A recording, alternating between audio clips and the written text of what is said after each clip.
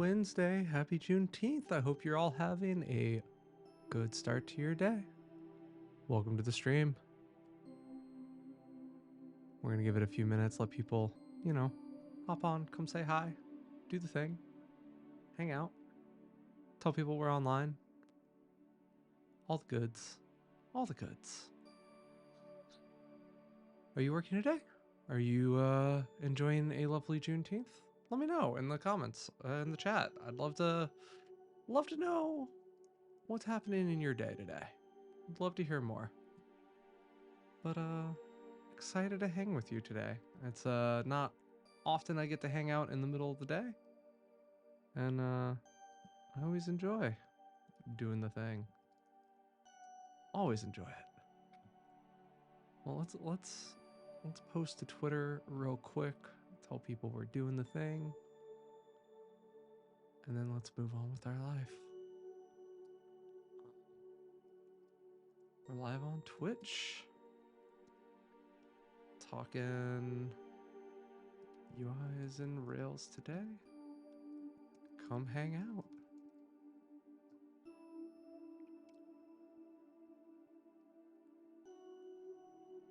All right. Well, I just posted all that. I'm hoping some people are here. UI dev, my favorite. I mean, isn't it though? Like, isn't it more fun to like do UI stuff than anything else? Because now you can actually see like what you're doing, and you feel, kind of generally better about it to some degree. I don't know. My 2 cents. But let's talk about what we're doing today.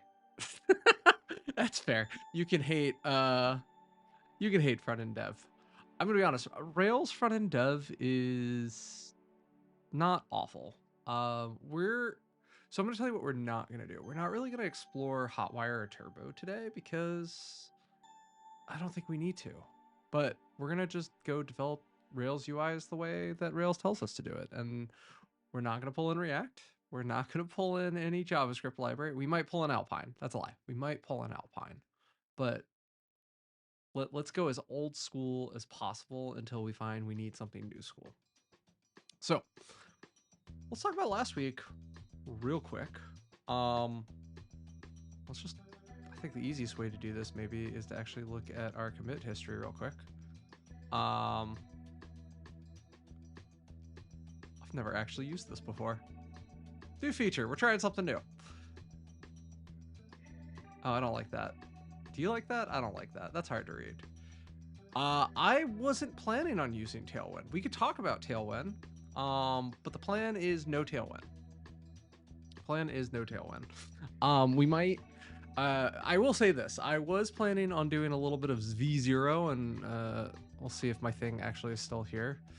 Like I started trying to V0 a dashboard a little bit and play with some ideas and see like, hey, what could V0 do if I asked it for some specific stuff? Fun story, the more complex you give, the worse it does. Not surprised at all by the results, but not happy. But, this gives you Tailwind code. So there would be some translation from Tailwind to regular CSS. I have no problem doing that. So we'll probably do this the hard way, is my current assumption, because it'll be more fun. But let's talk about last week real quick. What did we do again? So last week, we did a lot of stuff. We finished fixing all of our tests. We talked about indexes, if y'all remember. We added new indexes to sessions and speakers, specifically on their names. So we did, where's the index? Fine, there we go.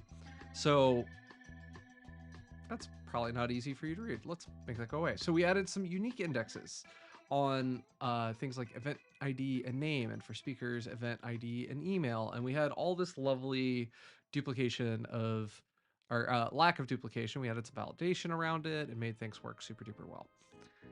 Then we built our first feature, if y'all remember, and we could pull that up real quick. Ben Rails server. And what we did here, if you recall, where's my app? There's my app. Is I made it so I could switch between the two different conference organizations that I was managing, and make it so you could see all of their events and start to filter down that way. And then we did some seeding fixes, updated our RUA. What was this commit? I'm actually curious. This was fixing, by doing testing and by doing certain things, we saw that we had miswritten some stuff, and we started by introducing a new layout. If you remember, we added an admin layout, and I showed you how easy it was in our admin controller, anything that inherited from that, to just inherit this admin controller thing. And that was super neat. And this is where object-oriented programming gets to be super sweet, because all of a sudden it's like, oh hey, yeah, I did want this, anything that inherits from admin, I want this admin layout. And you could do the same thing for like the event namespace. So like so one of the things I'm considering right now, going back to our little V0 generation that didn't work out super well, I guess it was this one, but like I was playing with this idea of, you know, what happens if I try to put the organization management and event management on top of each other, and how do you kind of navigate between the things? And what I kind of realized is I need different layouts and different navigations to manage both of these. And I haven't quite settled on which one. I'm leaning towards building out what kind of looks like this, because it ain't too far from what I want. So might, you know, move some things around, like move the organization switcher all the way over to the left, instead of this being under a menu, flattening this out horizontally, moving that over into the corner. So we'll do little things like this. It's funny that people treat OOP like dirty things these days. Like, so many people have been like, OOP, gross, or too many classes recently. Yeah, there's a benefit to OOP. There's also a huge deficit to OOP. I will say JavaScript, not to pick on anybody in particular, but JavaScript OOP is pretty bad actually, and how it bundles and deploys to infrastructure is terrible. I actually, I don't know if I've ever shared this, but let me see if I can pull it up. Information. But I wrote a blog a long time ago about serverless webpack issues, and this is kind of a fun story, so I'm going to tell it real quick. So effectively, I was on a team. We were introducing serverless infrastructure into what we were doing, and I was like, you know, I really miss Rails. I'm gonna try to, like, when we're in this ecosystem, I'm trying to make it work that way, because it'll just make code sharing a lot easier, since everything's basically just a lambda and a function. Well, we ended up crapping out the whole system. You can actually see it full out heap failed. We had memory allocation issues. We couldn't build the project anymore. And as it turned out, so this is kind of my little object-oriented class that I tried to introduce. Like, this is very Rails-like if you're familiar with it. You have these static methods that are kind of like active record functions, and then you have, you know, your constructor to just like remap the keys to the object and all that fun stuff. Well, as it turns out, you can't tree shake a class in JavaScript. Well, so did JavaScript not have real OOP until like ES6? JavaScript still doesn't have real OOP. So here, let's just go to the Babel. Nope, not the movie Babel. Babel.js. I don't know if I could actually target ES5 in their like tryout. Let's see if we could do that real quick, because you'll find this very interesting. But so if I write like my class, and then I give it like this a equals 1 or whatever, unexpected token. Oh, okay. Well, fine. Have it your way. We'll do a constructor. Yeah, it's not doing what I want. I want to target, not that. I want to target. There we go. That's what JavaScript. This is what JavaScript object-oriented programming actually is. It's just functions. Everything, because so under the hood, JavaScript is just a prototype, and because it's a prototype, that means that everything here is actually just a function. Actually, I'm wearing the perfect shirt for this today. Read my shirt. Read my shirt. It says, I took an ES6 class and all I got was a function. I didn't even realize I was wearing this shirt today until you just said that. So yeah, I'm wearing the perfect shirt for this explanation.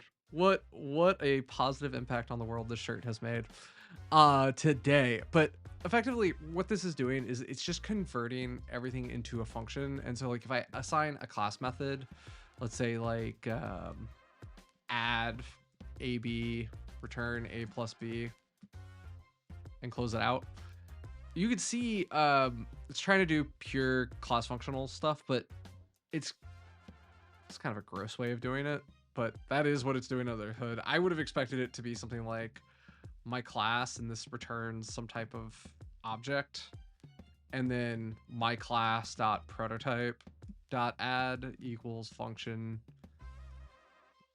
add AB. I think this is what it used to do effectively. Like this, the above syntax, all of this should translate close to this, but as you can see, it actually translates into something much, much worse. Now, it's probably because I'm targeting like the wrong thing. I also got to figure out what the targets are, but it doesn't matter. This is the point. JavaScript classes aren't real classes. And so it was funny. So I went through all this effort, and then effectively what I found is, it was actually kind of a cool story. So I had, if you look, my node modules were about 4 megs, and the Lambda function for like getting the current user was like 4 megs. And it's like, whoa, why is that? Or 13 megs raw. It's like, whoa, why is this so big? Turns out there was a Twilio module in here that just didn't tree shake out. And so what I ended up with, so end result, just to scoot ahead, is I got it down to 1.4 megs actual instead of 4 megs, 2 megs raw, 3 megs raw. And what I had to do is separate everything into its own file, export it, and it was very gross, to say the least. So object-oriented programming in JavaScript is a dirty word. I would not recommend object-oriented programming in JavaScript. I think it has its place for certain things, but it doesn't make sense. So Ruby's object-oriented programming, on the other hand, like might suffer similar issues, but it deploys cleanly, and a lot of it has to do with the fact that JavaScript bundlers are still struggling to some degree. I know they're getting better with each release, but we're still not there. How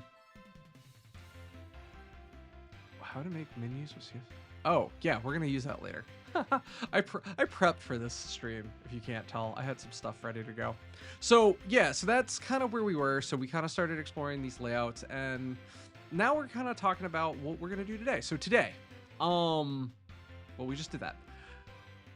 First thing I want to do today is I have some refactors we might do towards the end, and I want to get the event creation form, but I want to make it so like our UI is starting to be usable. If we look at it like this works, this is fine, but it's also not what we want our users to be experiencing when they're on our app for the first time.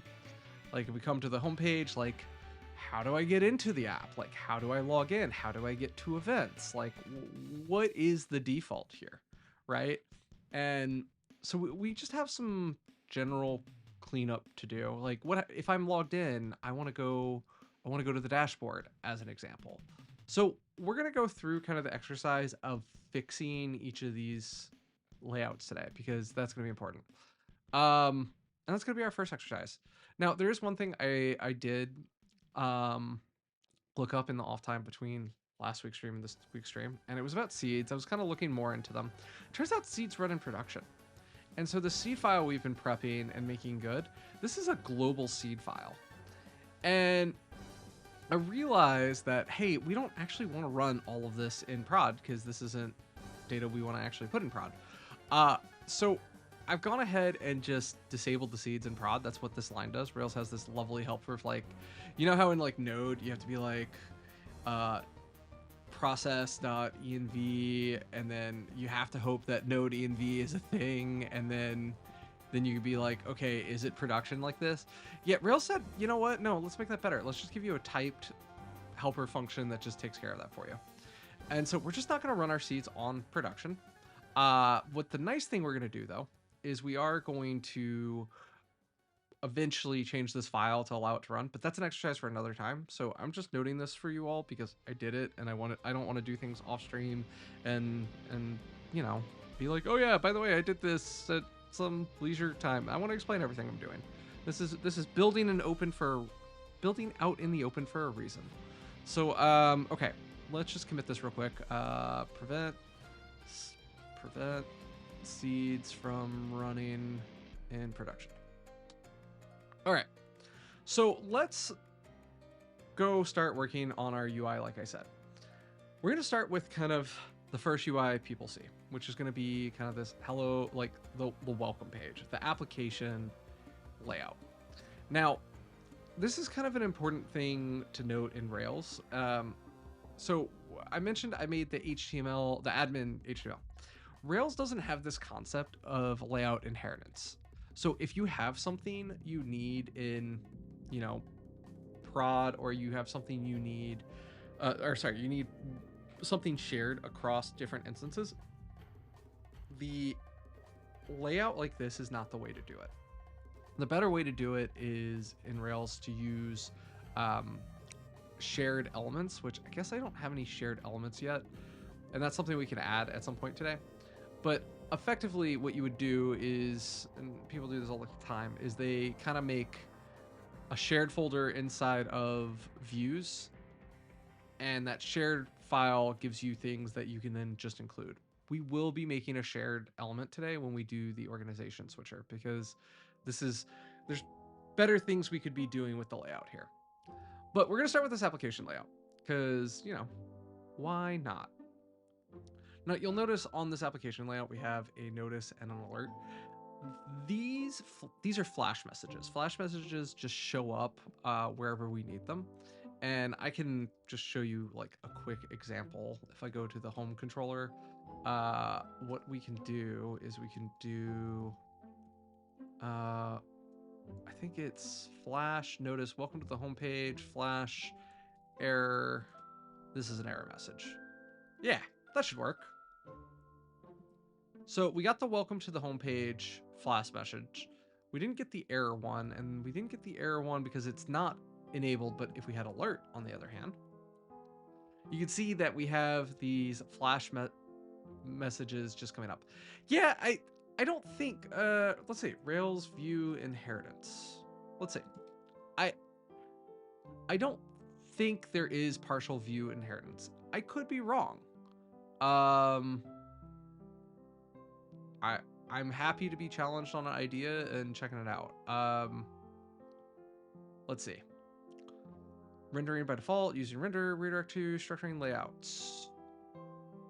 So you can do yield areas, which a yield area is basically kind of like children. You can just kind of set, hey, I'm going to render children in this space eventually. If you go to our application template as an example, here's our yield. This is where, so this is the layout, and our page gets rendered on that page. So we can share the layout, but we can't make the admin layout inherit from the application layout, if that makes sense. Now, I could be wrong.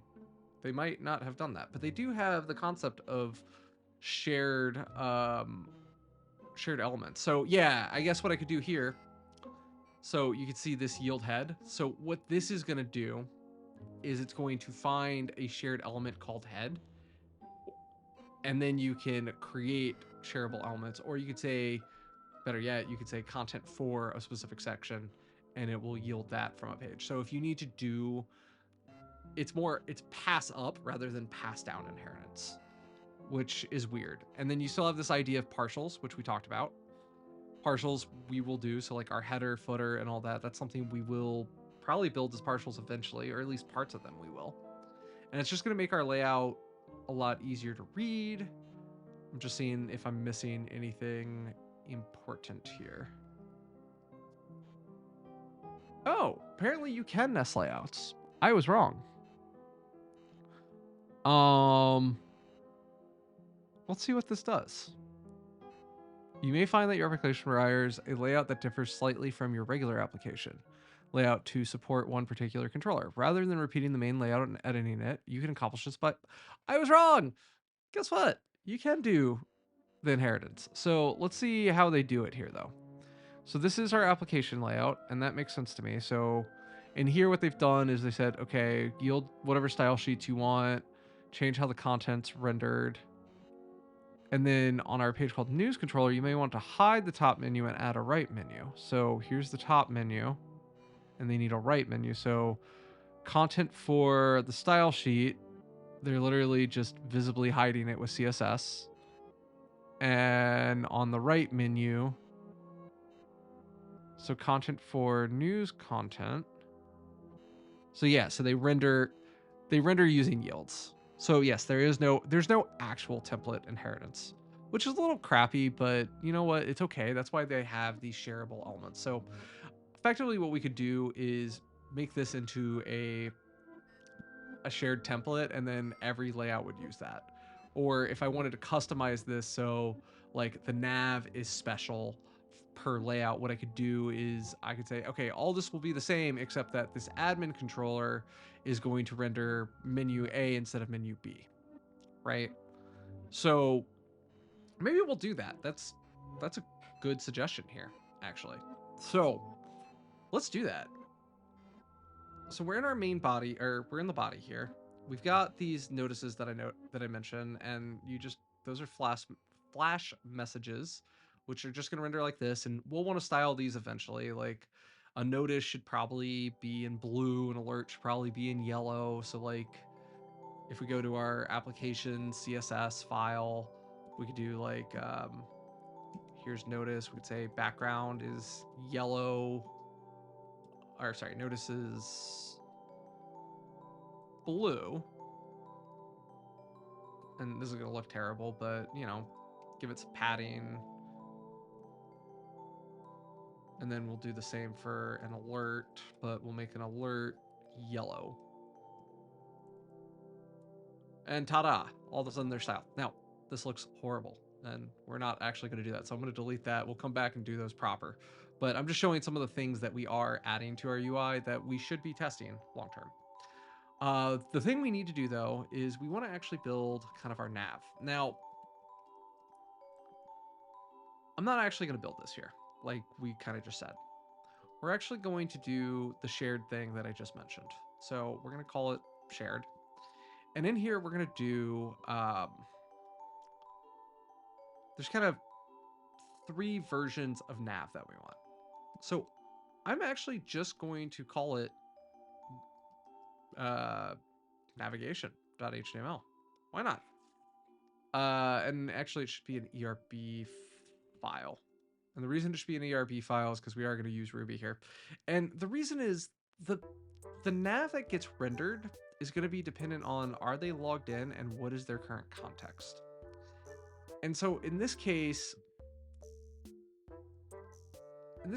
like our homepage, for instance, we're going to want probably our, well, let's go to V0 and kind of show it. We're gonna want like a logo up here that says, hey, and then we're gonna want a login button.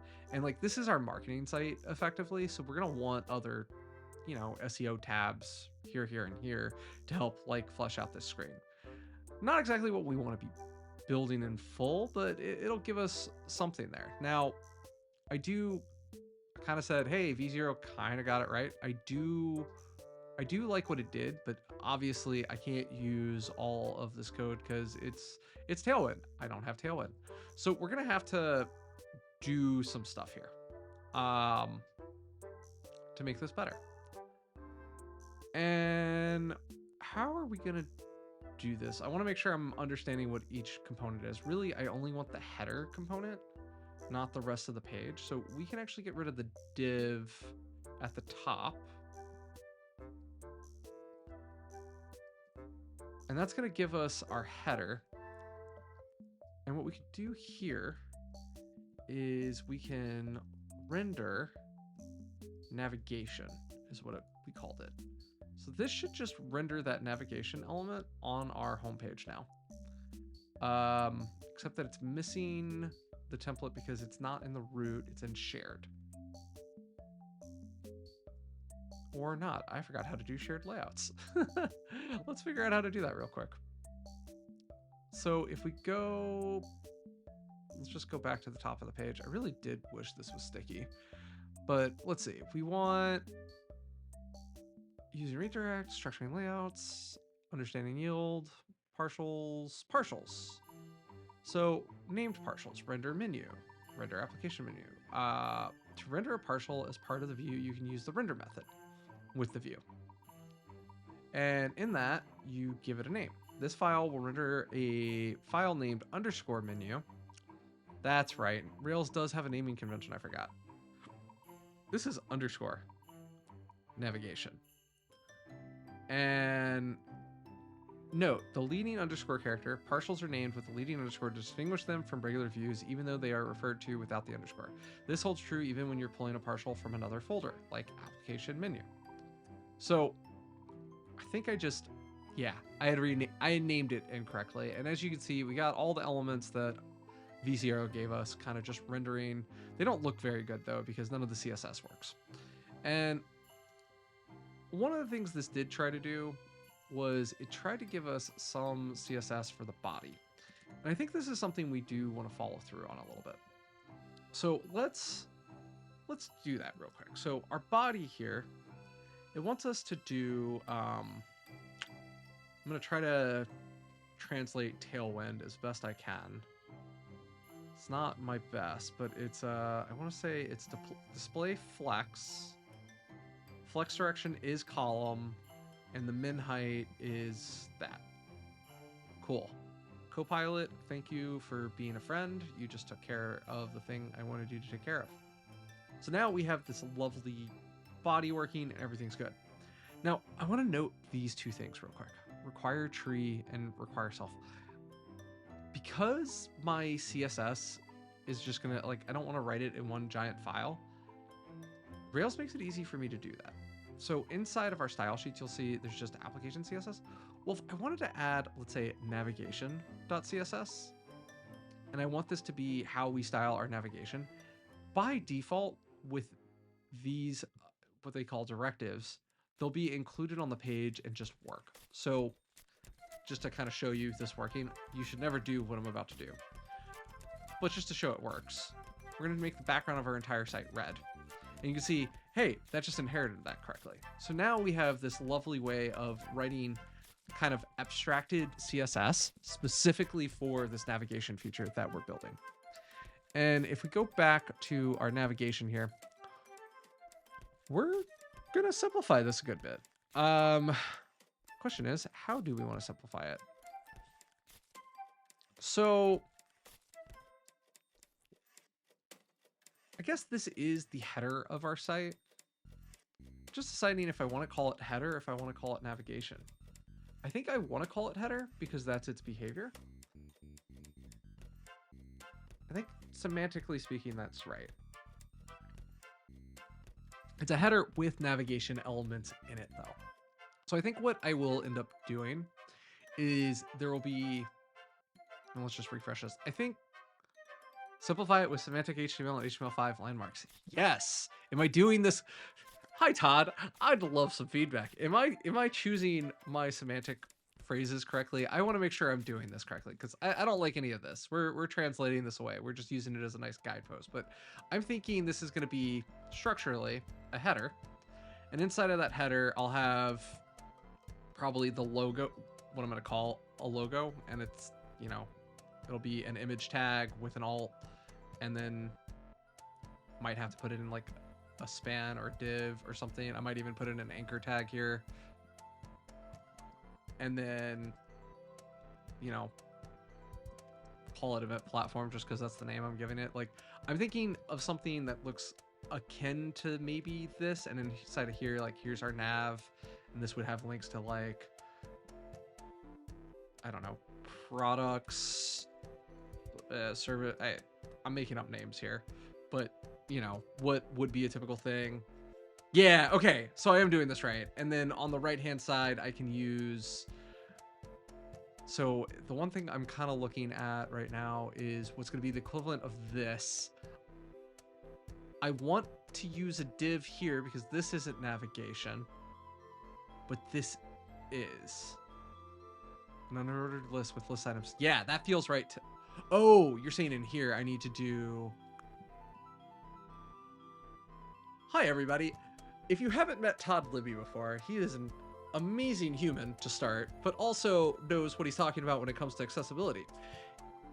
If you have any doubts about what accessibility is, you should talk to Todd. If you want to fight Todd about why you shouldn't do accessibility, go screw yourself, because it's not worth his time. Thank you, Todd. I appreciate everything you just gave me. Yes. This is the thing I need. This is the guidance that I'm always looking for. Like, yes, remember my accessibility rules. Okay. So we'll have links like this. Now, we won't have these to start, but we'll have them eventually. And then on the page, the last thing will be, there will be a button here, and this will be our login, log out. Because this should actually be an anchor, not a button, because this is a navigation event. It's going to be login, log out, and then there's going to be another one that is a go to dashboard. Yeah, I was debating if it was a button though. These are navigation actions though. They're not buttons. If we go to our actual application, oh, I guess they are buttons actually, because they do the action. So yeah, so these will actually need to be buttons. At least the log out will need to be a button, and they will need to be type. Actually, they'll be type submit, because they're basically mini forms the way I'm going to be using them. So yeah, that's good accessibility advice right there. Todd, you're a blessing upon us all. Thank you so much. Okay. Easiest way to remember that is this. A button performs an action, an anchor tag takes you to somewhere, a div is meaningless, it has no semantic value. I like that. That is a good rule. The thing I'm kind of debating here, kind of looking at this element here, let's actually see how V0 gave it to me, because I bet it's not what I actually want. But like, I probably would have built this like... So it's interesting. They made it a button, type button. I would have made it a div, and that would have been wrong, I think is what you're saying. Because there is an action here of when I click it, this menu opens. And when that menu opens, then I need to click the thing, and these are navs. Except for this last one, which is actually a lovely, lovely way to get out of this. Okay. That's a good rule of thumb. Oh yeah, I forgot they added that. That is true. It's a select tag. I just need to style a select. That's true. Or no, it's not a select. That's a form element. Is there actually a... Because it's not truly a select. Is it? I'm curious what you're saying about that, Todd. I am. Because I think... I believe what you're saying. I just... Native dropdown? Not select? No, I don't... Okay, thank you. I would love to be educated. I love a good education. Because I'm looking at select and I'm kind of like, well, these are options, not events. Oh, let's read this. Okay, so the drop-down menu is a compact expandable list that, yep, we know what this is. We agree with what this is. Offering shortcuts to various corners of the site without the need for endless scrolling or clicking. Yep. By design, these drop-down menus are typically hidden and appear when a user... Yep. When we talk about drop-down menus, we often focus on their aesthetic and functionality. However, it's important to recognize that menus can present significant... Yes! Yes, I agree with everything this is saying. I recognize these problems. So what is the recommended? Implement a semantic UR HTML structure using UL for menus and LI for. Oh, that's smart. I would have never thought to. Oh, well, I would have done that for the menu itself. So I agree with that. That's smart. That's good. I'm trying to do this without JavaScript. That's a goal. I actually have this today that I was going to look at and see how they did it. But actually, did they just do this with LIs and ULs? And oh my God, why didn't I just use LIs and ULs the whole way down? Oh, Todd, you wonderful human. I love this. This is what we're looking for. We wanna make sure this is accessible like this. And this is definitely like just using ULs and LIs and buttons and links and not even buttons really. I love this. Oh no, it is using buttons. Okay. Well, we're gonna follow these instructions and we will build this today and make it look glorious. Yeah, I don't want Aria. I was trying to avoid Aria entirely if I could. One thing I wish with this article is they did like a stack blitz or something so you could actually like see what this would look like. But I think what they're doing here is like, okay, so this would be like home, shop, and then this one is the menu. And then they made an anchor or a button next to it. This looks weird. You may need Aria. Consider Aria the spices that go into your food so it's not white girl chicken or raisins and potato salad. God, if you put raisins in my potato salad, Todd, we're gonna have words. That's a crime against humanity. That's just a crime against humanity. I'm saying it for the record. This seems reasonable. I like what we're seeing. Good. I appreciate that you would never do that, sir. So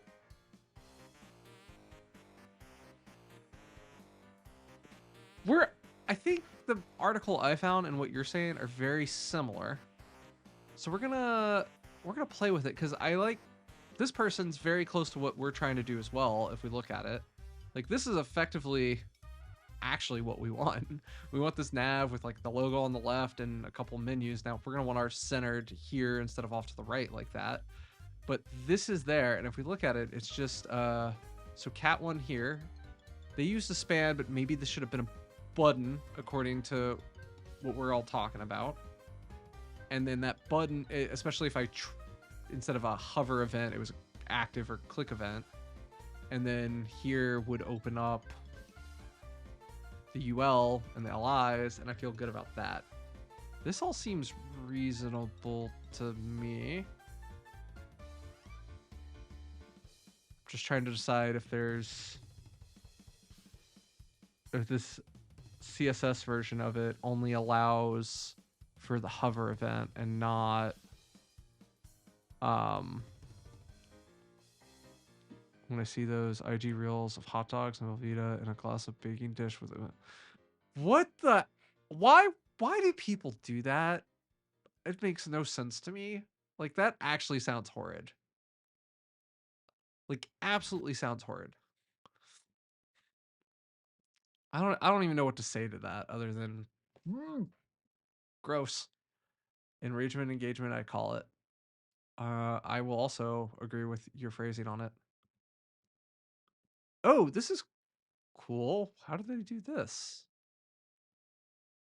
So this is a drawer.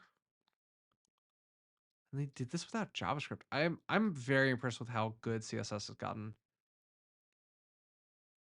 I'm always impressed with how CSS has gotten good. There's no way real people are doing that. It has to be also I feel like flipping a table when I see those. I agree with both of you. That sounds awful. I don't want to see it. I don't want it. So it looks like we found some good options here. I'm going to borrow some code from our friend who wrote this because they are honestly very close to what we want for our personal what we're trying to do here. Like this is do I have accessibility plugins? I'm a bad person. I don't. I should. I did. I might on my work version. I don't have a lot of access. I don't have a lot of tools, period. But I should get one. What's your recommendation? I'll take any Rex. I'm trying to remember what I have on my work one, but I don't want to accidentally pull that up because there's stuff. Somebody else recommended that. I'm trying to remember who it was. But yes. Okay, I think this is the one you're talking about. Because this looks familiar to me. And it says all the right words. Alright. So if we pull this up now and do everything right, here's Axe. And welcome to Axe. Please select your role. I'm a developer in this case. I'm going to accept, and we're going to start using your stuff. And select an IGT. We'll scan your entire page, and then you can start testing. Next one, TPGI contract. Oh, that's one I just need in general. I won't even argue on that one. Contrast check. Color contrast always. Why is that not? We're gonna just. Oh, it's not a. That would be why. All right, everybody, take notes. It's a desktop app. That makes a lot of sense. All right. Let's do the thing. This is, man, we're getting learned today. I like getting learned. Okay, so this is not a plugin. It's just a color contrast analyzer. While you do that, let me guide you through the Axe plugin. Okay, let's go back to our site. Let's also let's test something out real quick. We're gonna get rid of all this crap for a second. Just go to put that in another file for a minute. Just go with this lovely example that was given to us by somebody. And so now we should have something that hopefully is accessible. So, all right, we're in Axe, we're in the thing. Full page scan. Feels like a great way to start.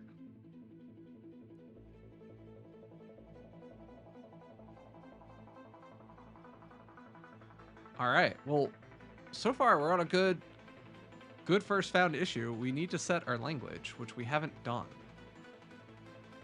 So on our application in our HTML, we need to set language. I think it's just lang, right? Yes. And for now, we're only building in English, but that's not always going to be true. In US, I knew it was something funky like that.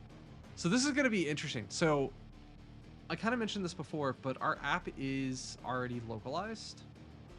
To some degree, I have only done English, of course, because that's all I've had to focus on. But we could easily change the whole thing to be in Spanish or French or whatever, and it's going to make translating this thing a lot easier later. This is something I have planned further down the line. There's got to be a way to inherit this in Rails, so we're going to add this to our to-do list for the future, because this is the far future at this point.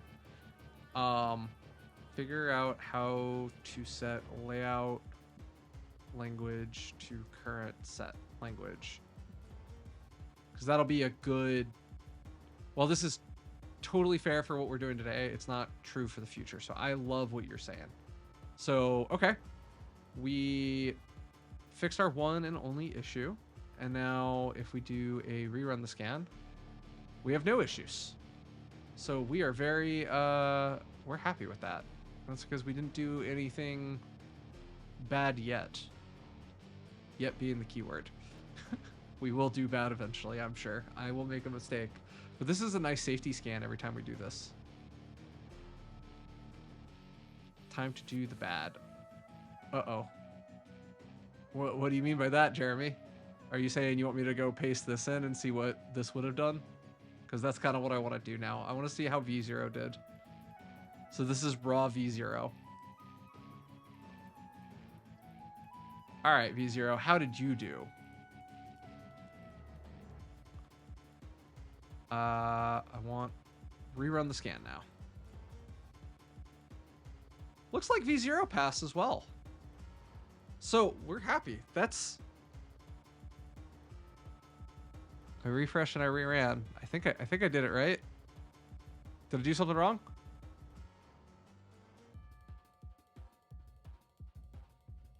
Looks like it worked. I'm curious if I missed something. Okay, so we're gonna assume we're okay for now. Now being the operative word. Now we're gonna borrow this color contrast test. So the foreground color is gonna be like, I'm guessing this black, and this background color is gonna be this white, and that's how I would test this. Is that a fair assumption on how that tool works? Because is what you sample things with. Okay, so let's pick on my site for a second, because I actually have been looking for a tool like this. So in theory, I'm failing contrast. Hey! So this would fail contrast.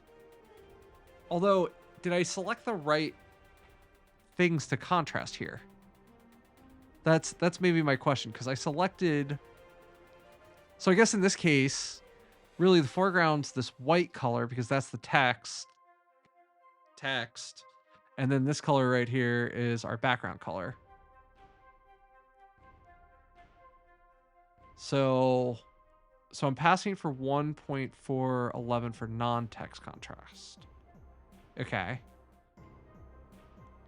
But I'm failing on this contrast enhanced AAA. Our non-text. Okay. So in this case, I'm okay because this is a non-text item. That makes sense. Okay, so if I went to here, here. Okay, so in this case, what we want to do, coming back to it, is if I were to select the center of this, our text color, and our background color. In this case, I'm passing because my contrast is good. I've got the AAA rating and the minimum, so like my text is okay in this instance. But maybe my code snippets here, just to pick on these for a second. So if I did my foreground as, that's my base color, and this is my background color, we're still good. So we've got good contrast down the line. We haven't done anything explicitly bad here. You should select the adjacent color to the font. I think that's what I did. If I didn't, I apologize. Try it one more time to make sure. So I think what he's saying is I should have, like, so I went for this pixel in the G, so if I go for this black right here, that should be it. Unless he means I should grab this, like, blurred pixel as an example. So, like, if I go find that G again, where's that G? It's right... that one. Like, that would fail contrast. The adjacent background color to the color of the font, which is known as... Okay, cool. So I did do it right the first time. It wasn't that pixel. It was legitimately the background color that it was on. Neat. I appreciate that. This is... So, oh, okay, this would be a good one to test. So, like, my foreground color for, like, my links here.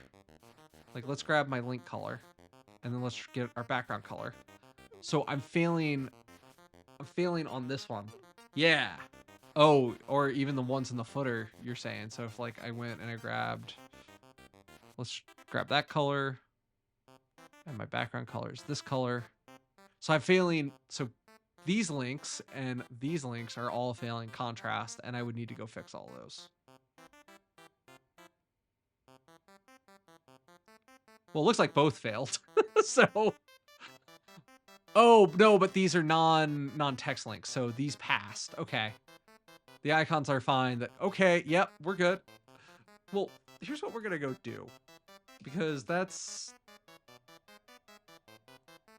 we're gonna deviate for the plan, because we're getting a good accessibility lesson, and we would be absolutely remiss if we didn't go fix our website, because that is super duper important, because this is my personal site. I put underline and color change. That was something that our dear friend Rachel Neighbors taught me. No, I like this derailment because this is positive. These are the things I want to be doing on stream. Like, I want people to be talking to me and being like, "Hey, did you think about this?" And we go explore something, and when we get tangented entirely, like the building the app in Rails is totally it's totally fine. So with that, links should be under. So are you saying they should be underlined pre-hover or as well as post-hover? I think that's what you're saying. And if that's the case, I'm not going to argue with you, and we can fix that. All right. I think Rachel did teach me this, and I decided to ignore for some reason, and that wasn't a good decision. So we're going to go fix that. So it's not, so we always underline. And we're going to need to do npm dev. Ooh, there's an or. I like ors. Give me my or option. I'm going to pull this up while you give me my or option. Localhost 4321. You need the text to stand out, whether that is very different color or bolded text, but it has to stand out for people with low vision. Yes, that was definitely something. Oh, I also got to deal with my whole dark mode conundrum. So it either needs to be underlined and have the color change like this, and I need to fix the contrast issue. That's option 1. Option 2 is I could put like oh, what are those stupid things? Blah blah blah blah blah. I always use remix icon because they're one of my favorites, but it's like I think it's like link, or not that one, but like external link. So like I could put this icon next to the text to make it stand out is another option, I think is what you're saying. Easy way to test that is to do the squint test, stare at the links while squinting. If you can't see and read them, you need to set them apart from the body copy. That makes sense. I think what I'm going to do, I'm not going to do this external link thing because that's just going to take too long. And there's also the whole, like, how do I identify these without JavaScript thing. So I'm going to do the underscore because I think that's a perfectly reasonable suggestion. But we are going to fix this color contrasting issue. So I think what we have to do is we're going to bump this to 9. Not my favorite, but oop. I accidentally refreshed the chat. So let's go back to our color contrast. So if we grab our foreground is now this color.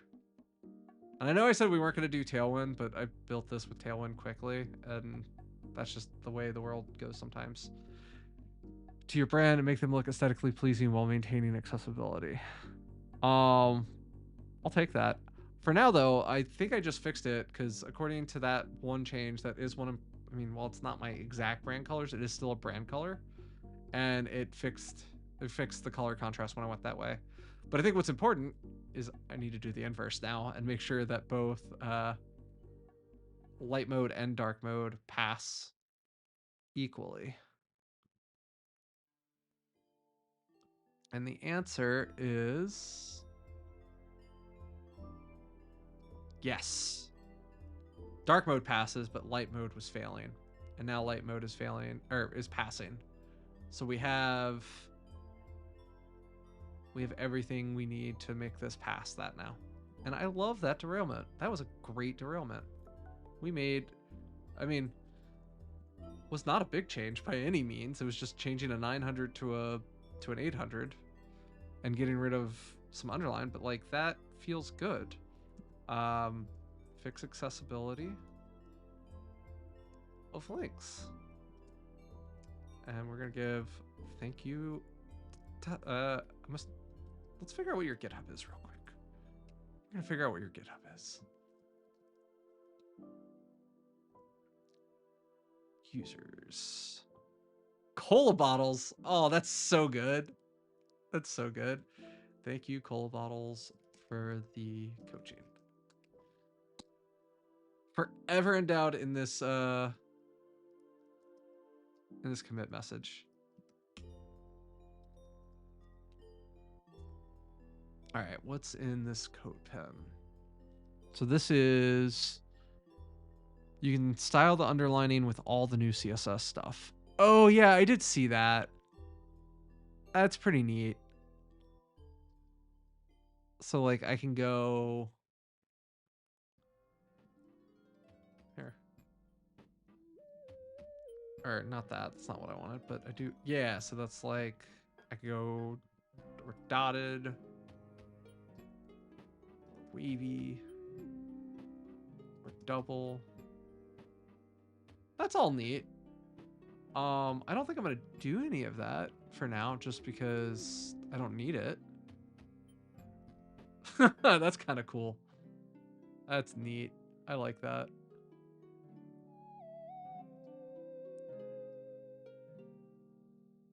Oh, those are all really cool. I mean, it is nice how much you can do with the underline these days. I'm good with what I did just because I don't want to, like, I'm not going to, personally, I'm not going to agonize over the style of a link in a blog post. As long as it's accessible, I'm a happy human. The style, like, is this readable? Can people tell it's a link now? Can they get to it? I'm happy. That's all I ever wanted. But this is good to know if I wanted to like brand it differently. It's just not worth the added effort. Also, I love this.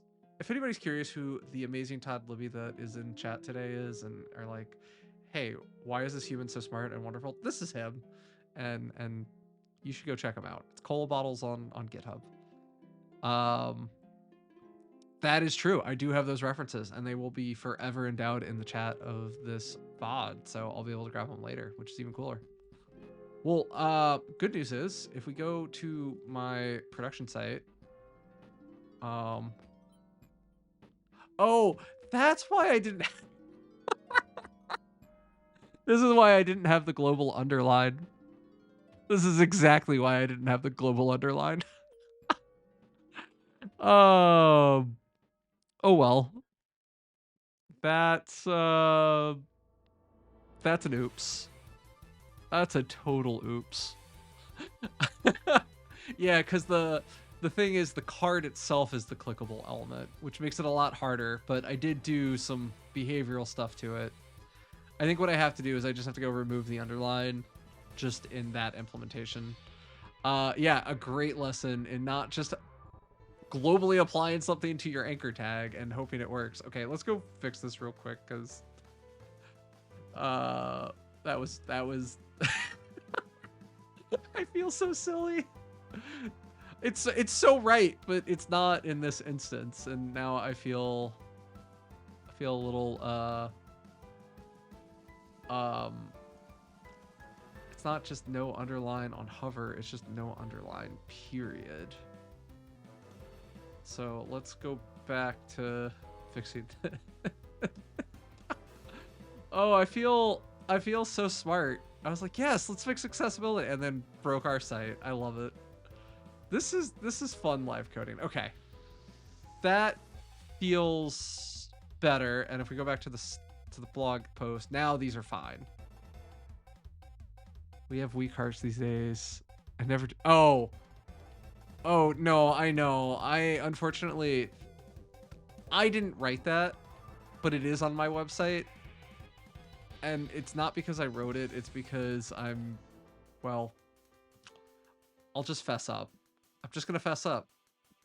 Just gonna fess up. It's because I have this, and those do that. So, I I will say I've gone back, and as I'm working on every single element I'm making on my website, I do try to make sure that the like, you can see there's outline on these now, and like as you go through, there might not be great, but I've been intentional about making sure the outlines show back up in intentional places. So I've been going through it. I made sure like to undo the bad, but it is totally there. Not to comment on Tailwind for legal reasons, and that's okay. We don't have to comment on Tailwind. We're not really commenting on Tailwind. We're just being honest about what's happening here, what we're doing. The other underlines don't look that bad, so I'm gonna leave them. But yeah, I do know for a fact that Tailwind has this. Yeah, y'all can see what I'm highlighting in the chat. This is definitely happening in Tailwind, and we know it. So we won't. I will comment on Tailwind, but Todd doesn't have to. I'm gonna be honest. The thing that Tailwind has going for it are two things: CSS duplication removal and V0. If it weren't for those two things, it really wouldn't matter to me so much. Like, I mean, that's what we're doing. That's what we're doing on the stream. Oop, did that actually kill this server or not? Okay, cool, that did. So we'll come back to that. That was a great detour, because I like a good detour into accessibility. We fixed my site while we were at it. We're happy humans. Let's keep doing the good work here. So we're gonna go back to this one though, because this is the one I actually wanted. It looks a lot better for our general usage. So this is how we're gonna play. Excuse me. This is how we're gonna play the game. Now, there's something I haven't done yet. I'm gonna do it because of something specific I want to do with the login button. So I'm gonna grab this stuff right here. This is going to end up going in our navigation eventually, and it's going to go right here, and there's going to be one more button. Now,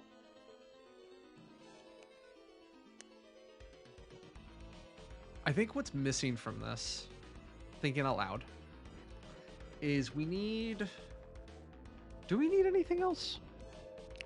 If the user is signed in, we want to log out, or we also want to give them a link to the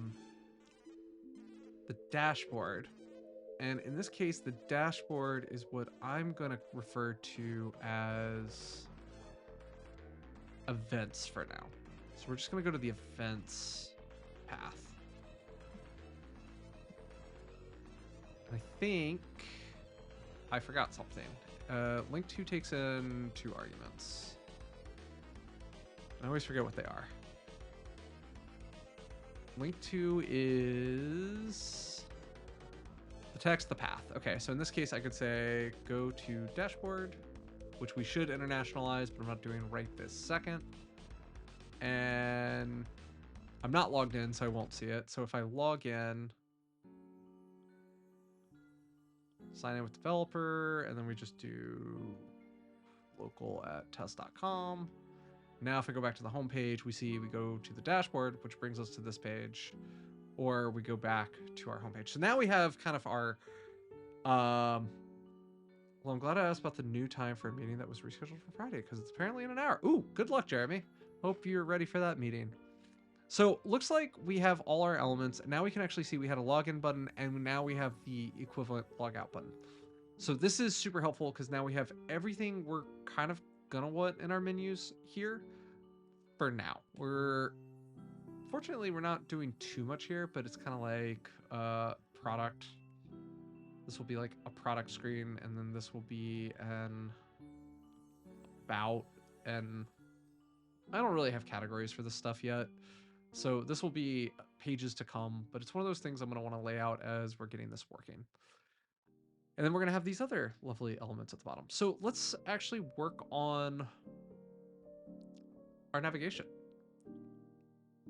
So this is going to be what I'm going to call our top navigation. I think that's the name I'm going to give it.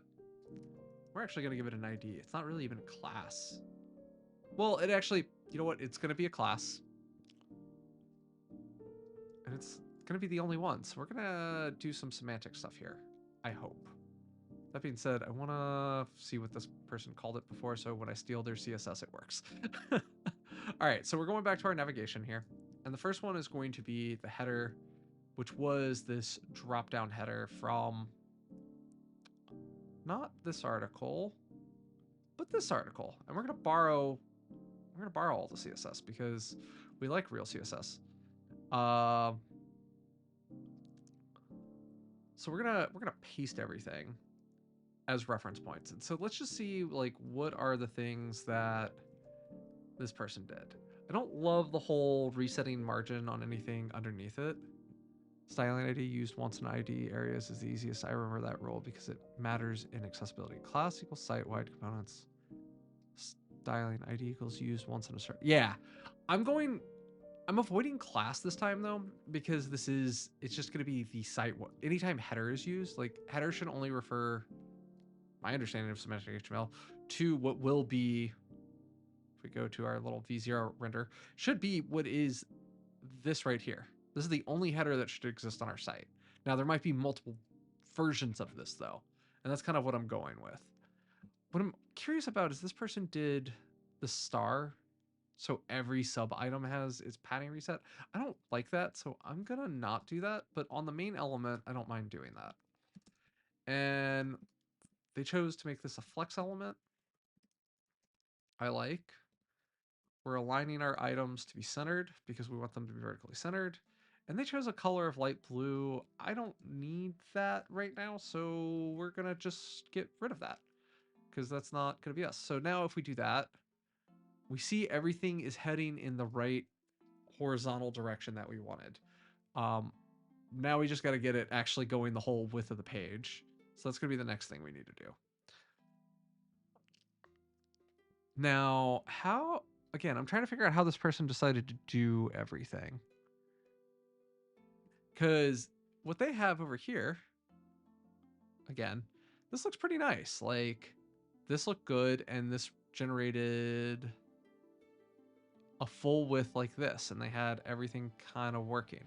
I'm curious why mine's not just automatically going that way, because I do have the right flex rules in place, or at least so I think.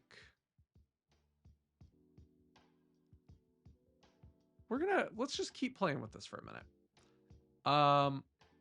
Do I want this to be strong? Yeah, I do want this to be strong. This is our platform. Eventually I'll put a logo in here, but for now that's just all it is. So I guess we could do header strong like that. And I'm gonna make some minor changes to what is going on here.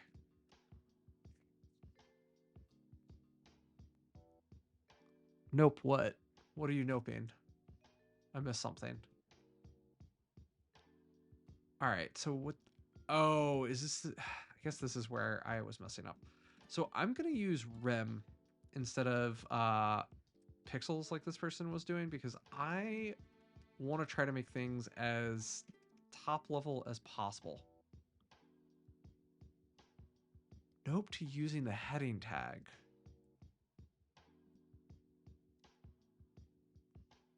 Oh, am I wrong in that there will only be one header on the site? I do need to...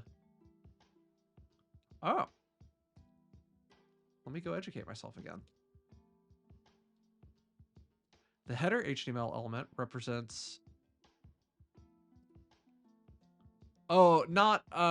This is this maybe should be an H1, but it's not styled like an H1. This is the site... This would be the logo slash the...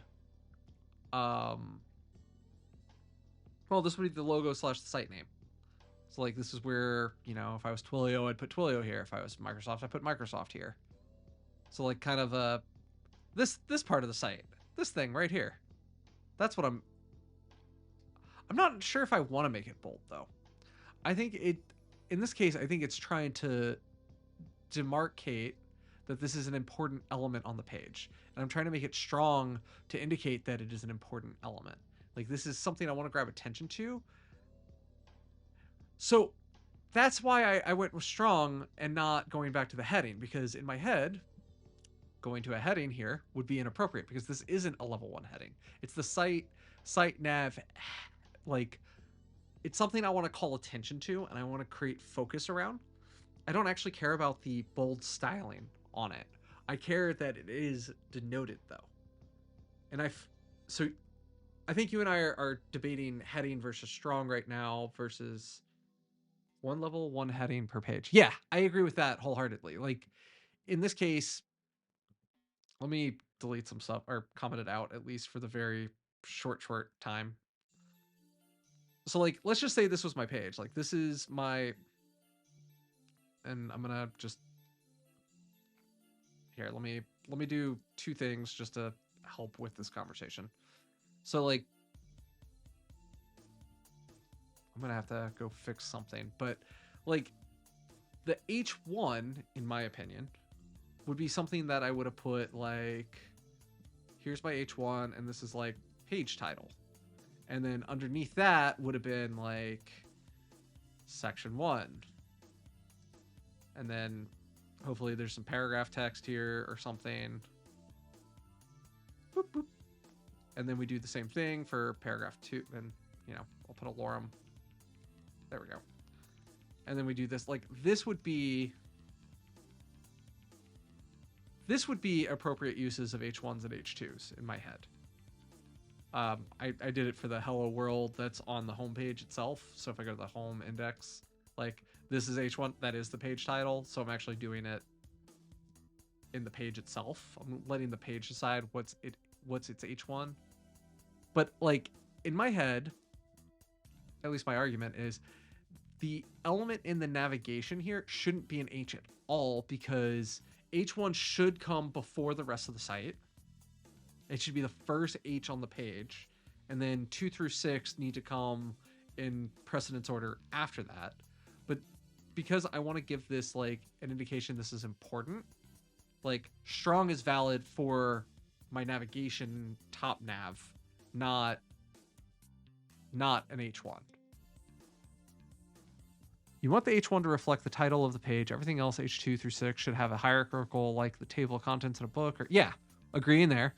The way a screen reader user has an easy time navigating the page with a screen reader. I mean, I could do a div here. I feel like we're just debating if this should be a strong div at this point. And I think, Todd, you're saying this shouldn't be a strong, but your argument was, or at least your assumption was, I was using strong to just denote that it was bold. But I'm not actually saying that I'm trying to denote this as bold. I'm trying to denote this as important. If I wanted it as bold, what I could have done instead of just a span, and then in here I could have just said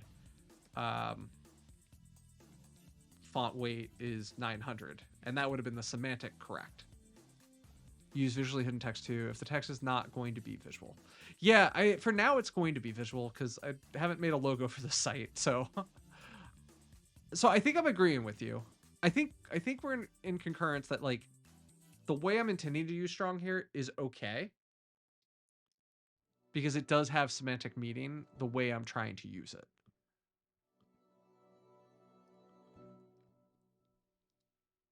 But if it didn't have that semantic meaning, I would be doing this very wrong and I should be not doing it this way. So also a screen reader browser combo may read. Oh, so you're saying it would like strong text event platform, but it would also say it like 100 times faster than I just said it. I think that's what you're getting at.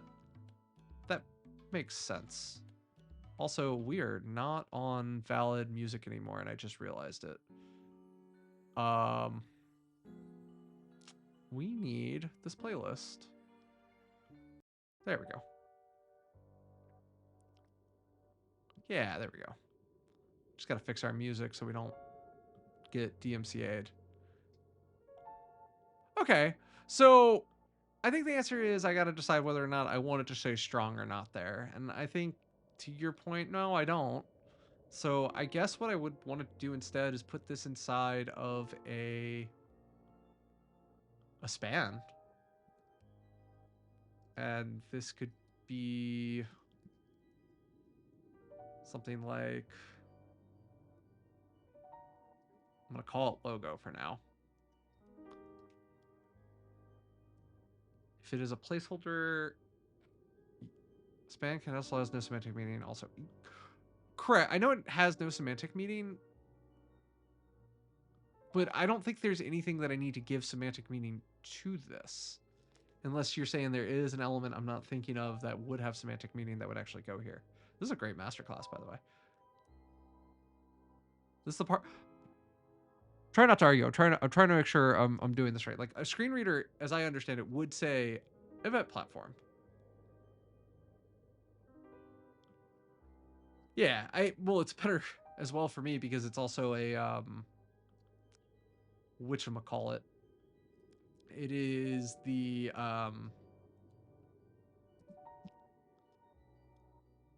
what am I trying to think? I don't actually want it to be a block element. I want it to be an inline block element. Okay, so then this would do what I want. And I maybe could do some, if I really wanted to get to it, I wouldn't do this. I don't think it needs aria. I think this is fine. This is just that. This is what I want. And I think I do want to, looking at it, I do want to make the weight a little better. I think that looks better. So if I wanted to go strong because of the semantic meaning, yeah, I didn't think it needed aria. If I wanted to say site logo is da da da da da and describe the site logo, then maybe I would, but that's unnecessary for that. That feels like a waste of a screen reader's time, and the listener's time. Cool. So part 1 done. We're gonna go get this comment and get rid of it. Oh wow. Fun fact. You can't just quickly do inline commenting and uncommenting with the stuff I have. I'll have to go figure that out. I did know that. I'm just kind of choosing not to go that way, but you know what?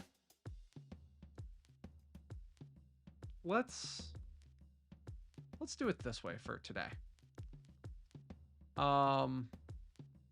We'll go 2rem and 0.5. What I need to do is I will want to extract all of this into variables long term to make this not so arbitrary.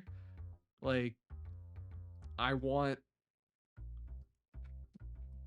this to have some level of meaning. Like I kind of do want this to actually be 1.6 rem. This one is a little arbitrary because I don't want it to be too big, but I don't want just like a bunch of like random rem sizes floating around the website. So that all makes sense to me. Okay, so let's talk about these drop down elements. Now this is actually a nav though. At least the way I'm going to be using it. So I'm going to use our lovely nav. Now, what are the accessibility rules around nav? Not W3 schools. So if we come here, I can just give it a class. It's not necessary for all links to be contained in a nav element. Yep, but this is the main nav. And I knew I could have multiple on the page. Document have several nav elements, for example, one site navigation and one for intra-page navigation. ARIA label by can be used in such case to promote accessibility. I feel like we just talked about it should be the sprinkling, and now it's like, no, you should use it. I'm like, is this why people are confused? Because the thing suggests it, but maybe this is correct?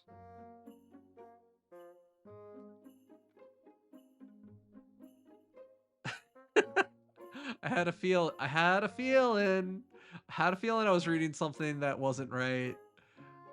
So I shouldn't need Arya here, but it wouldn't hurt to put Arya here. Like I could. Okay, so ARIA labeled. Okay, so this is a fine one to do. So in this case, I am going to do that, and we're going to call this one our primary navigation, because that's actually what it is. And now in here, we can do our ULs and our LIs and make all the magic happen. So in this case, I'm going to just quickly comment out. Can I use... There we go. I was like, I know I can do this a smarter way. It's just been forever since I've done HTML comments, and I forgot what the exact syntax was for 2 seconds.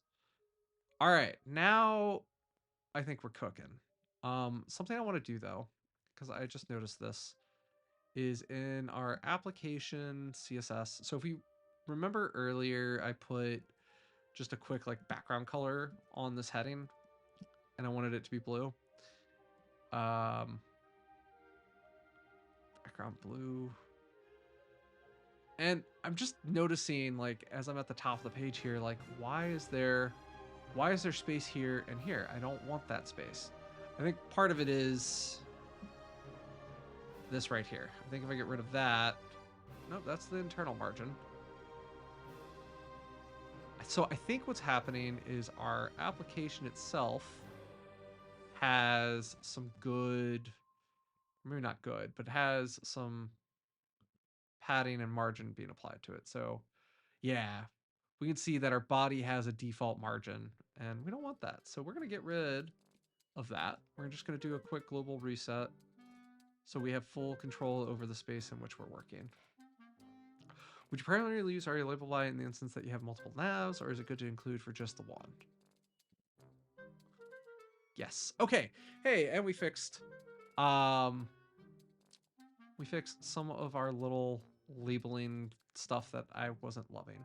We can also fix our font here while we're at it. That's something I kind of want to do. So what we're going to do is, for now, we're going to do a bad. And this is more of a debugging trick I'm using, not a permanent fixture. So I'm not worried about the CSS here. I'm just trying to see where the line is going to be. So when I start building out the nav for real, and like when I start scrolling pages and whatnot, I can see where this line is. I could just do a border bottom, I guess. Border bottom 1 pixel like that. And now I just have that line and I can see it, and something I can just denote later. So I'm going to do that just as like a thing. And I'm just going to put a lovely to do that says, remove this when CSS is done correctly. This is just to help kind of like guideline my borders and whatnot. Like I'm looking at this now, and I'm like, man, that's really close to the edge of the page. Do I really want it that close to the edge of the page? I think my answer is no. And so like, we're just gonna make it a little wider, a little further off the page. And this feels better all of a sudden. And so like, that's just a quick little, I'm designing on the fly because I don't have a designer on this. This is just me taking my best guess at everything. All right, so what are we doing next? So we've got our category. So now we're kind of in the header nav, and now we're starting to talk about ULs and LIs. So this is something I'm curious if it works nowadays in modern CSS, and if Rails will let me do it, but I would love it if I could do embedded stuff like this. Like, can I do and logo like that? Because this is CSS modules. And that's something I like, is I like CSS modules, but I guess that doesn't work yet. CSS embed classes. Yeah, CSS nesting. How do you do nesting?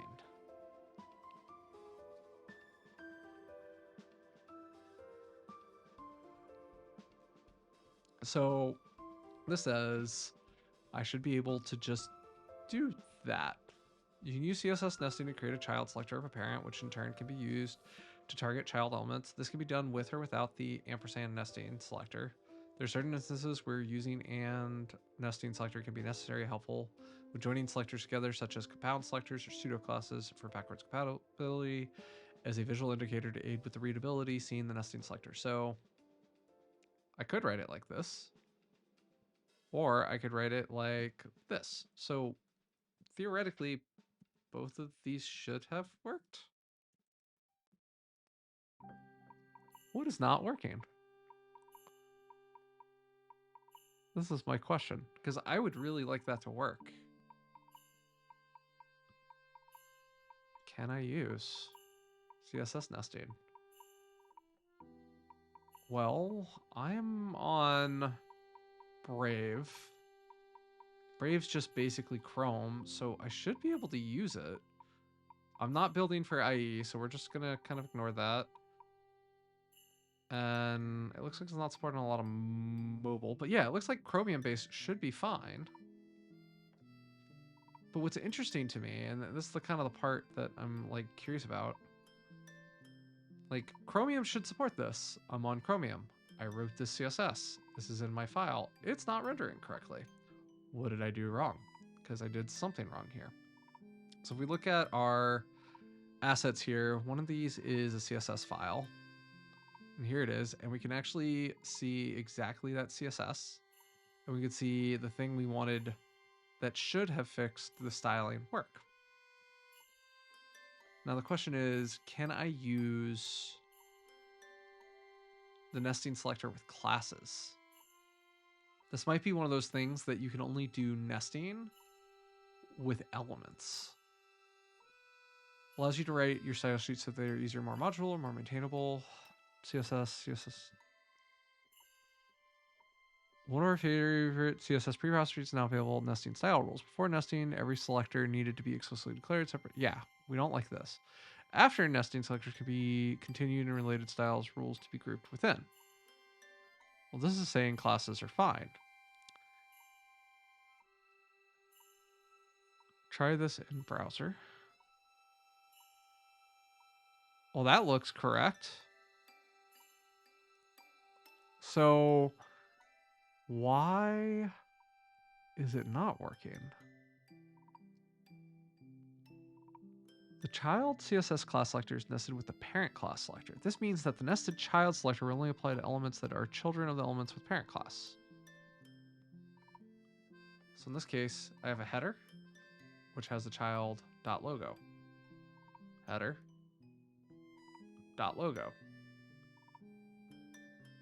So that's correct. With nesting, these are okay. I put the ampersand and the thing. Huh. Is there something I need to do?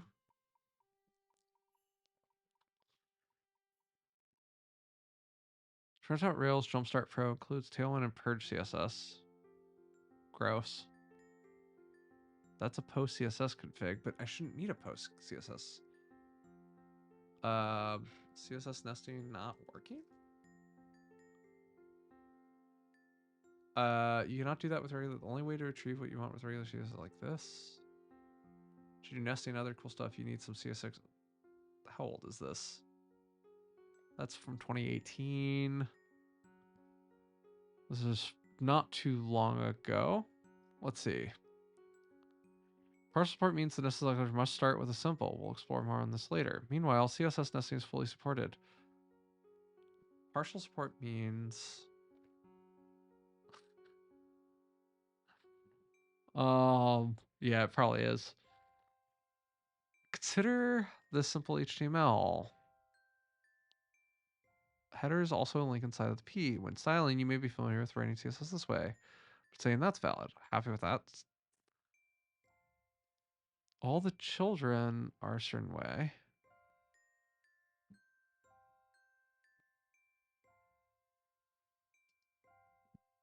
I mean, here's the CSS. So it's a header, and we put a logo inside of it. We need to see it side by side to the HTML here. Here's our header, and there's our logo.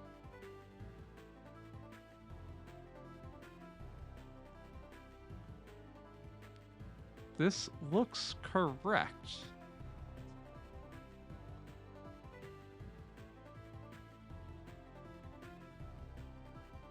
Right, so the CSS looks fine.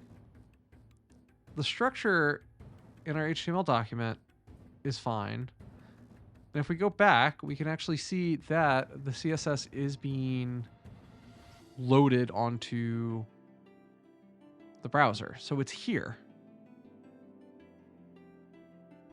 So I have everything I'm expecting.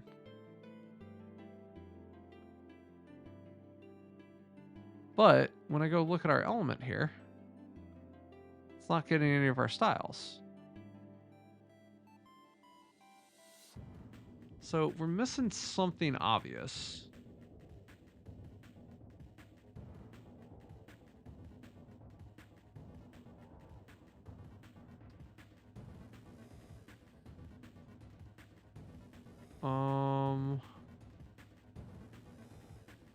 Just seeing if I'm put the styles in that block that you created. Put the styles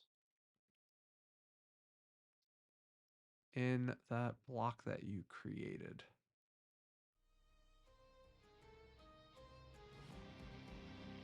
I don't know what you mean by that.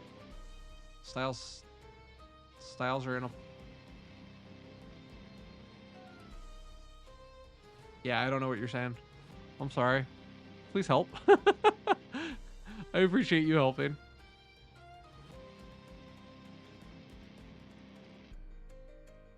I'm wondering if I need to put a layer, but that doesn't make sense either. Don't want to overnest. Styles after nested selectors are ignored. When nesting styles in the CSS, this is good to keep in mind. As it emphasizes an important organizer, consider this example. The color green will be ignored since it's written after the nested selector. And.logo span.logo?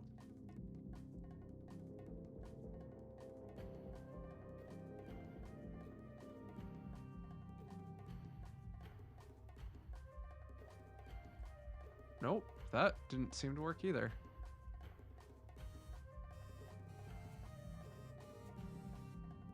Ampersand space dot logo span dot logo. It's not grabbing that.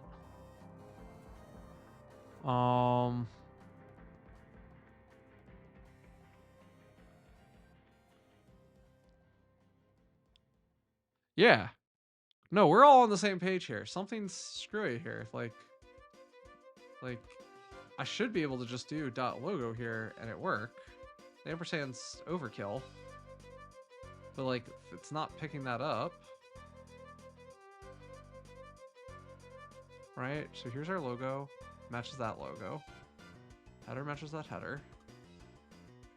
CSS is being loaded onto the screen. We saw that.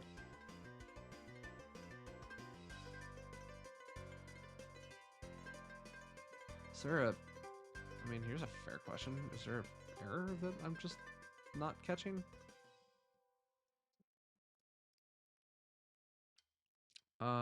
Everything's rendering. Let's just delete that for a second. See if I'm missing something obvious here. Nope. This is quite strange. I would like this to work though, because this would make the authorship of everything just much better.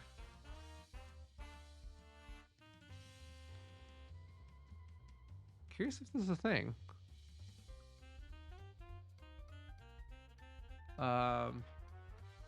Using CSS nesting Rails is not working.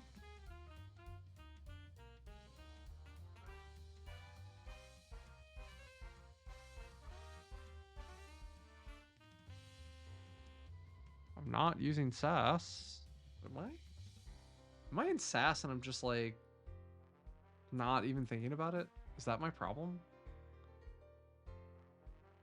No? Oh, wait. Hold on. Let's see. Use JavaScript with ESM, Hotwire Spotlight Page Accelerator, Hotwire's modest JavaScript framework, build JSON APIs with ease.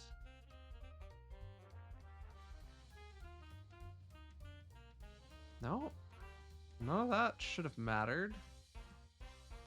And we're just in a CSS file. Huh. Well, that's kind of what I did earlier.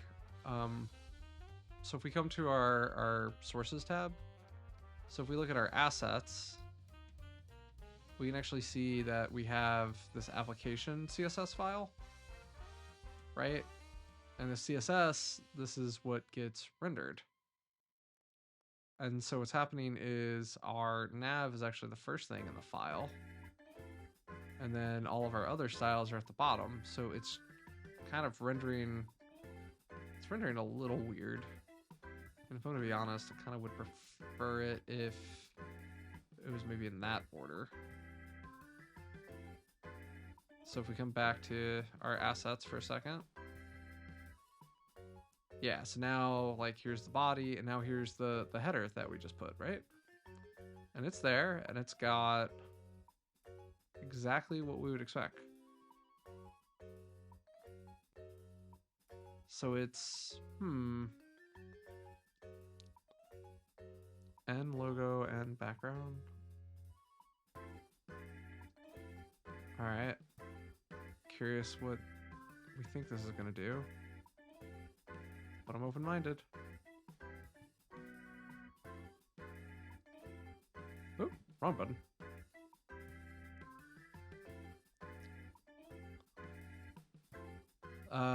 No, we're looking at, make sure we're looking at the right thing. So it's this one. So table color TD, table color TDTC. Nesting allows the grouping of related style rules to be like that. CSS for even moderately complicated web pages often include lots of information for the purpose of styling related content. For example, there's a portion CSS for one thing. Example 2 has the nesting you want to use. Well, right. That's what we did, though, if I'm not absolutely knuckin' futs. So we set a header, and this header, so this is saying table.color table should be, if I want to style the TD that's underneath it, like I would have here, I can use this syntax.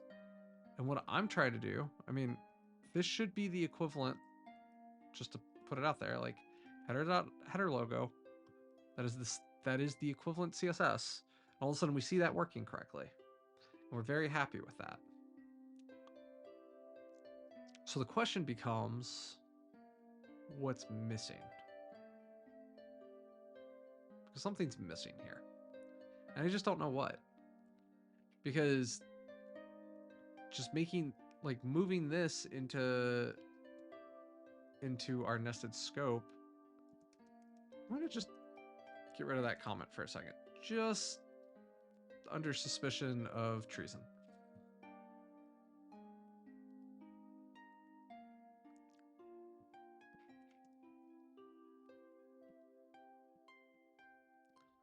Hi. That's not a CSS comment. This is a CSS comment. Always know proper comment structure. Oh man, that's a fun little debug adventure. Now it's working.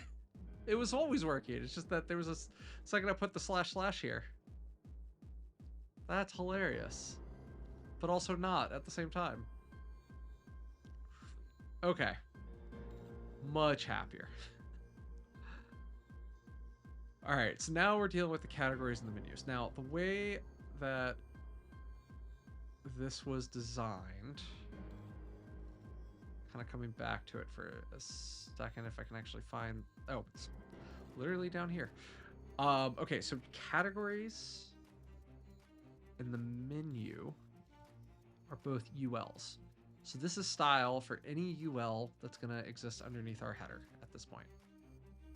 Or anything underneath the nav UL. So anything that matches this, these are the styles we're gonna apply. In this case, it's gonna be those 4 styles, which we can borrow from our friend.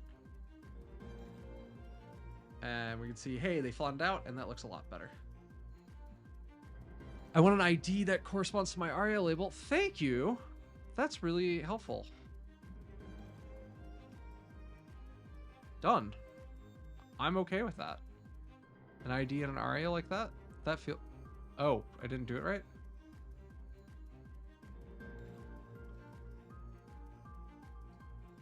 On the UL. Oh, because this ARIA... This is... The nav is labeling what this element here is going to end up being. I'm with you now. I am with you. Good shout. Good shout. Okay, and now... I'm trying to get rid of the classes because they're not actually helpful in this particular context. Or at least I don't think they are. Okay, so now this was the drop-down header. And this is just saying here li. So I'm going to do the same thing here. And in this case, this could be... So they did 10 padding. I'm going to do half a rem around. And then we could do their position relative. Again, we're just borrowing code that somebody else wrote. And then we can make this a lot simpler by just saying background. But in this case, we're going to just use this gray color for now, because I don't have a better name. And then with that, I like that. That looks a lot better. We can see that these are distinguished, and we can see what's going on. We see our nav probably overall needs a little bit more padding or margin, depending on who's actually in charge of this whole shindig. And since I'm in charge, I kind of want it to be half a rim on top. And we can actually, maybe we can just do half a rim around. That feels right, except it needs to be padding, not margin. Haha, because I don't want it to, if I put a background on it, I wouldn't want it to change. Now we could, this is why I put this line here, by the way. This line right here has just been helping me like not put margin and padding in the wrong places the whole way through. AxScan. All right, let's run an AxScan. I have no issues so far. We're still accessible. But you know what we can do? We can go back, get rid of this ID for a second, go rerun our scan. Actually, it doesn't see that as an issue. I'm very curious by that. It's kind of strange that it doesn't see that as an issue. Why is it? Does Axe have some limitations in terms of what it's able to actually identify here? So like in this case, IDs with label bys like might not actually be scannable by it. Curious question. And one unless there's a failure of info and relationships. Okay. So it might not have been a failure, but oh, okay. Well, if I put a second nav on the site, maybe it would have said that. I see. I think that's what you're saying. Make sure I'm following. Good links. We're getting all the good links, everybody. Is to ensure that information relationships that are implied by visual or auditory formatting are preserved when the presentation format changes. For example, the presentation format changes when the content is read by a screen reader or when a user style sheet is substituted for the style sheet provided by the author. Sighted users perceive structure and relationships through various visual clues. Headings are often in larger, bold font separated from paragraphs by blank lines. List items are preceded by a bullet and perhaps indented. Paragraphs are separated by a blank line. I'm just going to skim to see if I can find what we're talking about, because all of this makes sense.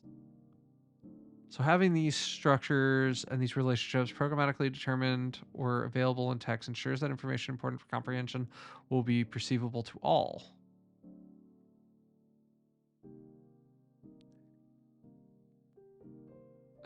Yeah, I thought so. Auto cues may be used as well. For example, a chime. Okay. When such relationships are perceivable to one set of users, those relationships are made to be perceivable to all. If links to glossary items are implemented, some technologies mean to permanently determine some types of information in relationships. In that case, then there should be a text description of the information in relationships. For instance, all required fields are marked with an asterisk. The text description should be near the information it is describing when the page is linearized, such as the parent element or in the adjacent element. There may also be a case where it may be a judgment call as to whether the relationship should be programmatically determined and be presented in text. However, when technologies support programmatic relationships, it is strongly encouraged that information in relationships be programmatically determined rather than described in text. All of that makes sense to me.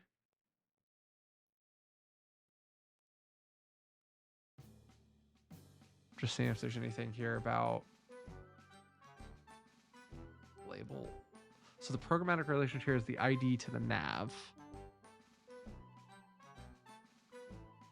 The ID to the nav. Ah, so this is the nav, and the ID is saying this is where the nav, this is the actual nav structure. And therefore it's a relationship. But I think what I was trying to get at is when I deleted this, the ID for a second, just for the sake of deleting it for a second, refresh, confirming that, you know, we see the label by, but we don't have the ID on the UL. When I go back to Axe and I rerun the scan, it is not identifying. You still have the UL element. Oh, okay.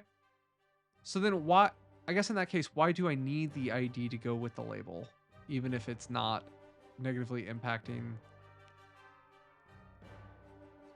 Again, educate me. I'm learning a lot right now. This is fascinating. Because I've never heard this rule in particular. And while you're doing that, I'm gonna see what this next thing should have been. So this is the category drop-down menu. So this is if there's a UL and an LI. So in this case, I need the UL here. So if I'm in this instance, now I want these rules.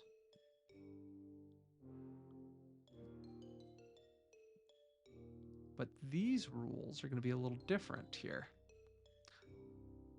So what I want here, you need the ID with the ARIA label I because that is defining the accessible name of the element. So I'm gonna spit this back to you in a way that I understand it to make sure I got this right. So when you put it, so ARIA in general, if I put something like primary navigation as an ARIA label, it's going to be like, hey, this is representing some element. And then it goes and tries to find that element, but it can't because nothing was identified with the same name. So by putting the ID here, I'm actually giving better meaning to this labeled by. All right. We learned something. We learned something real good. Todd Libby, everybody. Love it. I absolutely love it.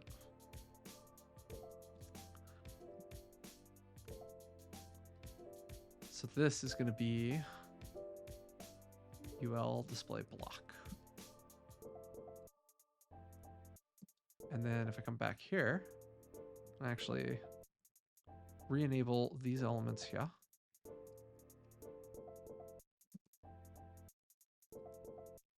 Hey, check that out. We have working menus. I like this. I like this a lot. Then there's things I don't like about it. I'm gonna point out some of the things I don't like. Part of it is it's not taking up as much space as I would actually like it to take. I'll also say like my triangle isn't there, and a lot of that probably has to do with the fact that this top right here is just not high enough. Probably still gotta go even more. Huh. Yeah, why is my triangle not working in this case, but it's working over here? That's an interesting problem.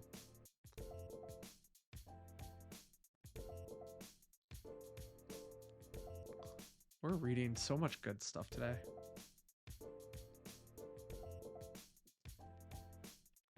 Color is an important asset in design of web content, enhancing its aesthetic appeal, its usability, and its accessibility. Isn't that fun? Like, you know it works, and then you end up deep diving into something that it's just like, hey, this is very important. Like, I love this deep dive stuff. I think it's great. It explores things that maybe we weren't thinking about previously, and we're learning just a lot of new stuff as a result. I'm gonna close this for now. I'm gonna read it later, and I think everybody should read it at some point because it's good stuff. But this is, I mean, actually, hold on. I say I'm gonna read it, and then I didn't do the most important thing. I didn't add it to my I use, I forget what this thing's called, Omnivore. Somebody recommended it to me. It's pretty good. I like it. I've been using it a lot to go like remember things I want to read. Makes my life a lot better as a result. Now, I'm still very curious about what's happening here though. This has a very narrow window, whereas this one doesn't seem to have as narrow a window. I'm curious what's going on there. The WCAT guidelines, ironically, are not accessible. That's a little sad. Like, that makes me sad. Because that's like their whole thing.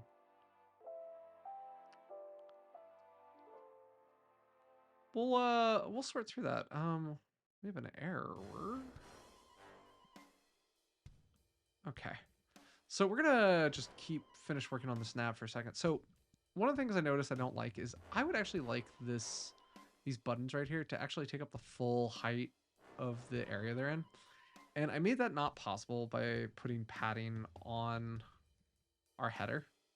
So now they actually do, but now I'm losing some of that like padding and spacing I wanted. So that's something I'm gonna add super duper quick. I think this is how I want to add it. If I add it here, this element's going to force the height. But then these guys, my LIs, I think they need to be set to height 100%. Or maybe the answer wasn't that.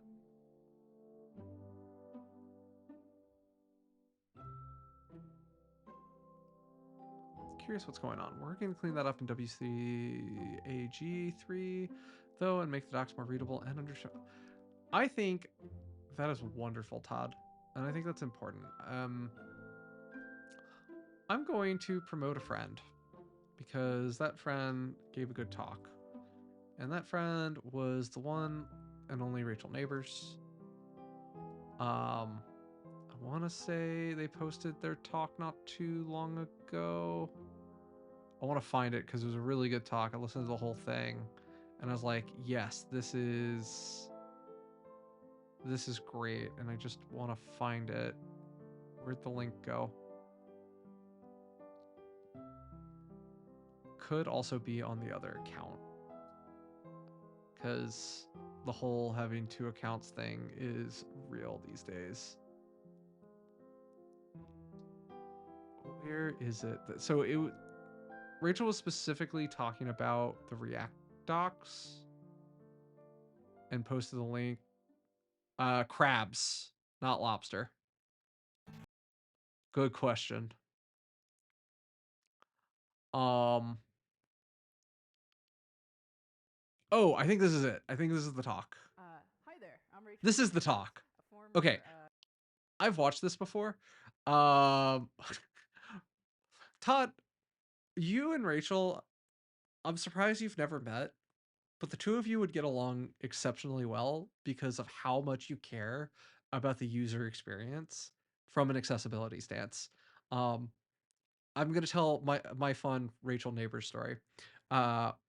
legitimately working with them on the React Docs project, and I'm in a call with Rachel, Dan Abramov, the designer who I'm going to leave nameless because I kind of forgot that person's name. But we're sitting there looking at an old design for the React Docs that nobody has ever seen. And one of I was kind of alluding to the story earlier, but we're sitting there talking about links and styles on links, and specifically how the designer did not make them accessible at the time. And I kid you not, we had a 20-minute argument with Rachel, not me and Rachel, but like the group collectively having an argument over the accessibility of things. And I just remember how passionate Rachel was and just like the detail at which they talked about the things. And I don't know, just kind of having this interaction with you today, I'm like, y'all would be a powerhouse and like leading the charge on this type of stuff. And just because documentation is so important to Rachel and accessibility is so important to you, like the merging of those two stories would just be super duper. Yeah, I 100% agree with everything you just said. um One thing to just toss out for you though, Rachel is non-binary.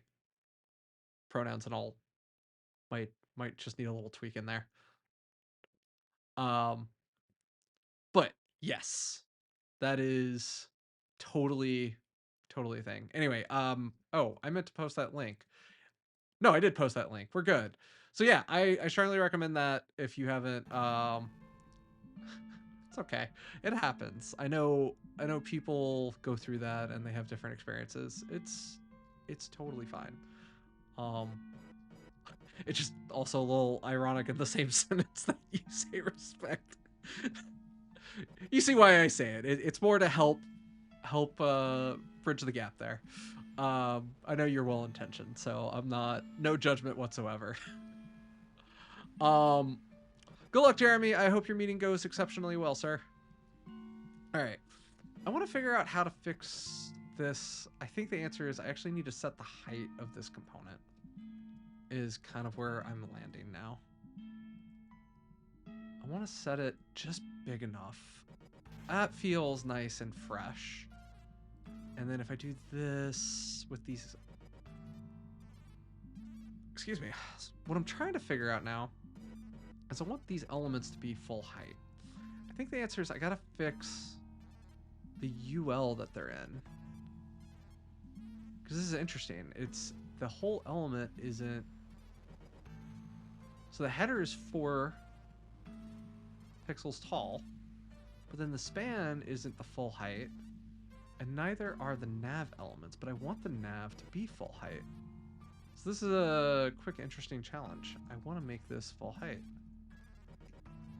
So that would do it.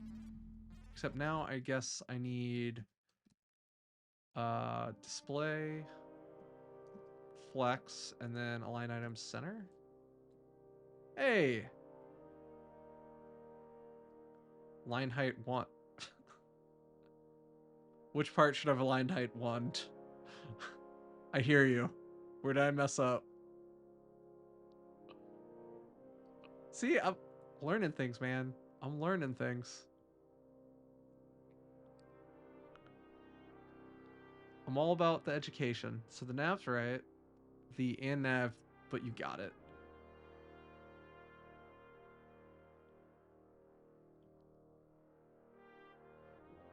I got, but you said I should have done line height. I did regular height.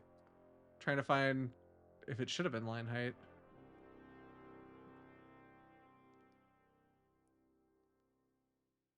And then, oh, this is fun. I also need the UL to do the same thing.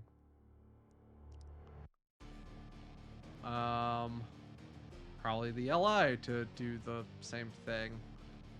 Oh man. Oh man.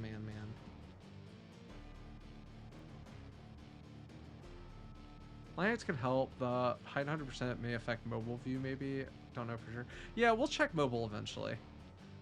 Probably should have started from mobile. If we're being honest about mobile first approaches. Okay, let's see. If I make this one, this is interesting from a.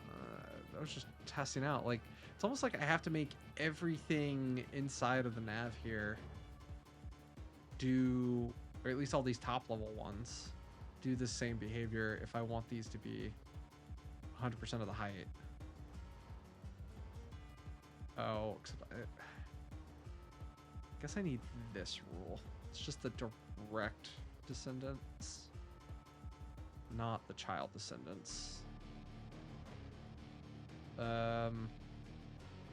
We're gonna just disable that for a second, just because I need to see how bad I've butchered this. Okay, I've butchered this pretty horrendously.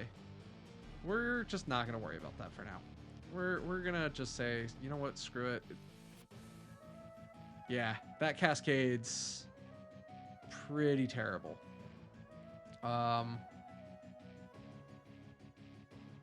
Did I delete something I shouldn't have deleted? Hold on. I want to make sure I didn't do something super bad. Okay, that should be fine. Okay, those look much better. Specificity is a pain. I think the thing that I just kind of want is I do want this to be as like tall and wide as it can be. And it's just the lack of being able to do that's kind of crappy here, but it's not a hill I want to die on today. So it's also one of those things I'm gonna just move on from this because it's not worth doing. But I did do something else, and the thing I did here I kind of like. So part of the reason I wanted this to go 100% is this menu. Like, I'm very lucky that the menu's popping in right here and it's making it easier to get into, and I'm sure there's some, because this menu's on hover only, like, I'm losing some stuff here. Like, I'm probably gonna have to pull in some JavaScript here to actually make this drop down work the way I want it to work, because this should be clickable. Like, if I can only hover it, like, I'm already proving to myself I can't get this open with the screen reader, and it's driving me nuts. So, or not even a screen reader, just like tabbing. Like, I'm having keyboard accessibility issues. So this isn't going to work for me long term, and that makes me sad. And I was hoping to just get away with the CSS solution and no JavaScript, but yeah, unfortunately that's what we're going to have to go. So that's okay. We're going to borrow probably what this is recommending. Going back to the one we have here. So add awareness when a user tabs out of the menu. And just making sure I'm not missing all of the behavior I want here. And the answer is yes. Yes, I am. Wow, this is a lot of JavaScript just to do what I would have thought was like a simple show hide. Your page and through the dropdowns right now? No, I can't. I cannot do that tabbing. So like if I start here, so here's the logout, here's the dashboard, and then I don't know where I am now. I would have hoped that I was on the about, but it looks like I'm down here in my dev tools. So yeah, like I'm just not, neither of these is tabbing like it should. So these just aren't correct. And I knew to test that. So that JSS you need for the functionality of those dropdowns. Right. I'm also wondering though if it's because these, as an example, like if this should be a button type as an example. Because now I can get it, and then it is going to, I'm going to make these click. So like this is going to have a click behavior now. And when I have a click behavior, having a button semantically to me sounds correct. And then all of a sudden I have this menu open, I can interact with it. I think that's kind of what this is going for. Uh-oh. You fell back in your chair. You did a bad.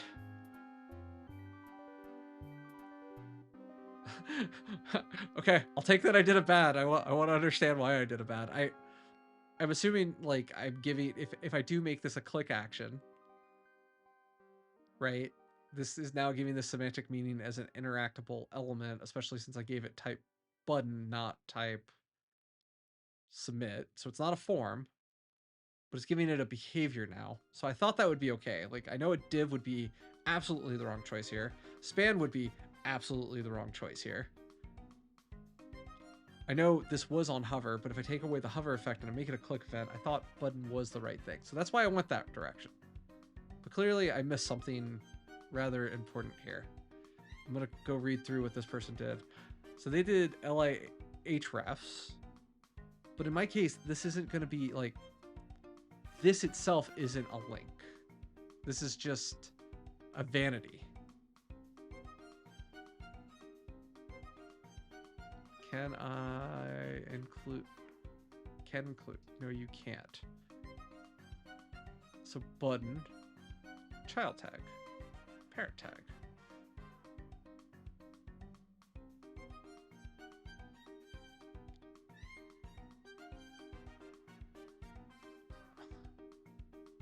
Context in which this element can be used. When phrasing content expected, phrasing content, but there must be no interactive content, descendant, no descendant with the tab index attributes specified.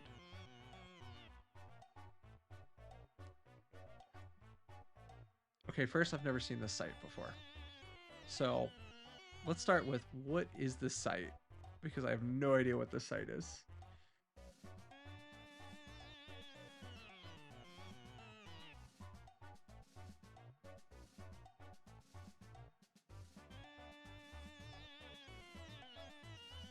Unfortunately, I can put a button inside of a list item, which is what I did here. But you don't like it. I would like to understand why you don't like it. This is very educational.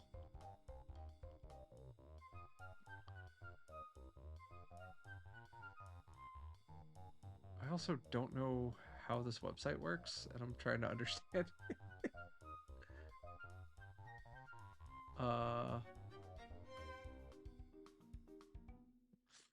Ugly. It makes me feel dirty when I see it in the wild.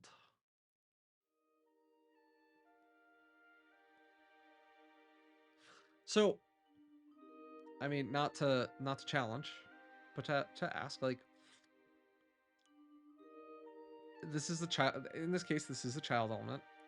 When I click on it, I'm going to change the visibility of this menu here.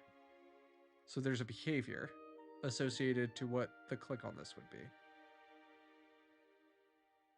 Which in my head says this is the right semantic. Is there a different semantic you would recommend? Because again, I'm going to change it to be a click menu, not a hover menu. Because I do want, you know, I want the tab effect to work correctly. Because also when I had this before as just a span, and this made sense to me, but like this li item wasn't tab indexable. So I can't tab to it as a span. So I needed to be an element that can take focus. This is giving you a good challenge here, because I don't know the answer. I'll admit when I don't know things. Yes, an interaction, that is right, semantic and button is an option, but I prefer a CSS/JS powered approach. It just seems cleaner to me. I don't disagree with that. I guess what I'm trying to say though, like, so going from like a semantic HTML, right? I want to, let's say I turn this into a button, right? Well, I can assign a click event using standard, you know, non JavaScript powered library thing and say, hey, on click, call a function that is like toggle menu. And it toggles menu, and this will call the JavaScript function that will then target the however I decide to structure drop-down menus, and I can create like a drop-down menu shared element here, and this will trigger this on and off. Again, I have to think through this a bit more than I just did, but this is the idea. So this would just be, because like semantically, this would be the correct way to trigger the JavaScript, and it would just use the CSS rules. All right. CSS only accessible drop-down navigation menu. If you've ever pulled your hair out dealing with the concept of hover intent, then this upgrade is for you. Before we get too far, while our technique 100% uses CSS, there is a need to add some JavaScript for a more comprehensively accessible experience. There's also a polyfill needed for a key feature to make this work focus within. For the most reliable support, but we greatly improve from the days of needing one or more jQuery plugins to accomplish this visual effect. So the base navigation. So they're using a button. They're supporting my thought process a little bit. I feel a little less bad. But this is adding a lot more ARIA labels because I guess they're needed now for the context of what the button's doing. Overlooking the button for a minute, this is... Oh!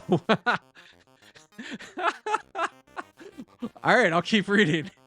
Overlooking the button for a minute, this is a semantic standard for navigation links. The structure is flexible to live anywhere on your pages, so it could be a table of contents in your sidebar as easily as the main navigation. Right out of the gate, we have implemented a... Okay. ARIA label on the nav to help identify its purpose when assistive tech is used to navigate a page by landmarks. The use of a button as a focusable discoverable element to trigger the opening of the dropdown. ARIA controls on the dropdown title that links the ID of the menu to associate it with the menu for the assistive tech. ARIA expanded on the button, which is your final solution, which in your final solution needs toggled via JavaScript as noted in the demo mentioned at the beginning of this article. As noted by Michael, use of button element also allows Dragon, naturally speaking, users to say something like click button to open the menu.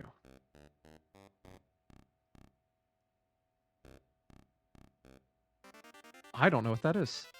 Dragon speech recognition. Huh. Cool. I didn't know that's what it was called. All right, initial navigation styles. First we have, and then we'll do some ULI stuff, which is what they did. We've lost the hierarchical definition, but we can begin to bring it back with the following grid stuff that they're doing. Fine. By using the child combinator selector, we've defined that the top level UL, which is a direct child of nav, should switch its grid autoflow to column, which effectively updates it to be the x-axis.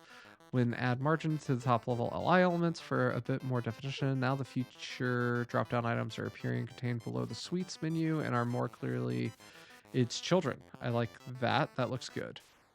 Next, we'll add a touch of style first, all the links as the drop-down title, then to the only top link levels in addition to the top drop-down title. This is also where we clear out the native browser styles inherited for button. Clear the navigation browser button styles.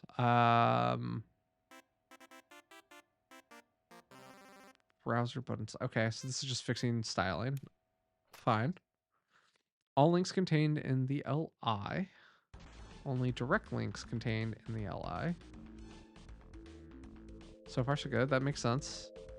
So now we've thus been on element selectors, but we will bring in class selectors for the dropdown since there may be multiple in a given navigation. All right, we'll first style up the drop-down menu and its link to help identify it more clearly as we work through the positioning animation. One of the clear issues is the drop-down menu is affecting the nav container, which you can see the gray nav being present around the drop-down, so we can absolutely position that. And then all of a sudden this looks almost like the version that I was hoping to create the whole time.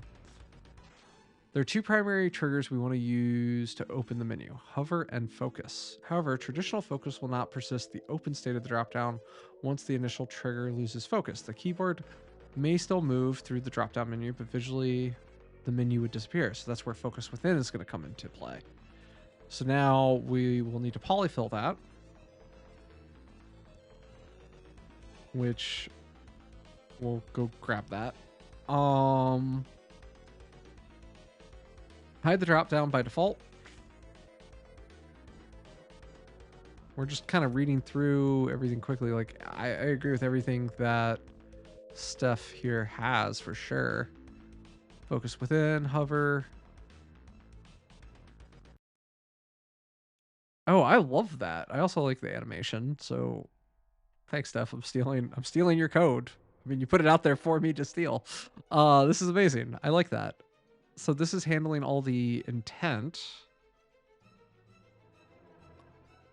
All right. When I first began battling drop-down menus, I was creating them primarily for i7. On a big project, several team members asked something along the lines, can you stop the menu appearing if I'm just scrolling, mousing over the menu? The solution I finally found after much Googling, including trying to come up with the right phrase to get what I was after, was the Hover Intent jQuery plugin. I need to set that up because we are using the transition property. We also added a slight delay. For general purposes, we'll print the drop-down menu animation triggering per drive-by mouse hovers. Wow, that's nice. I like that. But I don't want to pull in jQuery for this. But we might have to do that. I mean, I'm not against pulling in a bunch of jQuery. I really am not. All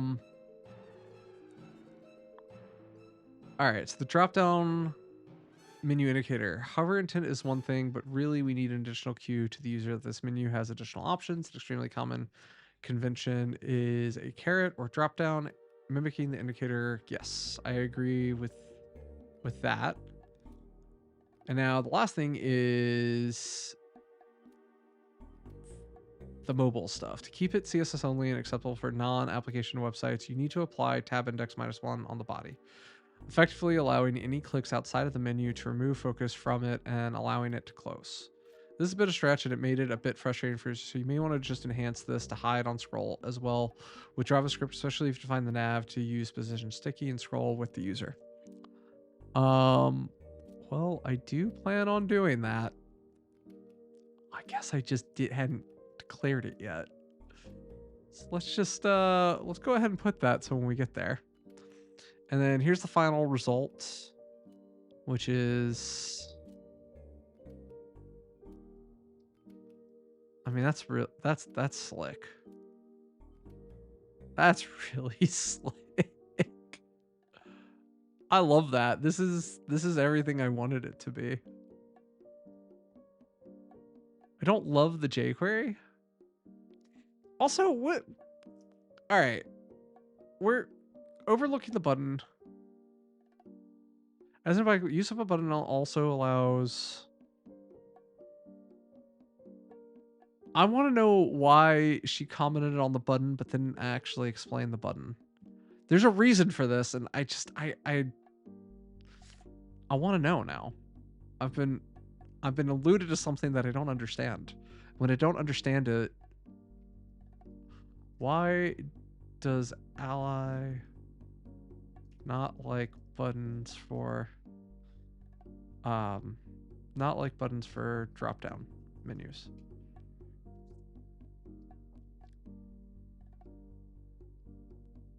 Drop-down menus bad.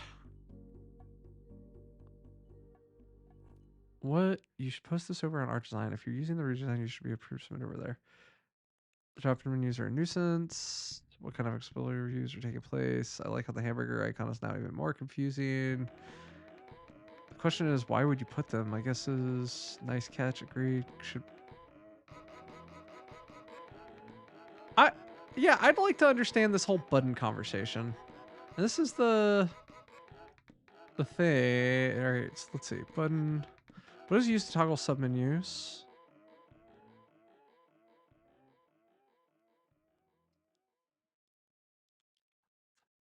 I'd like to understand your grief with the button better, Todd. I'm gonna say it. I don't seem to understand it. It seems like it's the right semantic choice.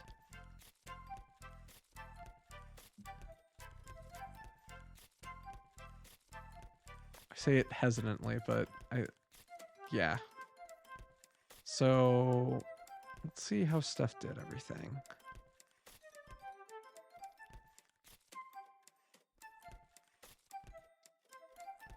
Wasn't there a JS? I thought Steph said... So the function of a list item is for a list, right? Button seems out of place in a list item. For you, anyway. Okay, that I agree with. But I think the way...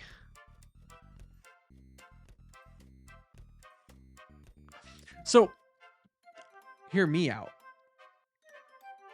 I would have fought against doing this as an unordered list with an unordered list inside of it. I would have gone and tried to use like a grid or flex to do it originally. Then I was taught months ago by somebody that no. Like if you're doing lists of navigation things, it is still a list. I think this is just one of those weird idiosyncrasies of the fact that it's a list with action, and that list with action bit is just very frustrating. Is the word I'm going to use, but I think it describes what you're talking about here.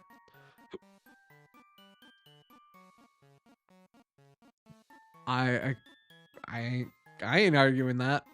I'm definitely not arguing against that. I think that is perfectly true. Well, let's go ahead and figure out how to do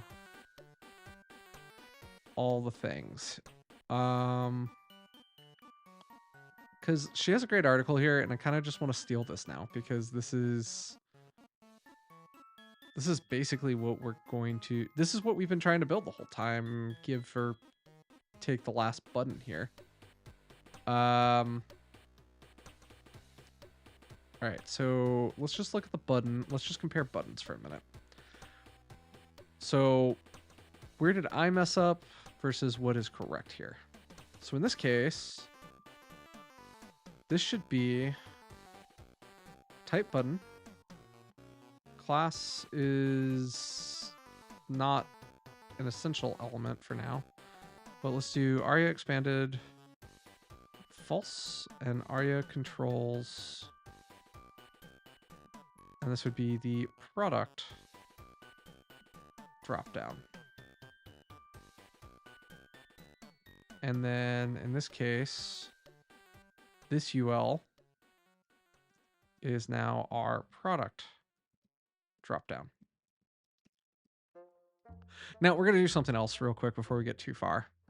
We have started to kind of make a dropdown.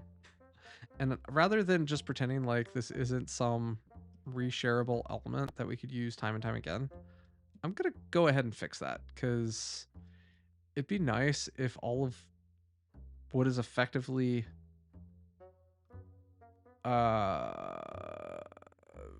this element is now reusable every time.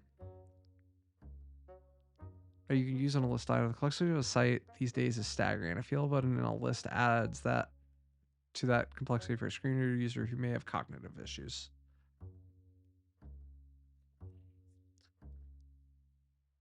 I'm thinking through what you're saying. I understand what you're saying. I don't think I argue with that.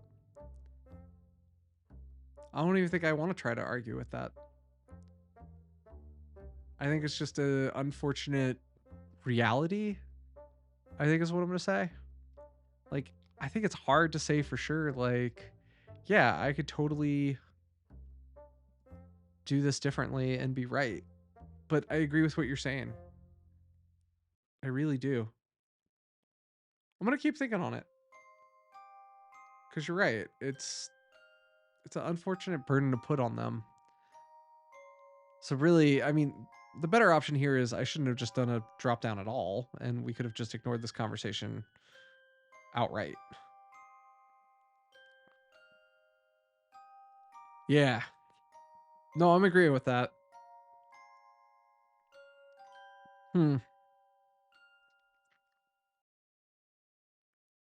I'd be curious to meet. I just don't have visually impaired people in my life, and that's not. I think you have the correct component here that you're. I appreciate that. Thank you. Yeah, I think ultimately what I want to do is I would like to talk to somebody and like really understand that, and it might just note for a completely different thought process on like how the navigation should work entirely. But I'm kind of in a let's just get it working state right now. And I'm trying to get it reusable. So let's just follow everything that our friend has taught us so far.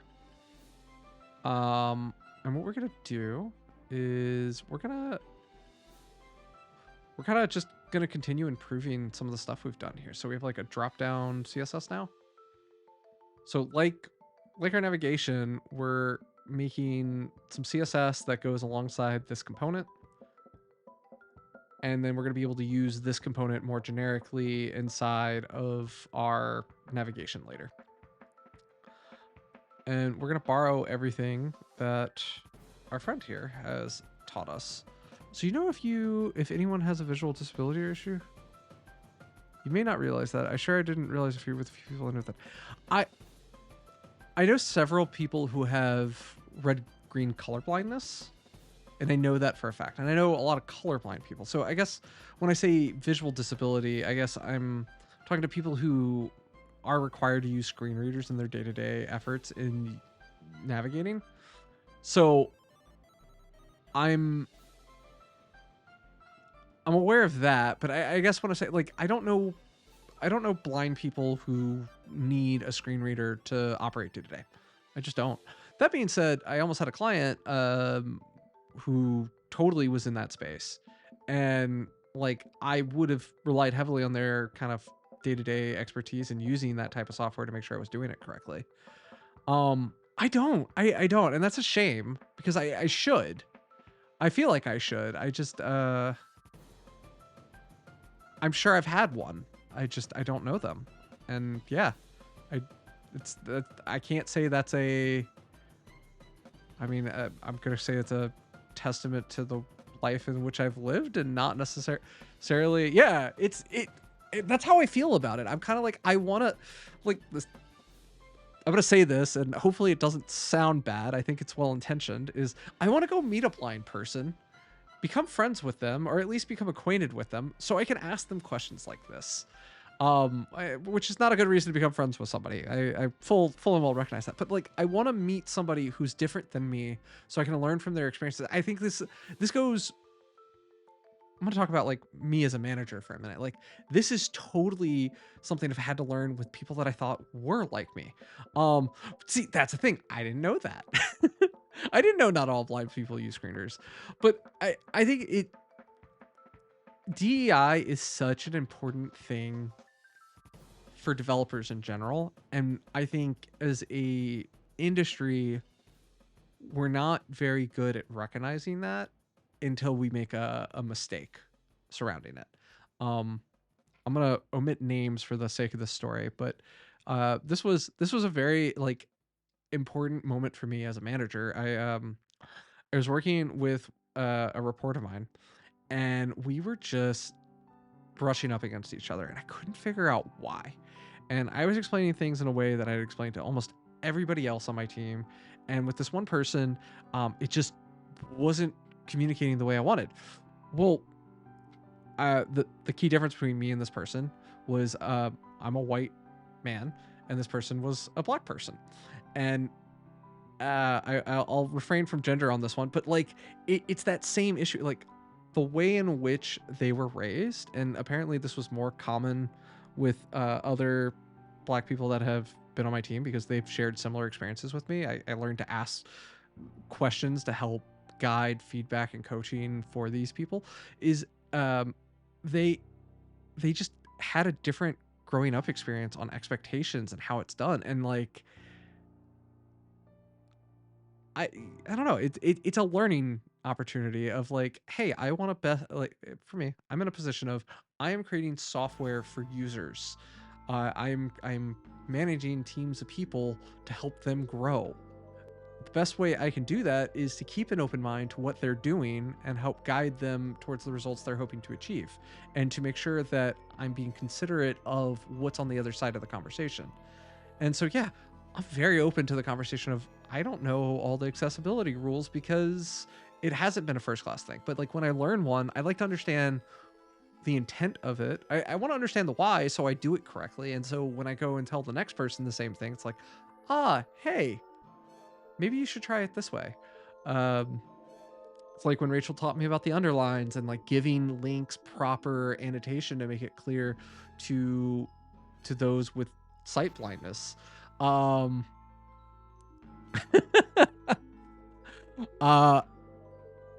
I don't make those decisions, unfortunately, Todd. I won't be speaking for the company on that subject, but I will say if we do need an in-house counsel on it, I know the first person I would call. So, I got you, fam. I got you. You do. She's the bugger. Unfortunately, I don't think that's a current active hiring need for us, and it makes me sad, but it would be nice. But it's always good to have an accessibility person on retainer for like the moments where it is important. Like I mentioned, we had a client, we don't have in-house accessibility expertise. We totally would have been in from like, yeah, exactly. That's my advice. Like, you know who to talk to. We're speaking the same language. All right, I'm gonna actually go try and finish this off now because I would like to move on to the next thing. I didn't intend to spend so much time on a drop-down menu, but you know what? This is insightful for somebody who, you know, is like, oh, I'll just go build a drop-down menu, and they start doing what I was about to do, and then all of a sudden it's like, yeah, it's not accessible, and it fails every code review and QA test because it doesn't have like tab access, it doesn't work on mobile. Like this is a great lesson. This is also a great article that I'm just going to be grabbing and sharing for later. So first things first is we're dealing with our button here. So we're going to give this a class, and we're going to call this the dropdown button, I think is the name I'm going to go with. So if we go drop down button, so ask the questions on Twitter, X, whatever, you will get a response for sure. Ask those screen reader users the questions you want to answer. I love that. That's great advice. That is great advice. Okay, let's just grab these rules because those feel reasonable to me. And then all the links in the LI. So going back to this structure, this was the nav. Okay, so we're just we're going to do things a little different than Steph did here. We're really kind of focused on this element here. So this is kind of our container, right? Yeah, this is our container. And in our container, it's going to be anchor or drop down title is how we've decided to do it. But I think it's just going to be for us. This is the drop down menu. So our classes are going to be drop down menu. In this case, it'll be an anchor. Drop down title in their example would have been our button, which I don't know if we're going to need that for now. So let's just try this for now. Let's see what happens. So we get no text decoration. We're going to line.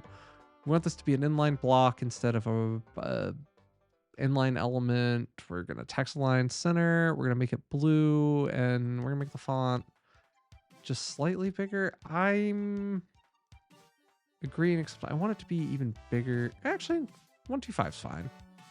Also, here's a link for you. Inclusive Components Design. A blog trying to learn a pattern library all about designing inclusive web interfaces piece by piece. Cards, data tube. I feel like I'm going to learn more than I care to learn reading this. Yes, this is going into the old read it later list because I think it's going to be an excellent resource. So, all right. Let's try this and this. And for now, what we're going to do is right here, and it's going to just look a little funky, but we're going to render shared dropdown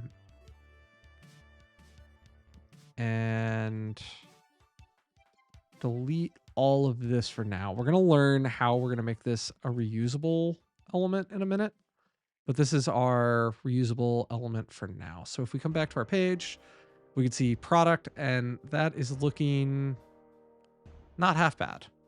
We got more to do here. Although that font's all messed up.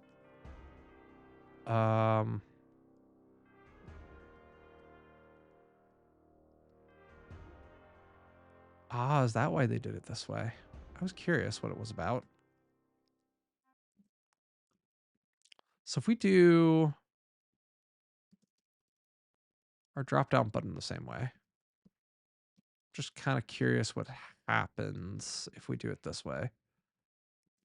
If we just make this 1 rem instead of 1.5 rem. Probably should have put a comma somewhere.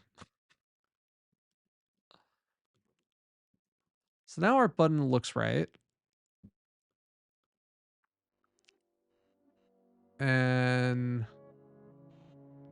that doesn't look too bad. Kind of fixed some of our problems. We need to look into this menu still because we haven't really redone that, but we're on track. We're on track. So let's keep going on with the stuff Steph said. So only direct links contained in the LI should have padding. So inside of the LI,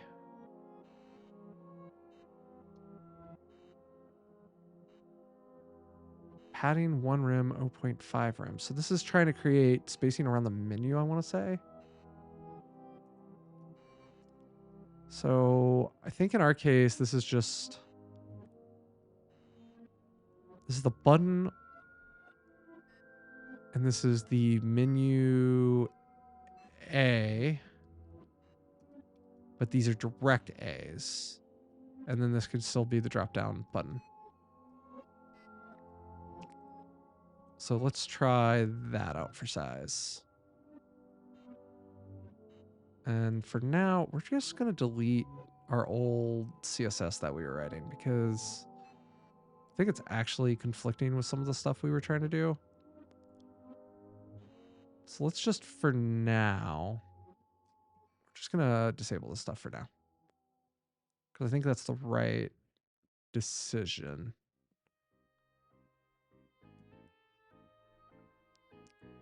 And the other thing we're going to do for a minute, we're going to get rid of this about menu temporarily, just because it's really gross and in the way.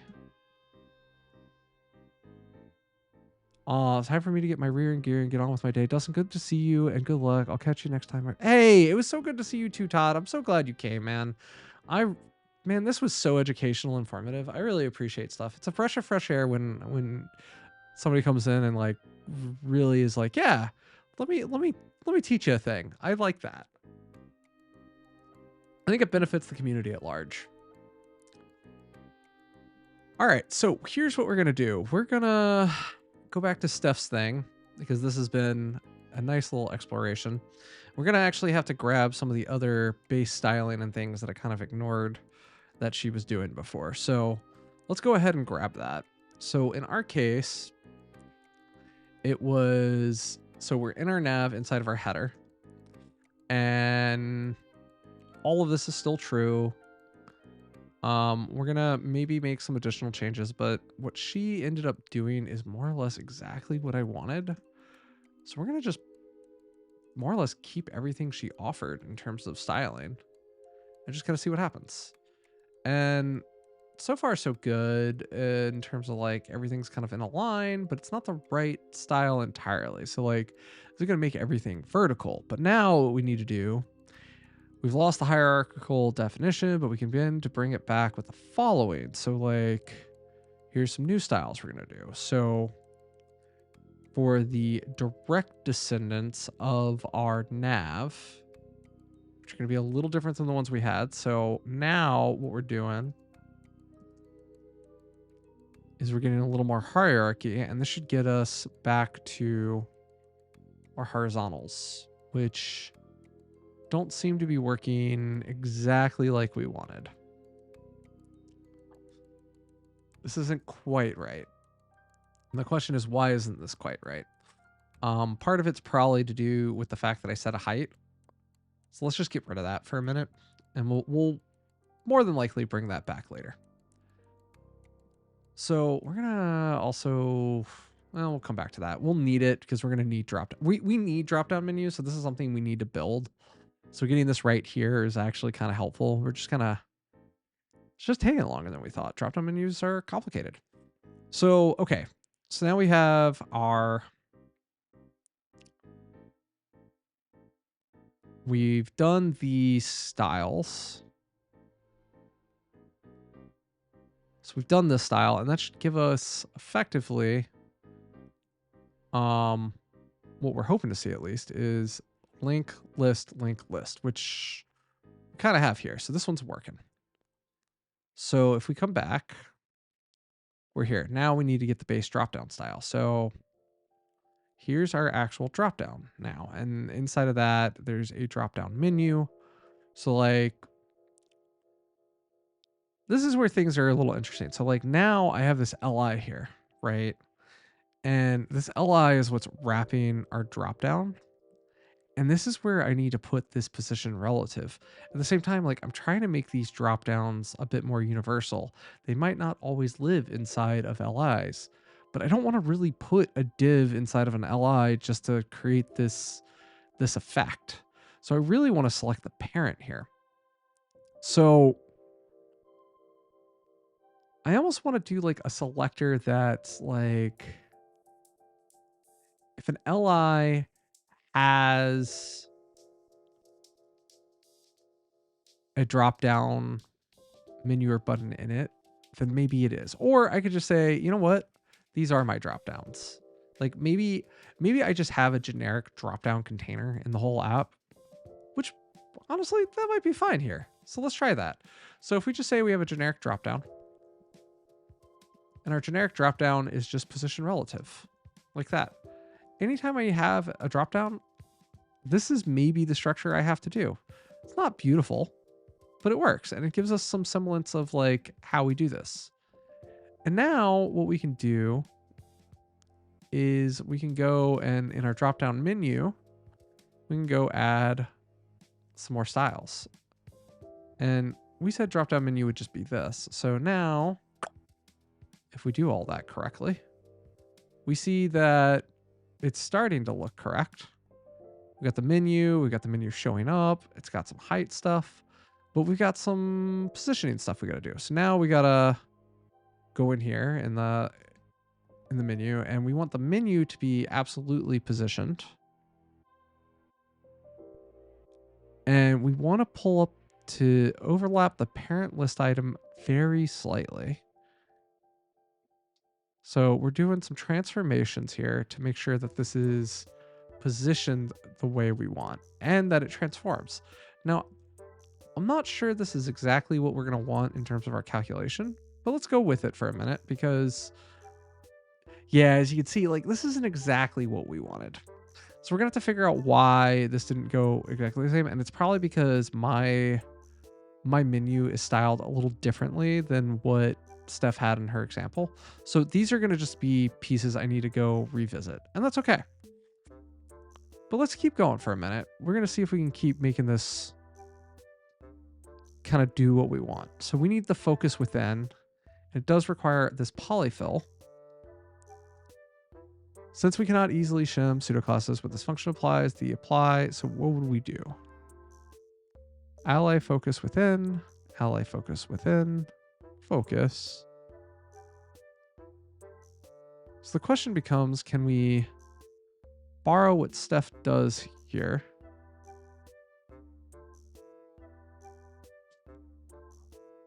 Well, where is the focus within outside of... Aha, it's for the revelation. And what we might just need to do is just grab a polyfill library and take care of this later. But let's just keep going with things. So this is transfer, rotate for origin. So before we can reveal the dropdown, we need to hide it. So we'll use the hidden style as the default state. Maybe display none, but that locks us out of gracefully animating the transition. Yeah. So I guess we might have... I guess we got rid of that line. And then we're going to add a transition. This all seems reasonable to me. And now what we do is on hover or focus.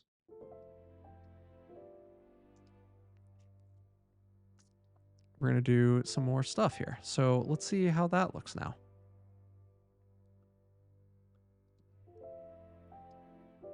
It doesn't seem to be working the way I wanted. Why is that? So on hover or focus, change the opacity to 1. First, we reverse the visibility for other properties. Ah, so this is interesting. I put it in the wrong place. I need to put it all the way up here in our dropdown. So now, when we go do this,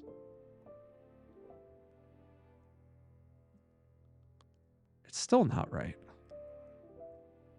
Partially because my naming's different. Hey, look at that. Now we've got a dropdown that's working. Now we still have some like CSS to fix, but like we're getting the behaviors that we were hoping for. It's actually a really good looking dropdown if you ask me. So let's keep going with it. What's the next thing that Steph recommends?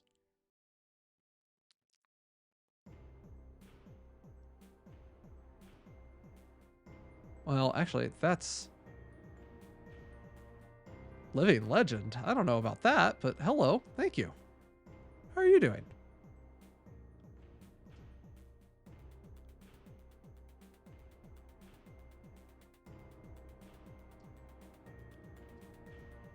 So next we're gonna see what I'm missing here. I think part of it is I didn't do my drop down to actually have these as links, which I probably should because that's the intent. So if we just do, for now, we're just going to do dead links because I don't actually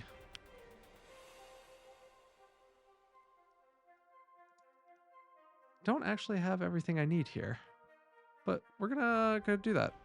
Am I a web dev? I am a web dev. That is correct.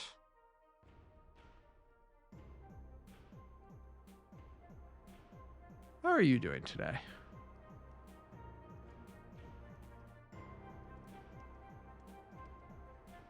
All right, so if we come here now, we are playing with it. Now we can actually tab into our menu.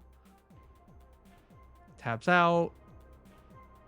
Now we're starting to see this behave the way we were hoping it would behave. This is fan-frickin-tastic.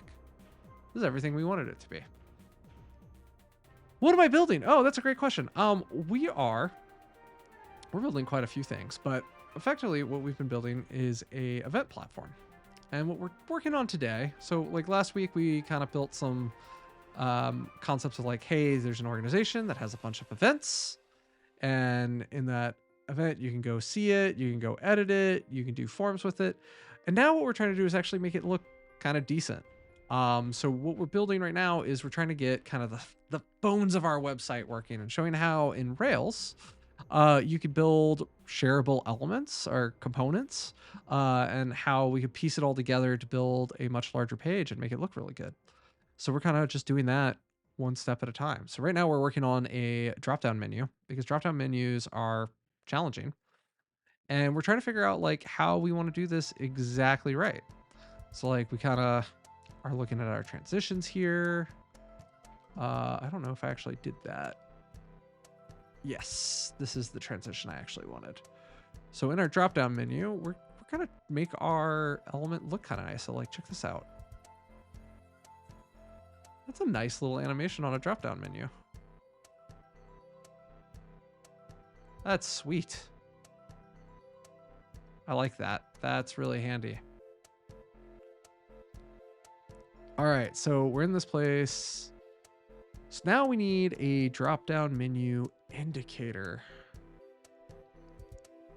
So what are we working on right now? Now we're working on the indicator here. So notice I didn't put like a caret here or whatever. That's because I don't want to like have to define that every time I do a drop-down. I kind of want that to be done with just CSS. So what I'm going to do here is in our drop-down menu button, we're just going to give it an after effect. And hopefully, if I just did that correctly, there is something there, but we can't read it. And we can't read it because... Why? To add this, we will update the drop-down styles. We'll define it as an inline flex container and align the items to be center. We hadn't done that before. All right. Following a tutorial is always helpful. But we're still not getting the caret. Why aren't we getting the caret here? This is a question I have. I don't know why we're not getting this caret. Because it should look like this. So the final results. Well, let's go through this kind of, see what they did in the final version over here, because this is kind of what we were going for. So we have a button, class, aria control, ID, name. Okay, so we're gonna have to fix some of that, which is fine. All of this looks correct at this point, I think. This is what's interesting to me. This all looks correct as far as our CSS is concerned. We did a little bit of differences here in terms of like how we decided to do some of this, but you know. Oh, they didn't actually do the JavaScript here. That makes sense. So let's see why I'm not getting the same after that they're getting. So there should be an after in here. So in the title, so this thing, after. If I get rid of this line right here. All right, let's go open this in the code pen because we're just missing something kind of obvious here, and I don't know what it is. So if we get rid of...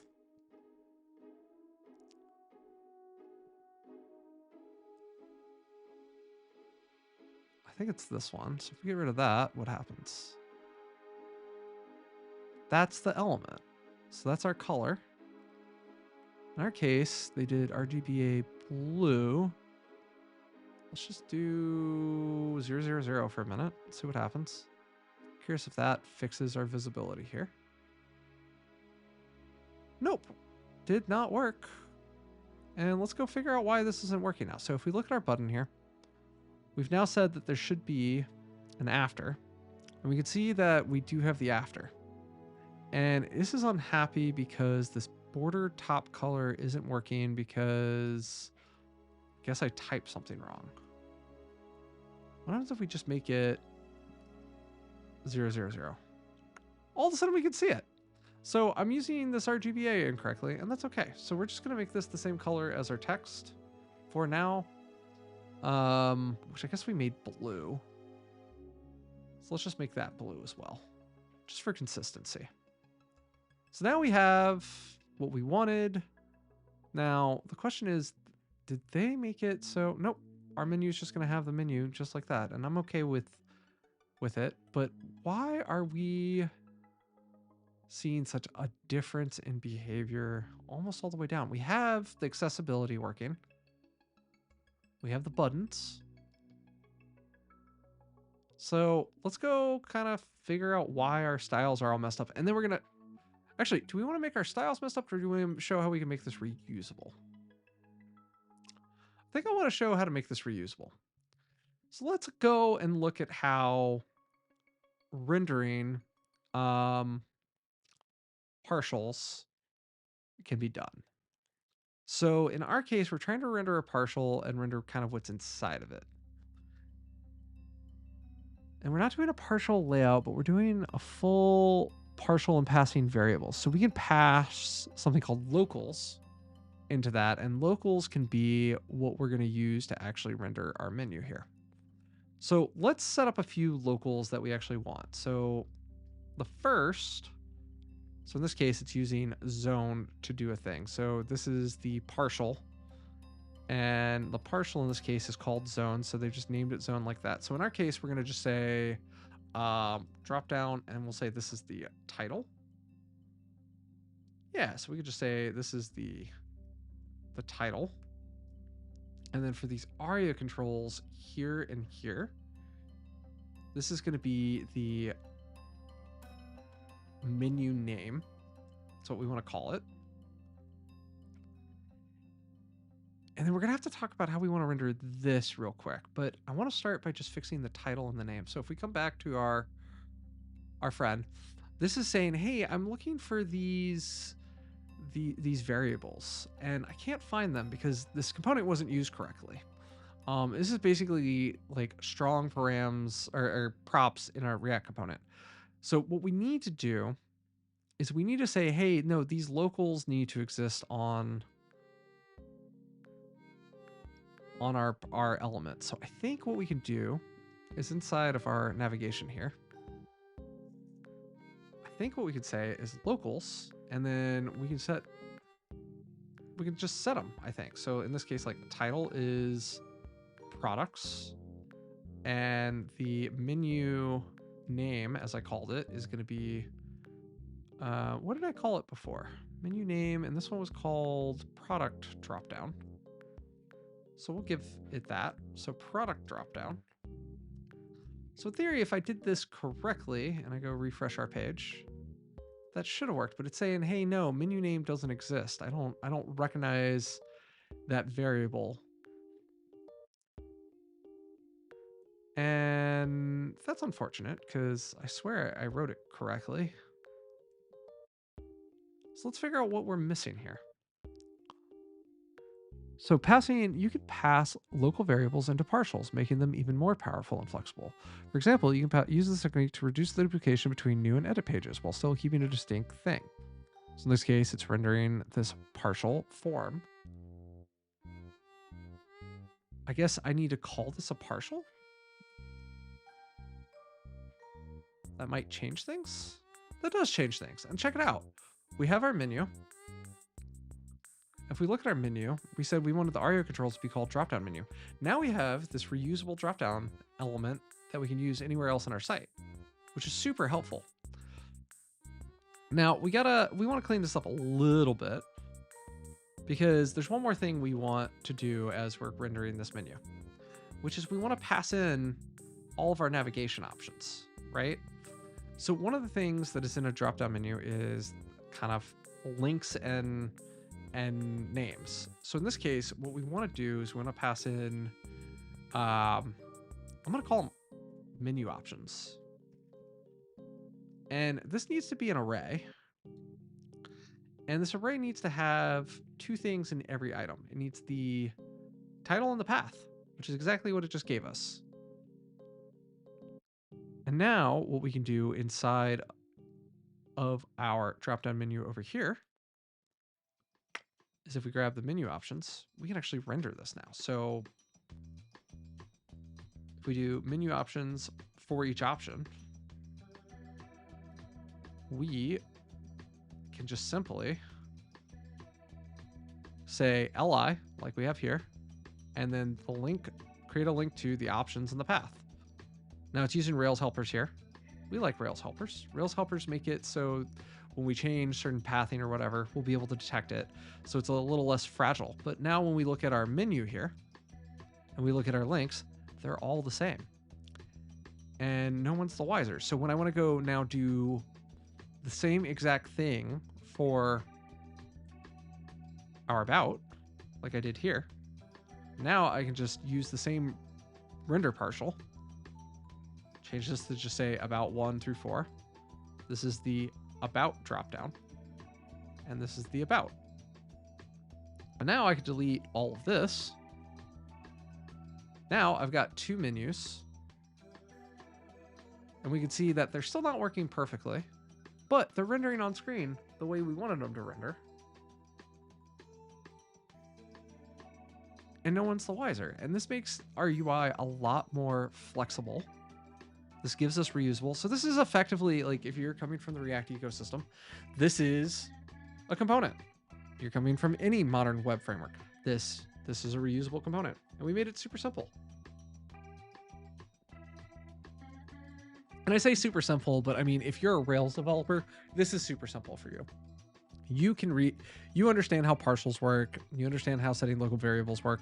And what's nice about this too is if I wanted to internationalize this, I can actually just use our I18N library and just say, you know, translate this to, you know, navigation about.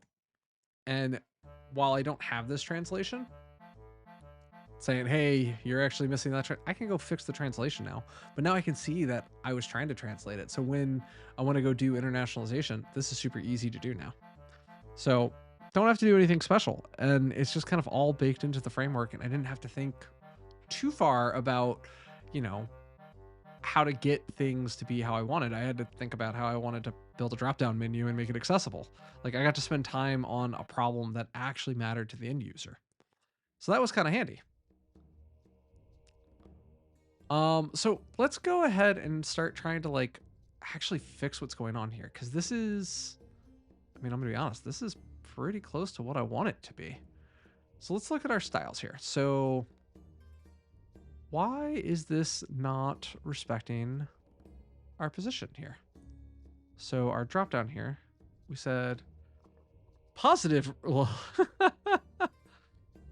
so I think our whole thing's been broken because everything was supposed to be relative to our component.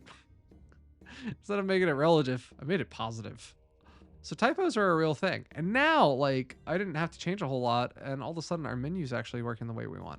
That's pretty cool. I like that. So let's see if we can, like, make some of this look a little better. Like, we want to add some hover effects for these links. Honestly, I think for these buttons here, like the drop down button, we actually want to set the cursor to be a pointer because that cursor pointer is going to indicate to the user that it's actually a clickable. And you can see that now. And that like, oh, doesn't that look nice? Doesn't that like give you a lot of good feels about how this is moving? And I'm curious if like I missed something with how, so I'm probably messing up some of my CSS here, and that's okay. So let's go and try to fix this kind of like one step at a time. So the first one is closing a couple of these real quick, and let's just focus on our CSS file. First things first is we set, looks like these, is it this UL that has the gray or is it the nav that has the gray? All right, so we're gonna go first. We're gonna go get rid of that background color because we see that that's not actually something we want.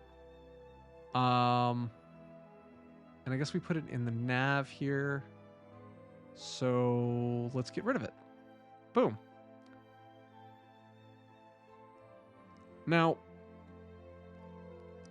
we're gonna do some, here we go. This is what I wanted to show. So if I do the menu like that, you can see there's this whole hover area. I kind of want this to have a hover effect. So when I'm hovering over my drop-down menu here, we're gonna just get rid of some of those old styles we decided we don't need. So if we go to our drop-down menu here, what we want to do is we want to set the color on the drop-down, which is this element here, to be a color, right? Because this is going to be, if we get down to just the hover effect element, it's going to be our button, which is our drop-down button. But really, we want it on the whole drop-down area. So on hover, we did some stuff, but also what we want to do is we want to set a background color, and let's set it to, I don't know what F9 is, but let's try it. Oh, that's nice. I like the color it chose. You can see it's like, it's right there, it's showing up, but we're doing some transition work here. So let's also just like pull our transition in here. Because now, what I'm hoping at least, hit save, right?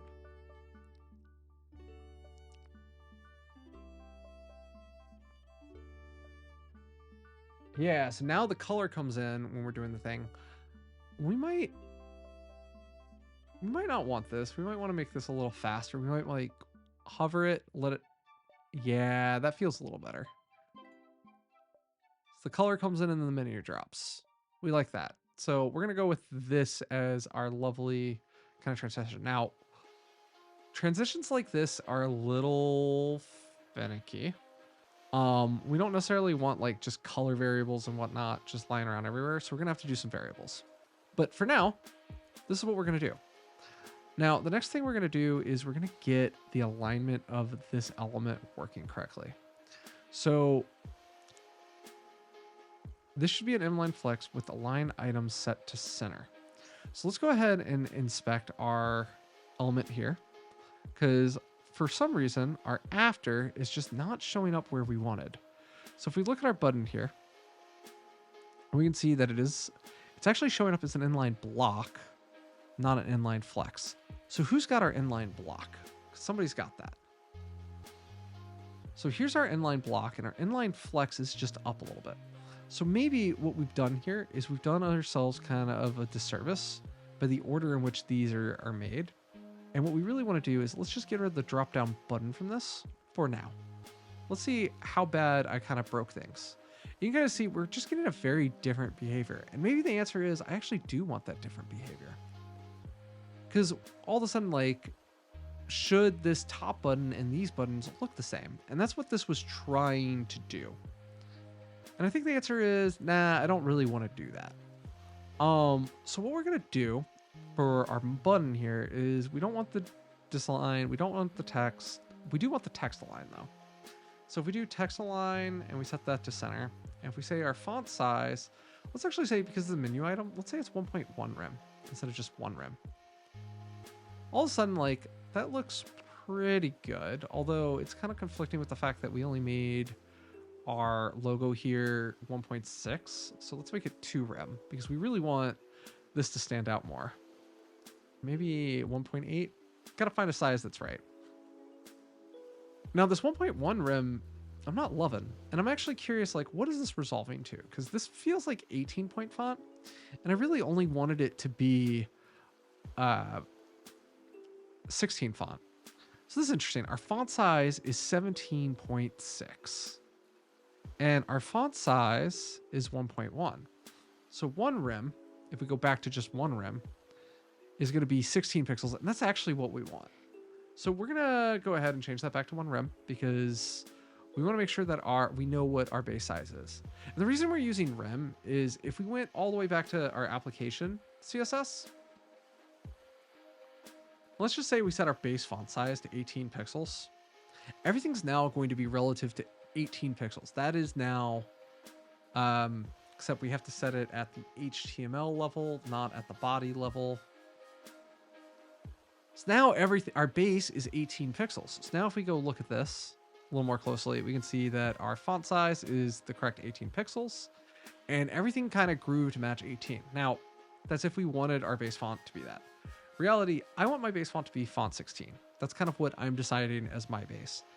You're going to have to choose, work with your designers to get the right size. I think 16 or 18 are pretty standard though. So we're going to do that. We set our 1, and now let's go back to our dropdown, and we're going to just say, I don't necessarily want my text to be blue. I just kind of did that before, kind of as a playful thing. So what we're going to do is we're going to go find our blues, and we're just going to what happens if we just remove that? It doesn't display anything. Okay, so we're going to make this black, which is going to match our font text here. And we can see, like, hey, these menus, they're operating correctly now. They look solid. The styling's correct. Now, we do want to make sure that our menu items themselves are okay, though. So inside of our drop-down menu, we have anchor tags, and we want them to be inline blocks. So let's go inspect them. So if we get in here and if we go inspect, let us set this drop down. Ventless, what is it? It's hover. Now we can stay on this for a minute. So now we can look at our anchor here, and this is totally what we want it to be. It's the right size, it's got all the right color. We've done some stuff with color here, which I'm actually surprised to see. Which is we have two different drop-down menu styles that are conflicting for color here. So we're going to go ahead and fix that. And we're going to fix that by saying these were the styles we had intended to do. We're going to get rid of the block. We're actually going to get rid of all the color because I'm deciding I don't want any of that color. And what this one's actually saying is it needs to be a block, not an inline block. And then let's fix some of the other things that are happening here. Did I do a font family anywhere? I haven't done anything with the font family. I'm curious because it should be Arial everywhere. Which I find I'm finding this interesting because I guess I just didn't set this globally. So if we go and we just say, hey, this is our font family. Hey, doesn't that look, oh, that does look better. We're going to choose a much better font later. Arial is just a nice placeholder in the meantime. Now we're in our menu. Our menu's blue. We don't really want it to be blue. We kind of said that already, but we do want to show that these are links. So I guess what we should do here is in here, we are not going to do the text decoration none. Text decoration underline.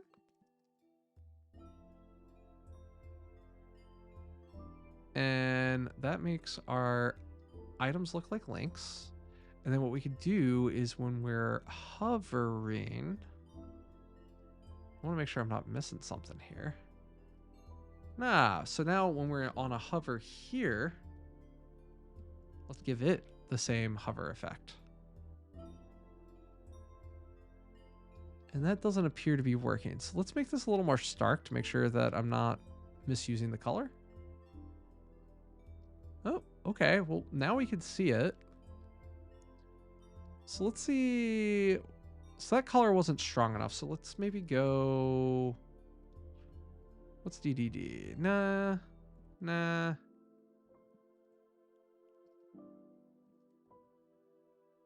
want something a little darker.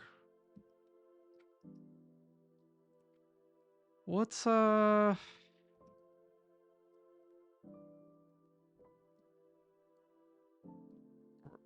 gonna just get this somewhere for now just because we want to see it working. So if we go here, okay, now we see it working. It's just too dark though. So let's try to, I guess let's do C's for now.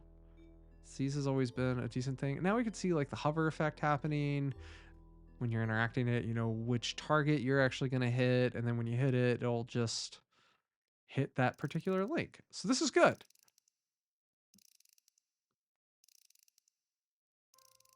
Now we're vibing with a thing that works. Now, noticing some other little CSS things that I want to fix all over the place, if I'm being honest, like our border radius. Hello, Balucky. Welcome to the stream. So there's other things we want to fix here. So like, let's make these a little more rounded. I think the other thing we want to do is we want to give shadow to our menu. Let's see, add shadow. There we go. So it's not, why is it not coming across so darkly? It's a question I just have. And I really want it to be showing across pretty good. Oop, did I select the wrong one? I did select the wrong one. So if we make the drop down hover, now we look at our UL element here. I did say I wanted some box shadow. Oh, apparently I had two box shadows. and I overrode both of them somehow. Regarding web development, what languages would you say be the main ones you should learn? I think this is all a preference. There's one language that you absolutely have to learn. You're going to have to learn, well, actually, sorry, there's three you have to learn. You have to learn HTML, you have to learn CSS, and you have to learn JavaScript. And the reason is that's the language of the web. So when I'm writing the markup for this page, I have to know how to write HTML. When I want to style it, I have to learn and know how to do CSS. And finally, when I want to do, how do I phrase it? When I want to do interactive things, I'm going to have to know some level of JavaScript, or at least how it works. So those are the three languages you have to learn. But there's more to web development than just what you see visually. Like this whole application, I'm writing it with Ruby and using Ruby on Rails. Why? Because I like Ruby and it has made some of the things really easy. Like, as we can see, like I have a very, rich schema of data and I have a database and I have data in that database. I've got controllers, right? So event controller, like I have a lot of really cool language features. And a lot of this comes from the fact that I find Ruby to be easy to read. And I'm just using a lot of the kind of built-in functionality that they provide me. So this is some of the like just neat stuff that you can do with a powerful language. You can do the same stuff with JavaScript. I just kind of the argument I've made previously on the stream is I think JavaScript's very much lacking when it comes to server rendered web applications. And it's very lacking in terms of like the tool chain and how easy it is to adopt. Like when you're building something, you don't want to be figuring out what tooling you're going to be using. You just want to build. And so like right now, I'm just trying to build a feature and I want it to look good. And so right now I'm just fighting with like, how do I make this look good? What am I doing wrong? Like, why isn't this working? And we're going to find out in just a second. But like, this is saying that I did box shadow incorrectly. And I don't know why. Oh, it's probably because the RGBA thing I did was incorrect again. Ha. Let's see if we go 000025. Oh, see, like, doesn't that look so much better now? Like, you can actually see where the menu outline is. It's a little too 3D, and I would want to make it better. But, like, now you can actually see kind of, like, where the lines in the sand are. What am I interfacing with? What are the buttons? And that just feels so much better all of a sudden. Like, we just made what I think are some pretty nice menus. All right, let's go clean up these last two buttons, which are buttons. I want this to look like, well, this is a link and this is a button for very specific reasons. Because like when I log out, it's going to be a different button. So like something I really want here is I want this to be a button, but I want it to be styled one way. I want it to be the primary CTA. But then when I'm logged in like this, I really want this to be a secondary action. I want the primary, like, hey, go to your dashboard, do the thing you want to do. So we're going to commit the change we just made for our drop-down menu because that was kind of cool to go from 0 to hero on that. We're also going to bring back this 4 rim height thing and just kind of see what ends up happening. Ah, that looks so much better. So we're going to go ahead and save some of our changes here. So we've built a drop-down menu. That's big. Add shared drop-down menu component. And I think that's something that I was saying earlier too, is I'm not even writing JavaScript. And a lot of people are like, oh, you should use JavaScript and React because you should write reusable components. You could do that with any language. So it's kind of, it all becomes preference eventually. It's like, what are you most comfortable doing and what are you hoping to achieve? So be lucky. I hope that answers your question. I know that was a very long-winded answer with a lot of tangents along the way, but you know, there's a lot of great things. What's tell me more about what you're struggling with JavaScript. I'm glad it did. It's a long approach. I'm long-winded sometimes. But what are you struggling with JavaScript specifically? Or like why aren't you wrapping your head around it? Maybe is a better question. I'm curious. And while I'm doing that, set some base styles. need to memorize the functions and arrays, haven't studied. So I think I don't think memorization is important when it comes to programming, because I'll be honest, I haven't memorized half the crap you're probably talking about right now. And I'm a JavaScript developer day in and day out. So like, here, let's just play with this for a second, all right? Like, do we know how to make an array? Yeah, okay, here's our array. We've got array 1, 2, 3, 4, right? What do I want to do to that array now? Like, do I want to manipulate it? Do I want to iterate over it? Like, do I want to take an item off of it? So like, for instance, like I know there's a method called pop, right? And if I go look at X now, you'll see X has been mutated and the element 4 was popped off. And that's because this method pop is trying to treat this array like a stack, which is a data structure. I just happen to know that randomly, but like ask me to go, you know, splice or split or, you know, let's see if I can even write this correctly. Okay. I did that correctly somehow. And if I go look at X, right. So splice here, like I always forget if this is the one that mutates an array or not. There's another one that's like, I think it's not split. It's, oh God. JavaScript splice versus, and it's going to show up. Slice. That's it. So let's go back and make X, push some stuff back onto X so we have a full array again, right? It's like, I know this is how you push onto the array to build it back up.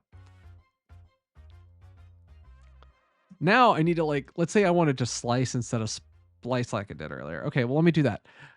Notice how these two behaviors are very different. I wanted to get the second and third element from this array, and this only gave me the first element. And it's because these methods don't make sense in terms of their syntax because they're not consistent. So like you're not memorizing this stuff isn't going to be helpful if I'm being frank. Like just using it and figuring out how you need to use it. Like for me, if I was to be telling somebody, hey, what if I had to go memorize like 3 things in JavaScript, what would it be? Well, the first thing would be how you got to remember how to set a variable, right? So variables. You have to remember how to initialize a function. And if you know how to do it this way, or, you know, the arrow function way, both are valid. And then as far as like arrays and objects go, you just, there's a few methods that'll get you very far in life. Like if you know how to do a for loop like this in JavaScript, you can do anything you need. Like for instance, if let's say I have some object like this. Okay, maybe you need to remember that, let me get the keys of the object, right? Well, all of a sudden you're just doing object keys, object, and okay, great. Now you can do object keys, which is an array, dot length. All of a sudden, I'm able to iterate over this object by saying like, okay, let me do object keys, object keys I is whatever I want to do to the thing on the right-hand side. So like this, there's just a few methods you need to find. And if you can figure out what those like 5 or 6 are, you'll be good. You did a project or like a test for myself. I took an image of a website and copied it as best I could just from the visuals, but there was a part I couldn't figure out, so I just left that part out. I think that's great. I think what you need to do now though is go figure out what that part was and how to build it. And that's going to be the fun part for you. It's like, okay, I didn't know how to do it now. What is this thing called? Go read a bunch of blog posts on it, and all of a sudden you're going to be building it this time next week. Like today I started with like, all right, let's actually build a HTML and CSS pure dropdown. I've never done that. I always use JavaScript for it. And then all of a sudden I had a long conversation with somebody about, hey, did you look into the accessibility of what you were doing? And then they put me onto this blog post, and, you know, we read through the whole thing. Also, Steph's wonderful. And, you know, figured out, hey, we had the accessible structure kind of right, but we didn't quite know how to write the CSS for it. So, it's kind of the reverse engineering of things and figuring out how to do those reverse engineering elements as you go. So let's keep going. I was doing something and then I've kind of lost sight of it like 3 times now because I'm just being a fool. That's right. Okay, so we are working on the navigation. We can close this because we have it working. And we're just going to close a lot of things because we got them all working. So now what we want to do is we're going to make some buttons here. Like we want to make these look like buttons. Buttons are important. Buttons are going to be global CSS that we just need on our website, period. So in our application CSS, this is our global. Like I wanted to find or, I could go make a whole new file specifically for buttons, but like, I'm not going to do that. I'm going to make like a primary, here it is, button primary or anchor primary. And we're going to just do some stuff related to that. Shield keys not fly. This was the password generator I made. The thing that is missing is the strength meter, and it had a color bar which went from red to green to signal the strength, and I could not figure out how to activate it. Okay, so here, let's go 18, generate password. So there's my password now. Hey, this is pretty neat. Well done, by the way. This is what I would expect this to do. So you got your logic going. Gives me a new password every time. I can copy it. Tells me to copy. I like that. I can paste it. So what you wanted is missing a strength meter. So the strength meter, I'm guessing, would have sat roughly right here. Let's see if it's in your source. Or maybe you just omitted it entirely.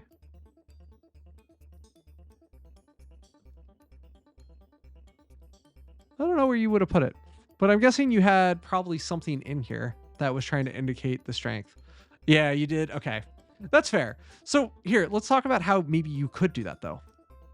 So here, I'm going to grab your guy. Let's go throw it in a scala draw for a minute and talk about it. So like,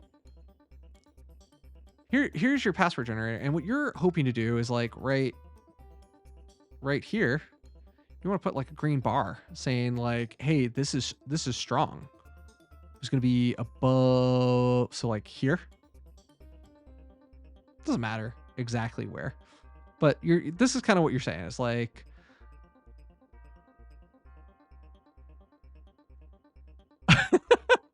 it doesn't matter. I mean, honestly, location doesn't matter. I kind of like it closer to the password itself. I'm guessing what you were hoping is like, let's say I disable all 4 of these, like password would have been red because it wasn't going to be very good. Whereas if I go like the more characters, the stronger it is, the less characters, the weaker it is. So somewhere you probably have some function, right, that says, calculate password strength. Guessing you started writing something like this, and this takes in, the password and the options, or, maybe just the options, which refer to, these options over here.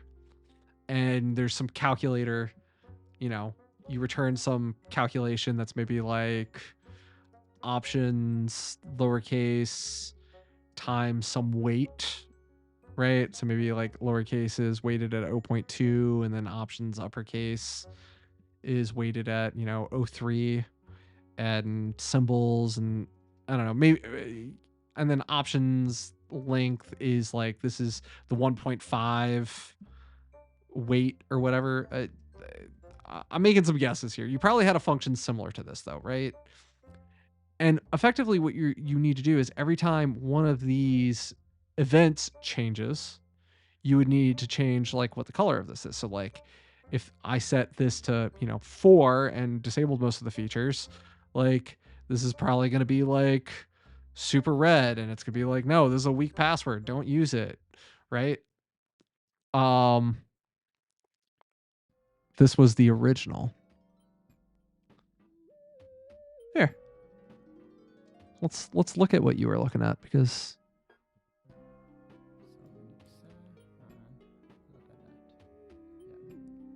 so they in or okay, this is just a preview, but oh, strengths at the bottom down there.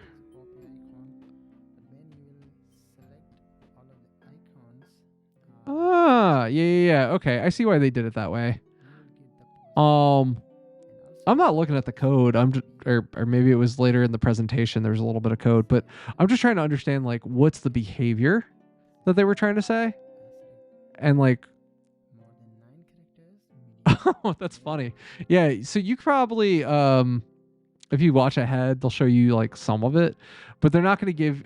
This is just a preview though, so I don't think they end up showing you the whole thing, right? So you do like a comparison. But the thing, and I'm not trying to take away from this course creator, because you know it's a new course. They'd like to make money off of it. It's paid. If you're genuinely getting value out of something, you should totally pay for it. I mean, this looks. Actually, it's interesting. This is a free course, so actually you don't have to pay for this. You can just enroll and see it, and it's an hour 20-minute on-demand video. So that's a free course. You should totally check it out. And you know, if it's good stuff, you should, you know, give the creator a good review. But I think in the case, like what you're effectively going to be doing is whenever what you're trying to do is you're trying to do something in JavaScript called like event listeners, right? And so what's happening is anytime this slider is changing or one of these elements change and you hit the generate password, you want to tell what the password strength is. Like this is probably a super weak password. And so what you could do is when you generate the password, you could write a second function that is, you know, this calculate the password strength. And then depending on what the end value of it is, you could use that to update this. Now, are you using React? Are you using Angular? Are you using just pure HTML, CSS, and JavaScript? Those are questions I would have, because there's different levels of ease of implementing this depending on what you're using. But effectively what you're kind of, I mean, one way you could have done this, just speaking out loud, and heck, I'm going to show you how you could have done it. So if we grab this element here, so you have this on-click generate password, right? So let's go to your source real quick, find your generate password function, right? So you're checking, doing some password strength checking, and then you're setting this password text area element here to some value. Well, what you could have done is right here, you could have had another one that was like document get element by ID, password strength, and set its value to calculate, you know, your password strength. And, you know, you'll have to pass in maybe the password in here or something. And at the end of this, you want to get a number that's somewhere between, the way that this instructor was showing you how to do it, it's a value of 1 through 4, right? So you take that 1 through 4, you check the strength, and then all of a sudden you're setting that value on some UI element. That UI element then needs to have some behavior that knows like, hey, if my value is 4, I show this. If my value is 2, I show this.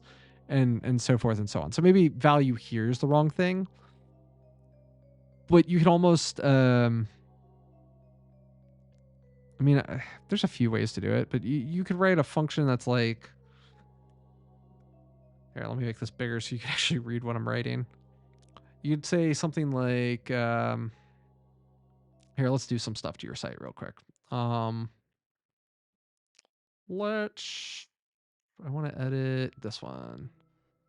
Edit as HTML. I just need a quick little div here, and we're just going to get this as a password strength, right? So here's your like little element here. So now I've added a password strength. Now if we go to here, like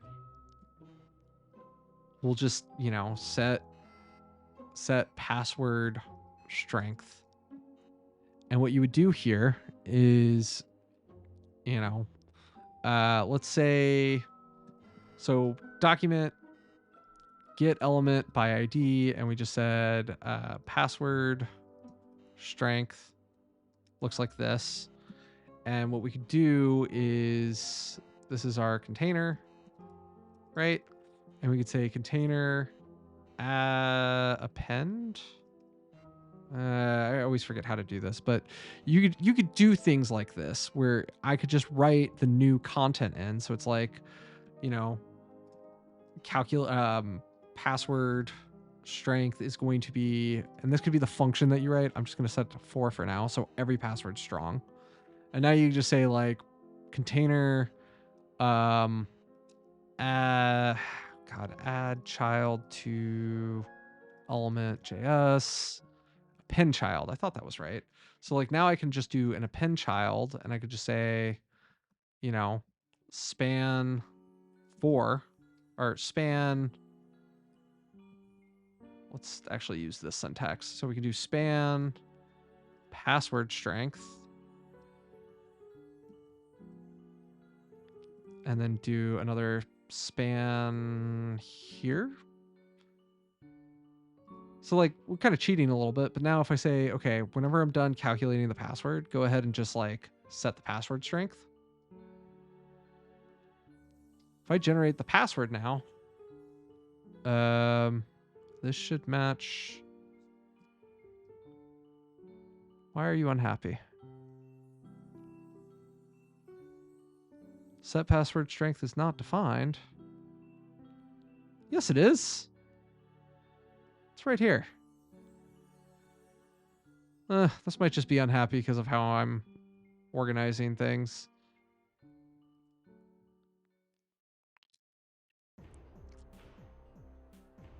All right, well, instead of doing a function like that, I'm just going to put it in line because that's weird. So quick question. I noticed that when you open the inspect in the right corner, there's the red X and goes up 1 every time a new password is generated. Is that supposed to be there? Pretty sure that's the issue I had. Server agent deleted. I mean, this is totally why I'm having an issue with it. I mean, here, let's have fun with it for a second. All right. So this is your HTML. Let's just grab everything, right? We're gonna just recreate everything you did, and like pretty quickly. So we're gonna get rid of the loom because that's me. And instead of having 2 files, we're gonna do 1 file. And we're gonna take all of your script here, put it into here. And then what am I missing? Div. That div goes to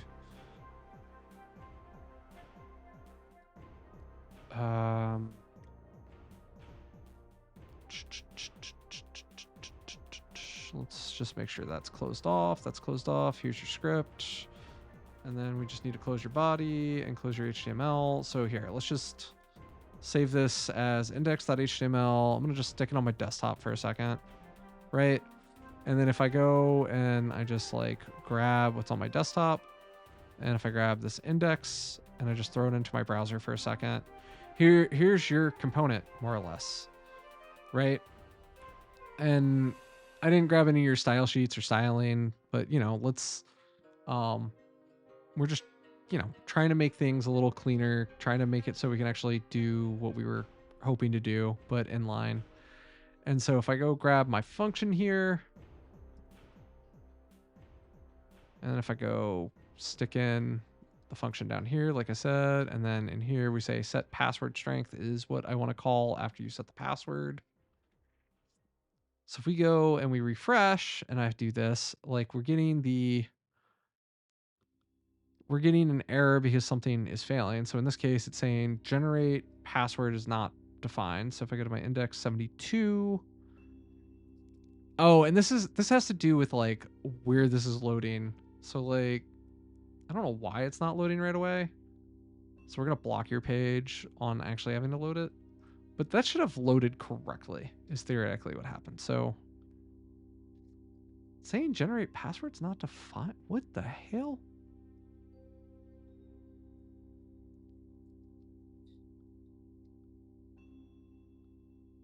So it's saying generate password here is not defined.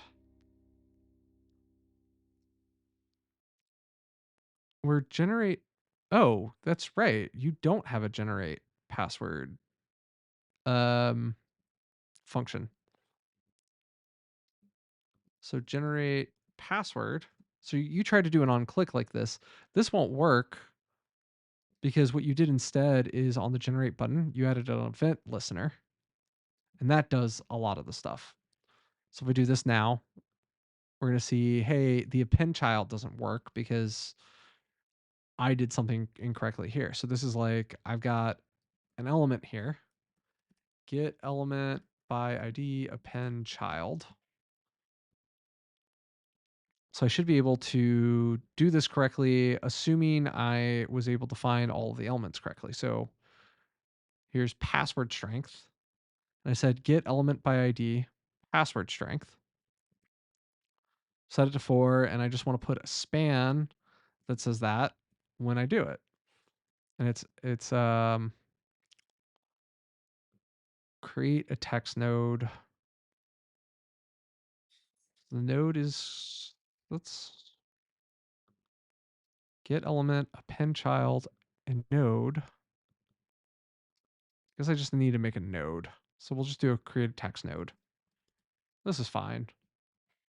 So if we say node is just password strength, and we just append the node like this suggested. Let's try that now. Hey, there you go. Look at that. Every time I hit it, it's adding the number 4 to our UI. So a little trick you can do is just like get something working, right?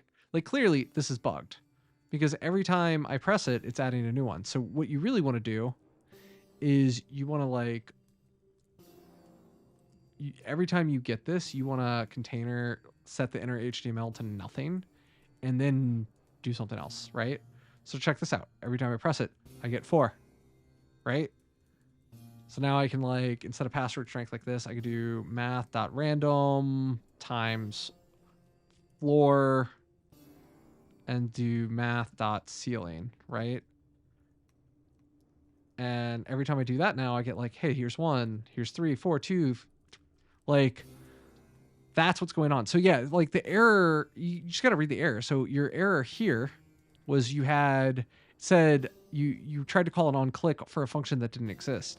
The reason it didn't exist is you didn't write a function down here called generate password. Instead, you found the element called generate button and you added the click event. So in this case, what we can do instead is we could have rewritten your entire function here. So we'll just take your function and we're going to call that function generate password, right? And there's your function. And it does all the things that you wanted before. So I've gone ahead and recreated your function. Now you can pass just the generate function here for the event click listener like this. And what you'll see is it all works the same. Or you can get rid of this entirely. Instead of using the event listener like you did,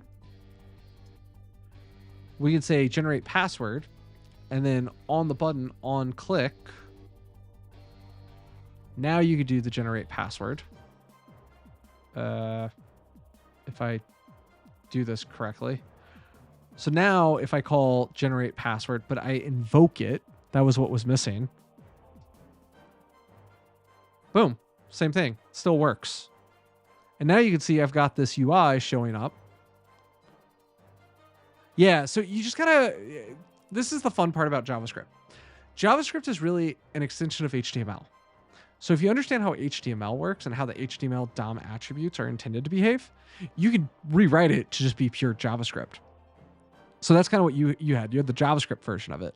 But the error was it couldn't find this function because you didn't name a function with that. So I just went ahead and did that for you. And now it's working. And now you can see like, hey, it's doing some arbitrary math random. You should never do math random. But like now this password strength setter is working. Now I can set the properties of that. Now, let's say instead of, wanting to just calculate a number or whatever, let's say you actually wrote, the bars that were in the UI that was in that tutorial, right? So like in this password strength, it was like, this is like password strength or whatever. And then there's some value in here. And this would have been, the way they did it was like a bunch of, I don't know, it was those bars, right? You put placeholders in there and then manipulate what classes or states get set on that based off of what value you get out of your calculate method.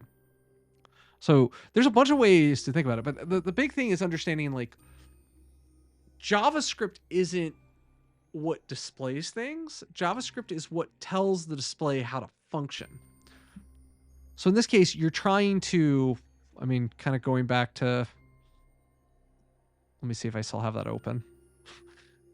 So like in this tutorial, like they had the strength strong, right? Like this thing. So like they just put that right here. That's all that you're missing, right?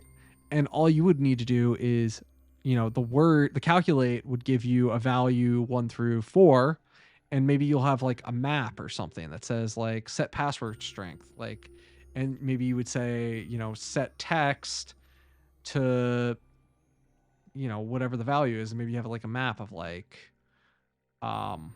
value to strength or whatever. And so like you have value 1 is weak, value 2 is medium, 3 is strong, 4 is very strong. And then all of a sudden, like when you need to show the text, it's like, okay, we'll calculate the value, get that, set the text to the relevant value, right? And then you can use that number to determine how many of these bars here you should make green or whatever. And that's just something you can do kind of quickly. So yeah, JavaScript's tricky. JavaScript's just tricky because you think you need to think about it one way, but really you need to think about it another way. So, yeah. Glad we did your code real quick. That was a fun little detour. And this is also a great trick. If you're ever like, man, I just need somebody to like debug, like help think through something, like you could just do something like this, or there's Code Sandbox and Stack Blitz and stuff. So like you can go, or oh, what was that thing earlier? It was Code Snippet. Oh God, here? Let's go just look at my history for like 5 seconds. It was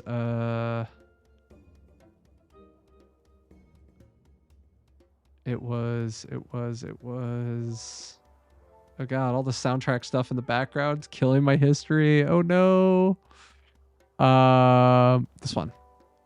You can use tools like CodePen. That's what it was. So like you can go make a CodePen. So if you're ever in trouble with something like this, right? Go sign up for this. It's free, right? Or you just hit start coding. And what you can do is you could take all of your stuff that you kind of just showed me, and like you have it on an app, but you can just go ahead and just like stick it here. You can throw your CSS there, and you can throw your JavaScript into this last box, test it out, and like collaborate with somebody on this. Be like, hey, I'm having trouble. Here's what I'm looking at. You mind like showing me? And this is when you start getting into like open source contribution and working in that space. Like this is stuff like this is what they would love, is like, hey, I'm having trouble getting this working. Can you help me? It's like, okay, what's your reproducible steps? It's like, well, I did this. I put this HTML and I wrote this JavaScript and I was expecting this behavior and it didn't do it. It's like, oh, well, let me go look and see what you did. Now I can look at it and be like, oh yeah, you just don't have code that does that. Or, oh, hey, did you consider something like this block of code here? And also, because I'm not a terrible, awful human, like, there you go. There's the code I just wrote. All yours. You can have it. It doesn't format well because it's Twitch chat, but please enjoy the code. It's yours to have and to hold. All right. Hopefully that was just like a what the hell? Why didn't I think about it that way adventure? And you're like, I know what I'm gonna go do tomorrow or something. I hope that led you towards that. Because I think that would be great. Oh, doesn't that look nice? Doesn't that look nice, everybody? Like we got a button now. We're gonna change the words here to just be dashboard instead of go to dashboard. Now when I click on it, it's like, hey, we can actually get to our dashboard. Now we've got our primary buttons kind of figured out.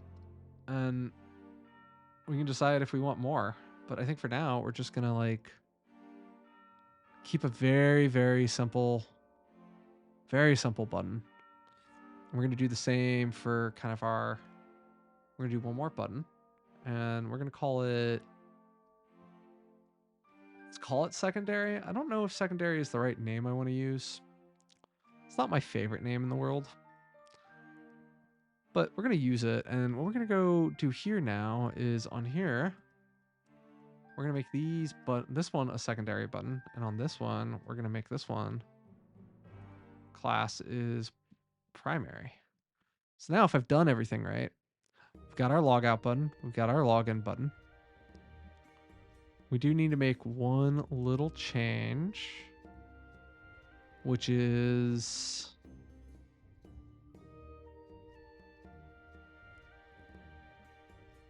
we need to set a couple of like base things here. So like button, for instance, the font size should always be 1 rem.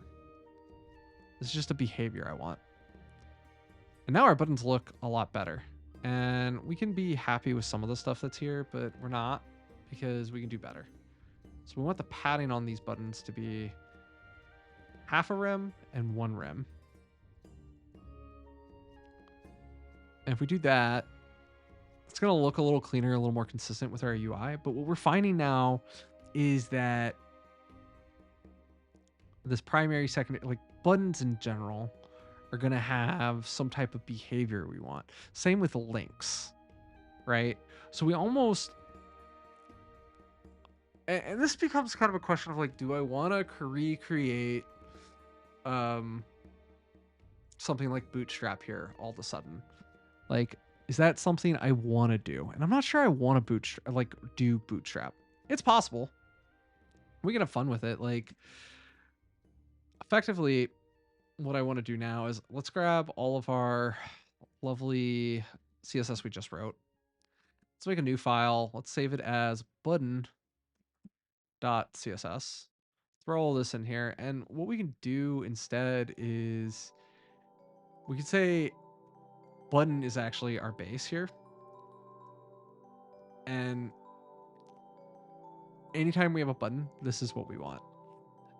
And then all we're doing with all of these down here is now we're just setting the color scheme for those buttons when they come up.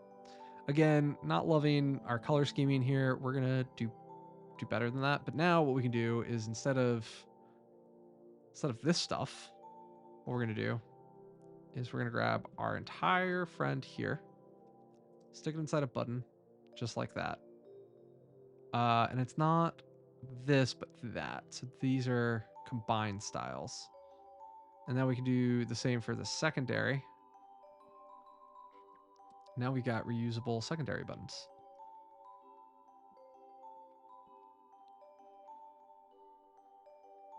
Oh, so Lucky, I gotta ask. You seem like you're an up and coming developer, learning new things. What got you started? What got you inspired? While that's going on, I'm just gonna. I also want to change these names. I'm just realizing. Want this to be button primary and button secondary because the words primary and secondary have very different meanings. So now we got our button working. in both places. Check that out. Now, if we don't want to like force this whole button primary thing, that's fine. This isn't something we have to do. This button prefix is just something we wanted. So it's possible we just say button star like this. We'll have these styles. And then button primary. Now we're just doing some optimization here because I think this might be better than what I was doing. Boom. Let's try this now. It's almost right. Okay, so can I CSS wildcard selector?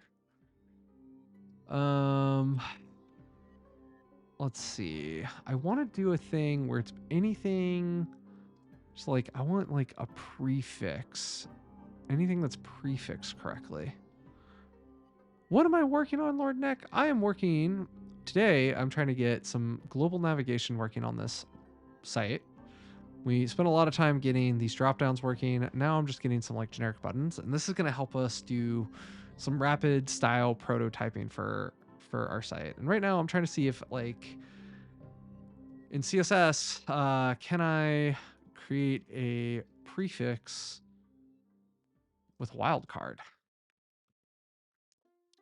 So like I want all of my classes that prefix a certain way. And it's not doable with CSS, but it is with CSS3.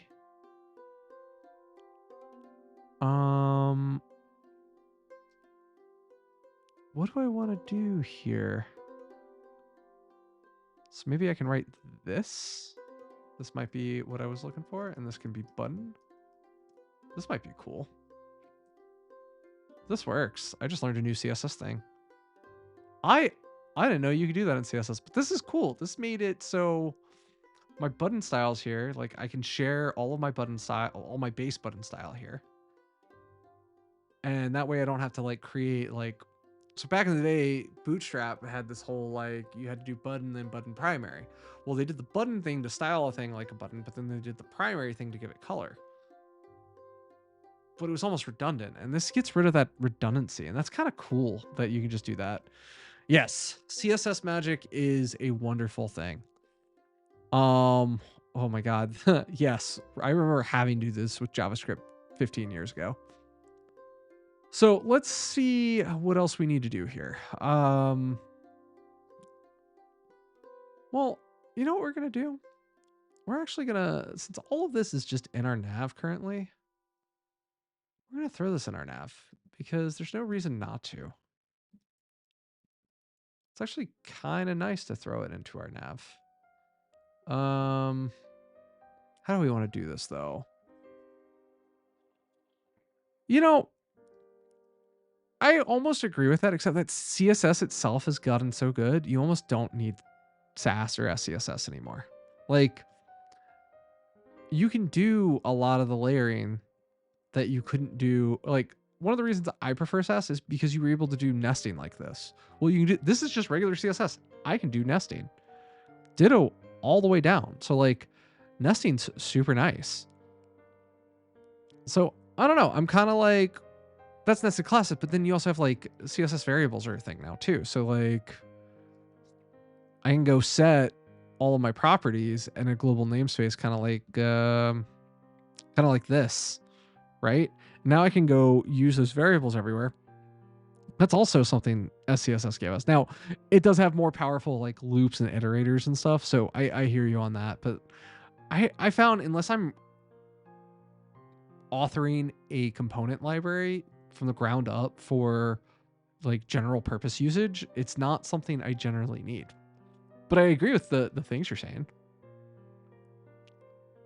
All right, so what am I missing? Okay, so I was kind of in the middle of trying to do this. Okay, so we're going to do a little bit of jankiness here, but it's an important bit of jankiness, which is I want to put I want to put these into our main navigation here.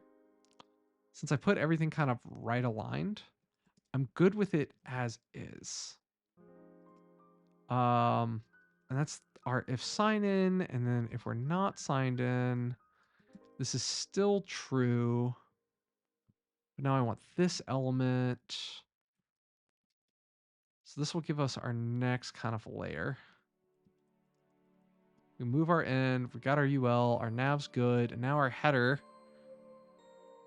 was almost good.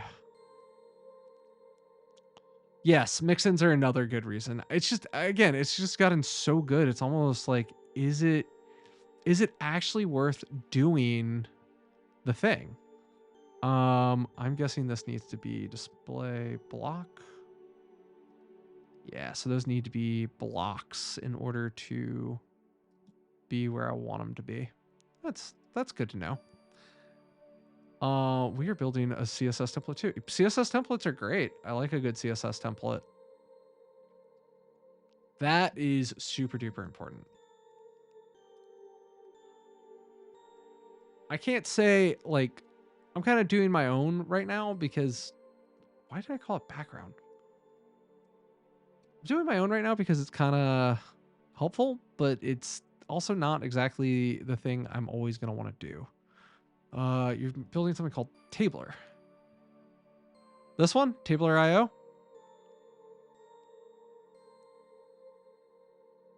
That does look nice.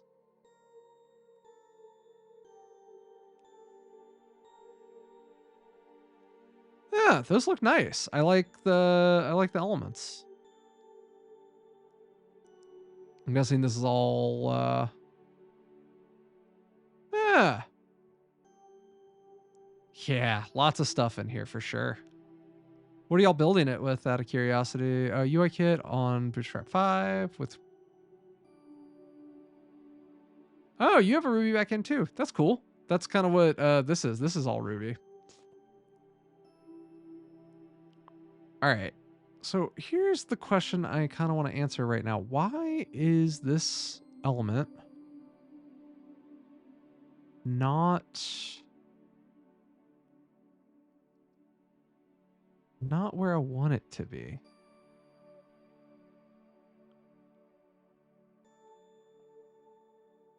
So you're building it in Ruby and compiling it to HTML and CSS.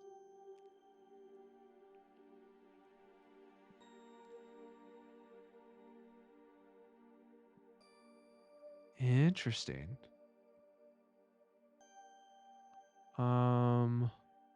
Oh man, you have a gulp file. I haven't seen one of those in years.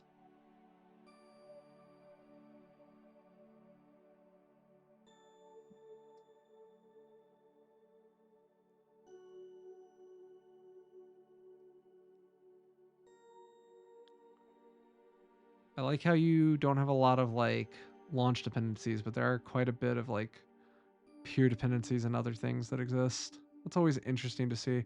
So I'm kind of curious, like, why build with Ruby for this? That's maybe my question.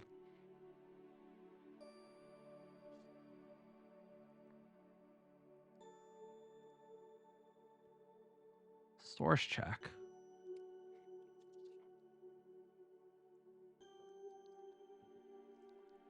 Curious what you mean by a source check.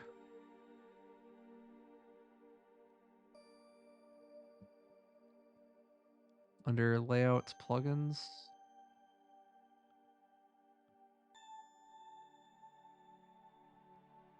All right, hold on. Source, layouts, plugins. Ah, here we go. Jekyll. Oh, so you're just using Ruby for build. And because of the Jekyll site.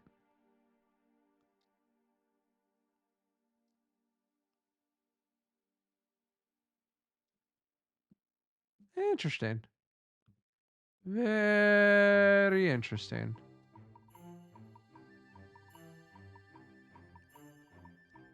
Well, that's cool.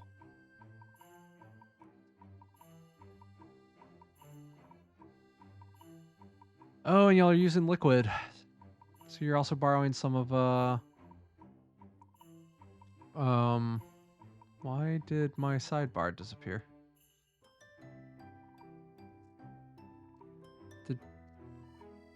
What the hell?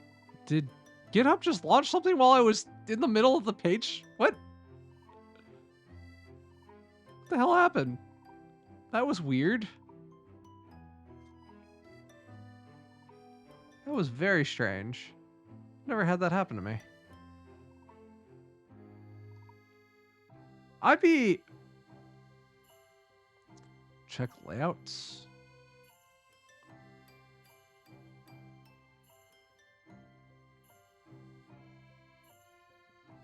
Ah, there we go.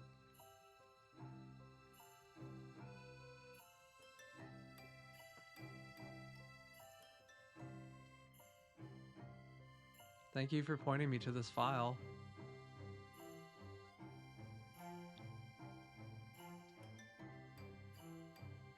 Yeah, no, I appreciate that.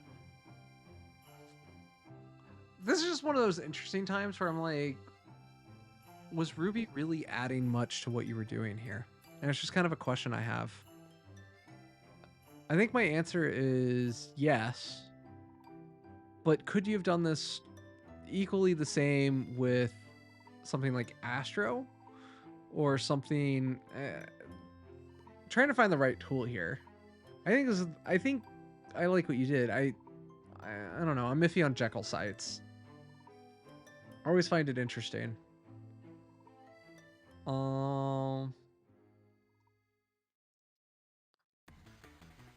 Yeah, well, I'm not like, oh, you need to use React. Nah, that's overkill. You shouldn't use React for this. But I'm just kind of like, I'm looking at this. This is just markup or markdown effectively. And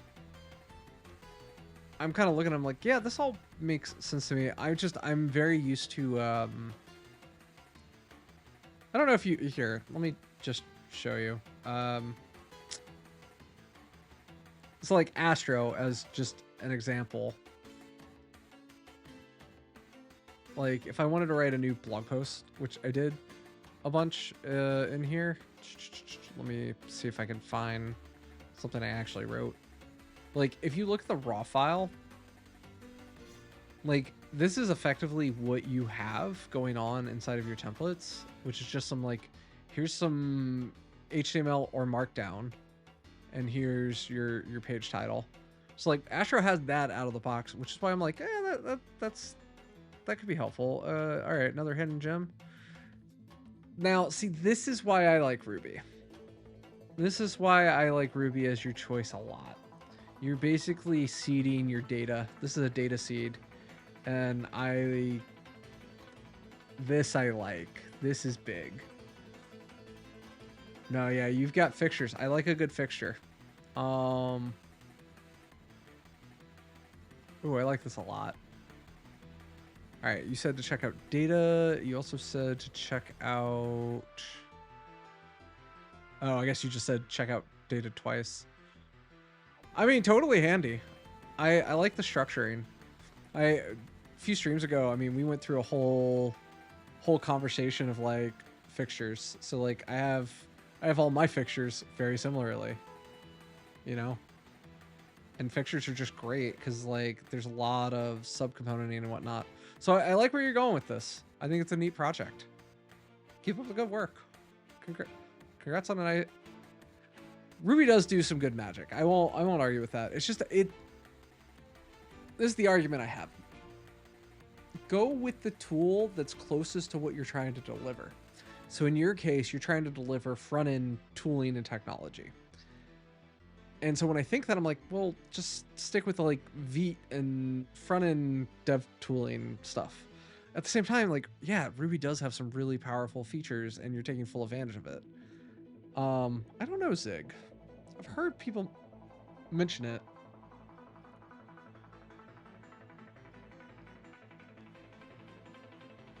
Huh.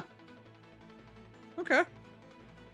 Well, this would be something I would check out if I was ever interested. It's not the type of programming I do, but it's interesting. Okay, we did that. We're here. Isn't that where I just was? No? Design, SSG. Is a site a collection of markdown files, how scalable, flexible static site generator. Oh, neat. And this is all built with Zig. Yeah. I mean, here's the thing, and this is my earnest, honest opinion. Like, use what makes you happiest. Period. End of discussion. Like, if one of streamers do this, yeah. And that's the thing. Like, if this is what you like, man, all the power to you. I'm just gonna be frank. It's not what I like, but you know what? It's not about me. It's about you. It's about what you want. And like, that's just so important. Interesting.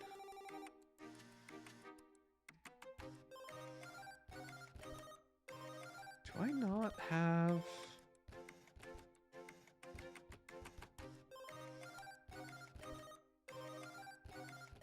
List style, margin, padding, displays. These are grids.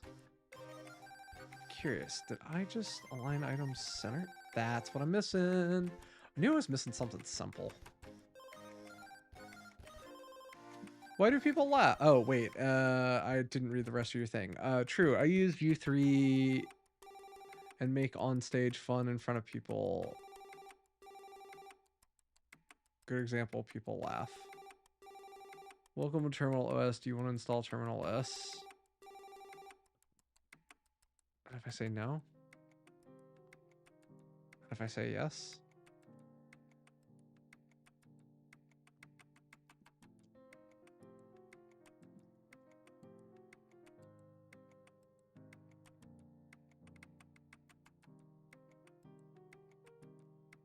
What? I don't totally get the joke here.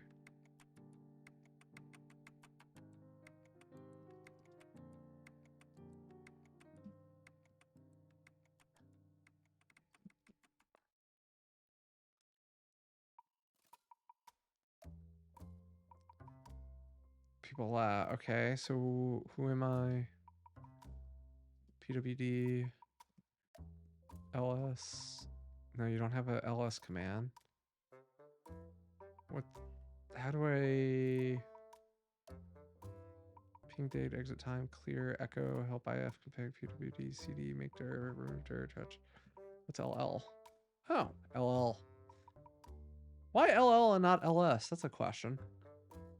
But okay.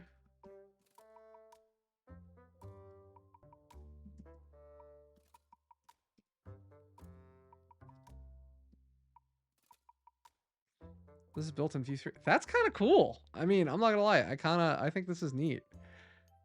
I think this is just a cool little demo. I'm curious, like, is there an actual file system under the hood? Or are you just doing like a graph in memory? Like, what's your underlying data structure for this? Be lucky. What is Ruby on Rails? Ruby on Rails is a web framework for building applications in Ruby. So Ruby's a programming language like JavaScript. I think it's a beautiful language for several reasons.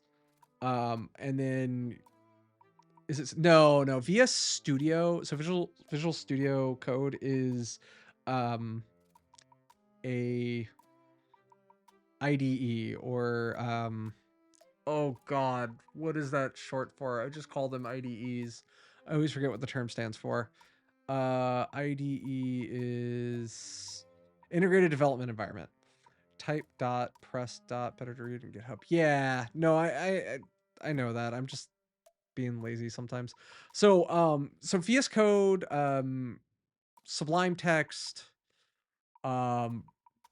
WebStorm, those are IDEs. Ruby on Rails is similar to, like, since I think you're coming from the JavaScript ecosystem, like it's like a Next.js, but better in a lot of ways.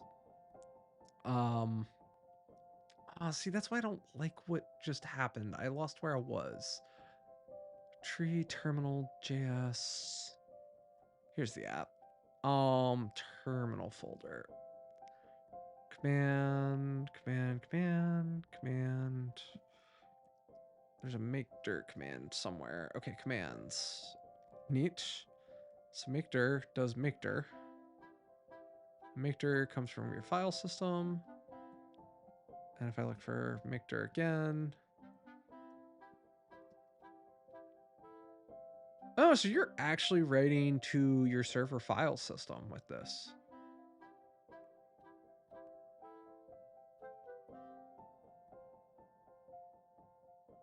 Ooh. On top. Right. Okay, so you got your graph. So this is totally a graph. That's what I was asking earlier. And so if I make a directory, get your path. All right, wait, is resolve path not what I think it is? Resolve path is not what I thought it was. Oh, tricky. Okay, yeah, so you're just managing a in-memory graph. I like this. Oh, that's cool. I like it. I like it a lot. Yeah. It's always fun to build your own in-memory file system. I was like, that looks like a graph. I was like, that's probably what you were doing. So, yeah. That's cool. That's a neat project. Okay. Lucky, you were asking, like, what is Ruby on Rails? Let me draw it out a little bit, because I think it's easier to kind of draw out. So you've got you've got a website, right? So this is, www.yourwebsite.com. And this is just rendered as HTML, CSS, and JavaScript, because that's the way the web works, right? And when somebody hits your website, what's happening is it's sending a request out to some server. Now, it's, in this case, a DNS server. And we kind of take this for granted, but this says, hey, I'm looking for this thing on the internet. Do you know where it is? And this thing says, yeah, I know where it is. It's over here. And it points you to some other server. And this is going to be your server, CloudFront, CDN, something hosting your website, right? So DNS says, hey, I know where this is. It's right here. Here's your stuff. And then this returns to the browser, and this is what renders our website. So this is the kind of like the high level of how the web works, right? Well, this thing right here, this is complicated. This could be a bunch of different things. In our case, like, our DNS could just point to JavaScript files, or sorry, HTML files that we just have stored on some file system somewhere. So these could just be static things. Let me simplify it, Nick. Let me keep it simple. We got to educate, and we don't want to throw like a million terms at somebody. So this is the base part, right? So we're starting with just a page. We go to the DNS, we get the page. Now, this is where our website kind of determines, hey, do we serve this thing or that thing? So like in your case, you sent me that example earlier of your password generator. You're using Netlify. This is Netlify in your example, right? And Netlify just said, hey, yeah, we'll take your HTML file and serve it up on a DNS. Netlify handles this entire piece of the puzzle for you, which is great. But sometimes you need something that's a little more complicated. Sometimes you need something that you need an API. You need maybe a database, right? And you need a way to like combine all these things together and make it so this points or is pointed to this example and pulls your data. This is where Ruby on Rails and other frameworks kind of come into play. What they are is they're ways to help you build these abstractions and layers around your application to serve it to your users. So in my case, kind of coming back to this is my Ruby on Rails app. I've got my application. Here's my application. And this is just some HTML, and it's more than just HTML, but it's HTML.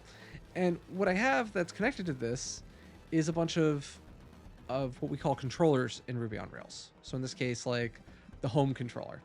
In this case, the home controller doesn't do a whole lot. And that's what's rendering this page here. It's rendering what's here and here. It's making it so my page renders the way I want. And if I go to, like this dashboard page, this takes me to /events. I have this events controller, and this is doing a whole lot more stuff all of a sudden. And this is calling things that are referring to like a model, right? And this model is just a representation of data that I'm just returning to the user. So yeah, frameworks take away a lot of the grinding, but they help you simplify how you build complex pieces of software.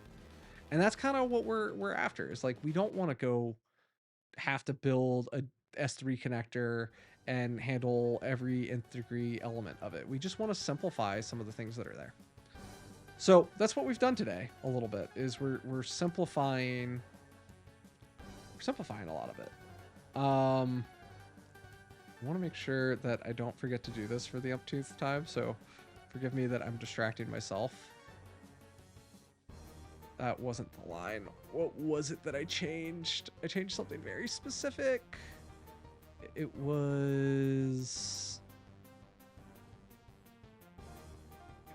this, right?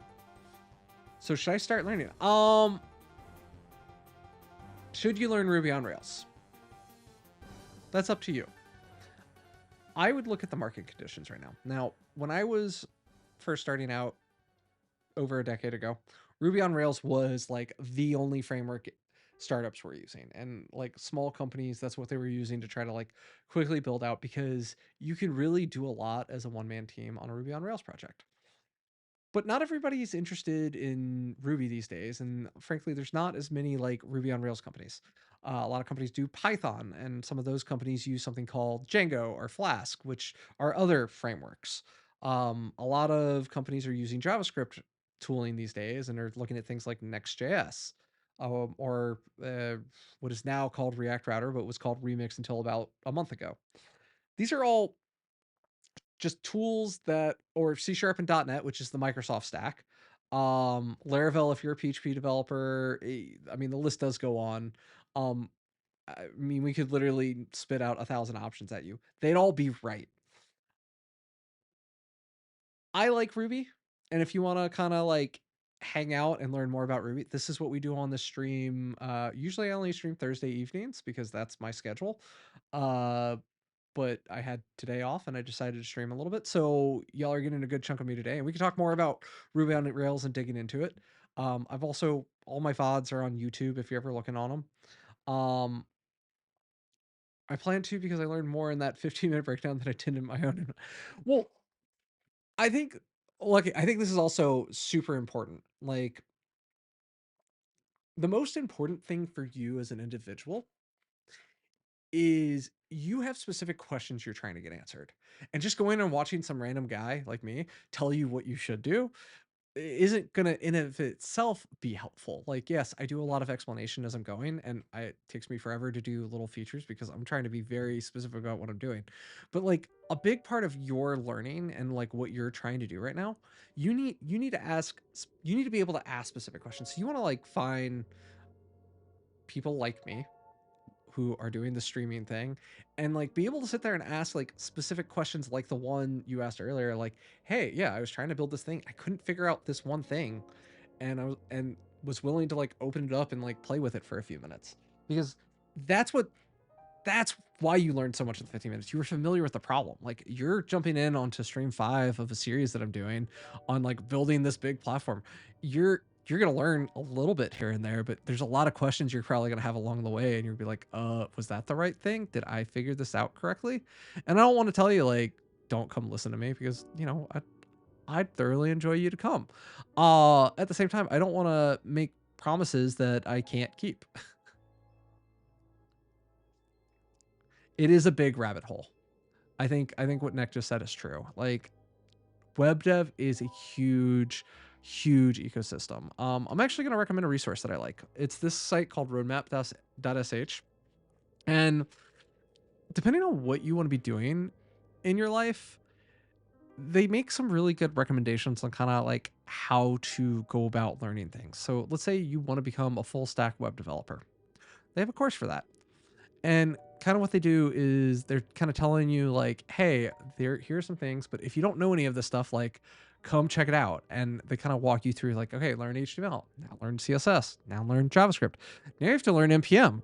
Now you have to learn Git. Now they're saying React and Tailwind. I don't know if I'm going to agree with this, but those are good things to learn. Now you have Node, now you have Postgres, like, and they're going to take you on this journey of like learning piece by piece. What's the fourth? Oh, this link? Yeah, I can absolutely toss this link. Yeah, I mean, these are all valid things, and like it'll walk you through each of the steps. And like what's nice too, like just to kind of click into it, like say, hey, go learn JavaScript. It's not just like, hey, how to like this is what you should do. It also gives you links to like articles and videos on like how you can go learn this stuff. And if you need other recommendations, you can easily like once you have the basics of it, start going and doing some search around. Like I'm a big fan of Codecademy. I was a moderator there for years. They have some great courses and catalogs. Like if you really want to learn JavaScript all of a sudden, like here are their JavaScript basics, and I'll throw that into the link too. Khan Academy is another site. They have a lot of great online courses. They're a little more like K through 12 prep, but they have some computing stuff. It's all interesting to read.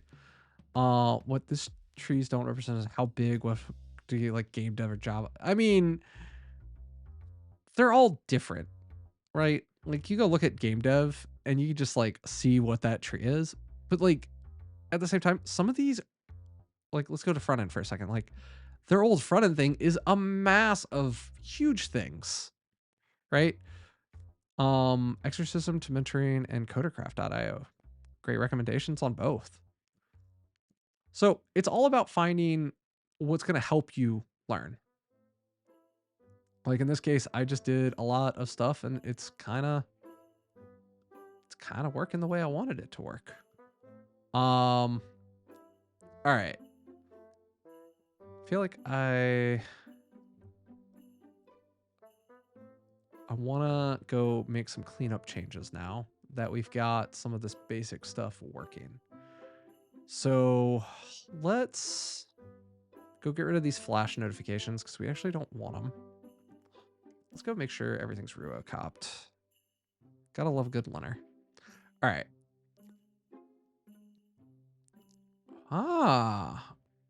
Why is there so much white space? There's a P notice and a P alert.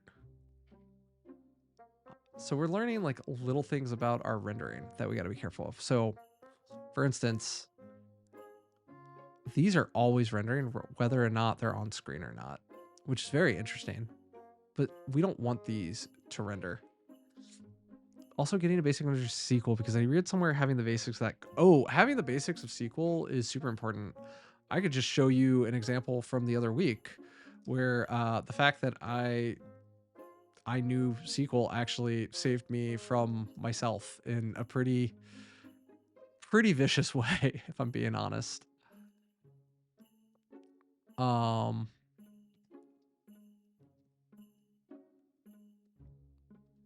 And I will say that's something I really like about Ruby on Rails. Just to kind of, I will always talk highly about Ruby on Rails because I think highly of Ruby on Rails. But here, let me just get one more thing done real quick, and I can kind of show you what I'm talking about. Because I do want to do this real quick. I want padding to be 0.5 by 1. Oh, there we go. Okay. Woo! Sorry, I've been just wanting to like get this looking decent the whole time. And it just wasn't going super well. Now, the one thing that's not going super well is I need to set this one to type button I want to stay. No, I guess I do need it to be a submit. I just don't want it to be that.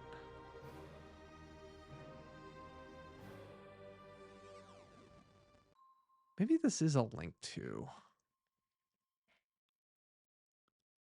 Ah, that one should have been a link to, whereas the other one is a button. Okay, so like, let's talk about, now that we kind of got like some of my bugs, just to show you what I just did and what I was confused about. Like when I hit login here, it's saying invalid email or password. Like I have an invalid email or password, but like I didn't try to log in yet. I'm like, why did that happen? It's because this was a button and it was trying to submit the form. If I change it to a link, on the other hand, like it just did, it just becomes a navigation action. And now the page renders the way I expected. Now I can actually do some nice stuff. So here, let's talk about one of the reasons I love Ruby on Rails.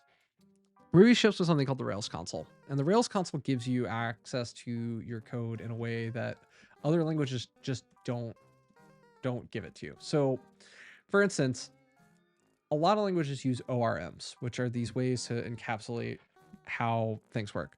But one of the things I really love about it is if you look at this, this just said, hey, give me all of the events from my database. And what it did is it actually showed me the underlying SQL statement that it ran in order to do it. And so like, if I wanted to just get the first event, right? Well, it says, okay, get all of the fields from event, or get all the fields on the event record, and then sort by ID, which isn't actually helpful because I'm using UUID, which are unsortable. And then it's got this ascending, and then it takes a limit of 1 and just returns that first one. Now I have this event record, and I can actually look at my event, and you can see like, hey, look at all these really, this is all the information I need on how this thing works. But let's say I want to go get like this event, and I want to go get its event sessions, right? Because that's a relationship I created. Well, you can see it does a join table, and it, or not even a join table, it just does another select based off of the information I was providing it. And what's really nice about this is, without learning SQL, if you're paying attention closely enough and kind of as you're going reading it, you're going to learn how to write the needed SQL to do the things you want. And I think that's super powerful and helpful, especially for somebody learning like, hey, yeah, I do have this data. And I do want to know how to query it. And now I have learned how to query it using this ORM syntax. And then eventually you're going to get to the point where you're like, oh, I don't know how to use the ORM syntax to query something. Maybe let me try writing the generic syntax and getting back to the ORM. And it just makes it easier as somebody who's learning to like find what they're looking for and start to understand the consequences of what they're writing and how to do it. I don't know if the right way is what I would say. But they're all interesting, and that's kind of the important part here. Like, I'm in our dashboard now. I can log in, and now I've got this layout working. And like, this was our goal of today, was to actually get this layout. Kind of coming back to our to-do list, like, let's do the thing. Now, we want to kind of take a lot of what we just did here, and we want to go apply it now to this administrative view, because this is the next one that we want to do. Because you can see like there's some stuff here, and like our nav's not great in this instance. So the question becomes, can I make this better? Can I make the navigation more generalized to what I'm doing? And this is where navigation kind of gets cool, if I'm being honest. Because now, earlier you might have paid attention, I kind of abstracted this into its own thing. And all I did before was, I was like, yeah, I have this admin thing, which is actually the same exact thing as my other non-admin thing, except that it lets me do some of these other like little component things that I was doing. It's like, well, wait a second, is that actually what I want to do? Like, does this make sense? And the actual answer is no, it doesn't. And that's where this partial's coming in. So we're gonna kind of take this to the next level now. So something you can do in Ruby, this is like PHP, is you can actually kind of set up some variables at the top here.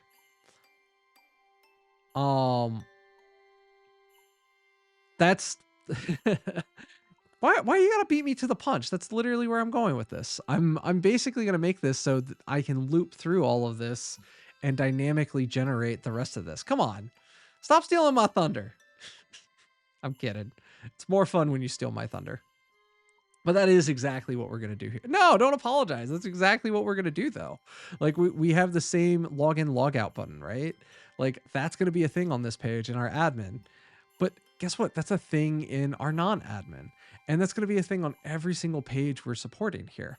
Now, the difference is where is this going to live? Like, in a standard navigation, it's actually going to live in a drop-down menu. So what we're going to kind of do here is we're going to look at our admin interface a little bit more closely and figure out what variables did we need here and how are we going to pull it out.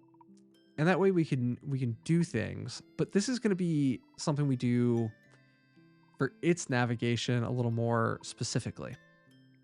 We do nav web YAML nav admin YAML. Yeah, that makes sense. And I think that's totally fine. I think what, and this is kind of something I got to debate for myself real quick, is so I have the admin layout that is going to be just ever so slightly different than my other one. I'm also going to have like this event layout. So like, it's almost like pages are going to define what they want their navigation to be, but that's a little too heavy handed. So what is the question that we're going to kind of ask ourselves right now is the trees are always going to be somewhat similar, but how do I determine from the context of the page I'm on if I want to use, do I want to use my application YAML or do I want to use my admin YAML? And that's what I'm not entirely sure. That's a lie. We're going to try something here. So we do have an admin controller, and we're going to write a method called get navigation, or it doesn't need to be called get. It just needs to be navigation tree. And for now, what we're going to return is we're just going to say the tree is admin. And we're going to do the same method in our application controller. But this time we're going to say application or anonymous. And this one's actually going to be our event or main admin, because we're going to have one more controller a little deeper down. But what I want to see here is if I, inside of our navigation element here, I'm just going to put it right here. I'm curious if I can just call this like that. Except this won't work for our admin view. So what I gotta do is in our admin controller, I need to get rid of the layout for a second.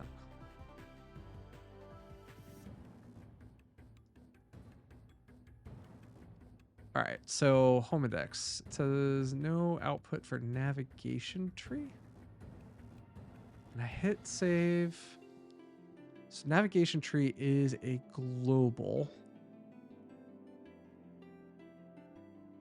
Oh, if I just return, I just need to return it, not actually assign it a variable. That would have been smarter.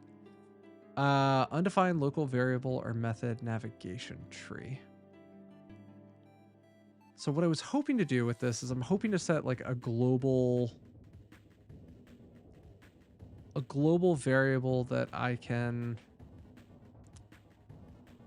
pass in to this partial. Maybe I have to do it in the layout itself. So like, let's just put navigation tree here for a second. So undefined local variable or method navigation tree. So call application controller method from view.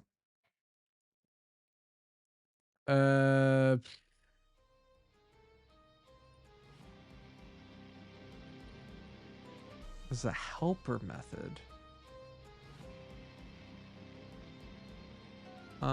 Is that what I actually want? This might be actually what I want.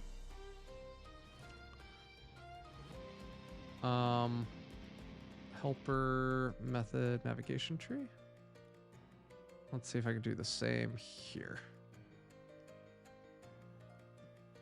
And if I go to the dashboard.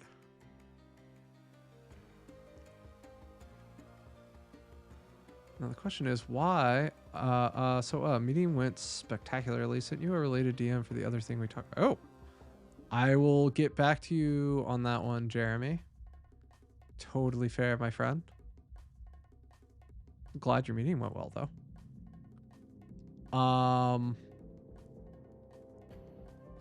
Yeah, so right now what I'm trying to figure out is why is my events controller inherits my admin controller,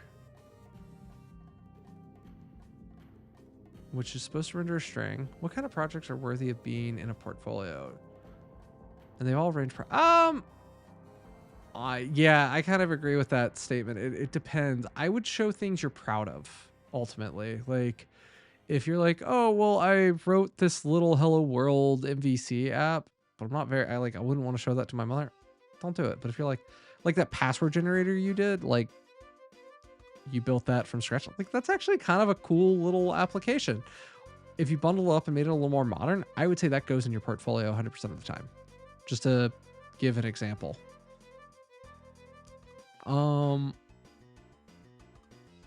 Okay. Why the heck is our view not working? We're going to restart our server, make sure we're not just doing something illogical here.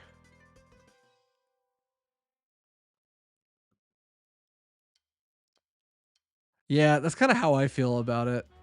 Like one of my favorites, one of my favorite projects I've ever worked on, I can't talk about publicly. And it's like the most aggravating thing in the world. Cause like, well, no, I did this. Is that screwing me up? If I go to this page, it works. If I go to this page, why no work? Why no work? I don't understand why that doesn't work. It's still showing this thing, but I took away... It's because it's the same name. It's because it's the same name. All right. So what we're going to do real quick is, like I said earlier, we're going to try and consolidate, because consolidation is better for us here. So that's cool. All right, this is what I was hoping we could do. So we have our main navigation here, and if we go back to our home page, we can see it's anonymous, and that means we can actually define what shows up in our navigation dynamically based off of these navigation tree elements. I'm very, very happy with the direction that this is heading in now. So if we come back to our... Now, actually, here's a question. Do we have an application helper? Yes, we do. Is that the right place to put this?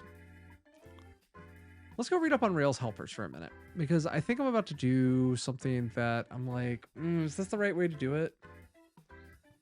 So the following is only a brief overview summary of helpers.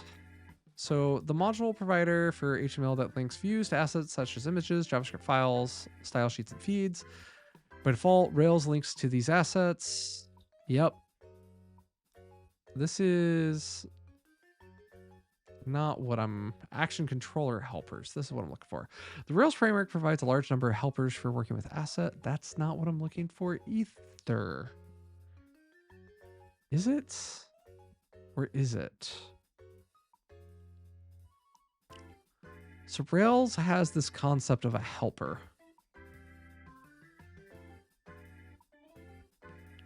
All right, let's see. what are Rails? Helper is a method that is mostly used in Rails views to share reusable code. Rails comes with a set of built-in helper methods. One of these helpers is time to go. Yeah. So these are writing helpers for specific views. So I think that's a little different than what I'm doing here. I'm trying to set some global attributes here, which is a little different, which we're okay with. And now what we see is we can actually write these trees. So if I go to our navigation from before,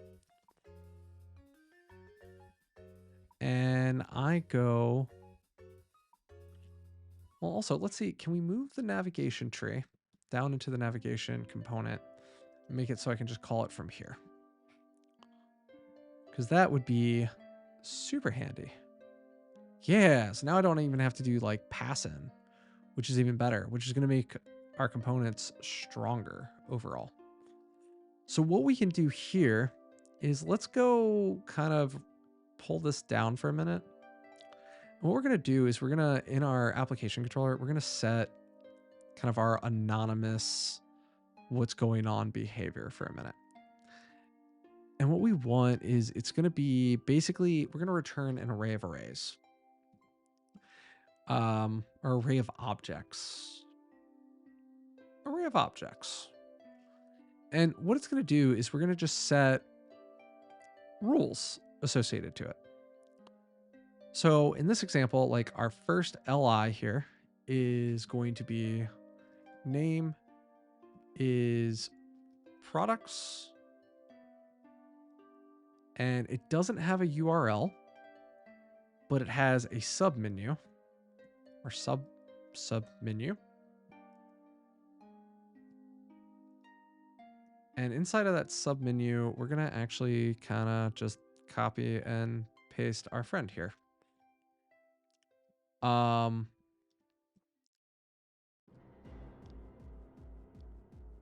And then we're going to do the same thing with about.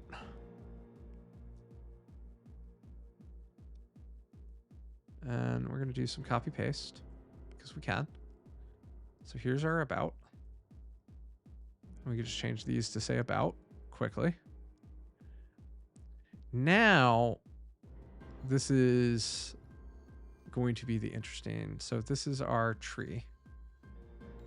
And eventually we're going to return that tree. And now the reason I'm, nope, I wanted what I had. And the reason we're doing this is now we're going to have some conditional things.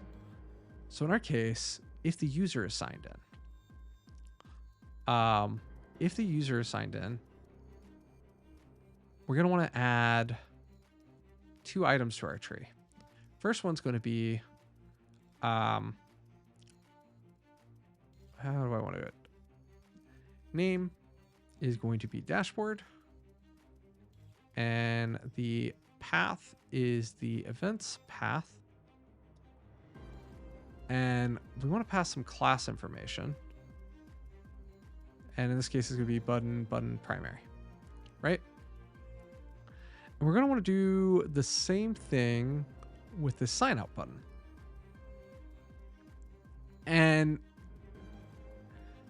this is where it's going to get a little interesting in some of the stuff we're doing. But I think in this case, what we want to do is we're going to set another tree. This one we can call log out. This one's path is going to be our destroy session event. It's going to be our secondary button. And then this one's going to have a method of delete passed in. And then if we're not logged in, now we need to do the login button. And here what we can do is we can just append, let's see.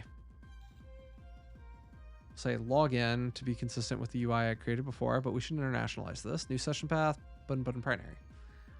All of this is good. Now, this is where things get a little interesting. This one's technically a button, whereas the other 2 are technically links. And so is the rest of this. Like, this will be a button. This will be a button. These will be links.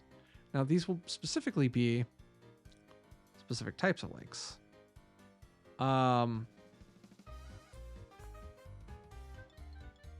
So this is something I want to figure out real quick. But what we can do here, and this is what I love about this, so we can just go ahead and try to render this real quick. So our primary navigation here is actually just going to be our navigation tree method that we just did. And then for each, we're going to do nav item.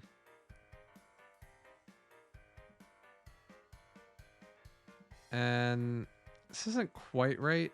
And I can tell you it's not quite right. So I'm going to clean it up real quick. But let's kind of go through how we're going to want to write this. So let's go through our first example. Our first example has a submenu. So in our case, if the nav item has key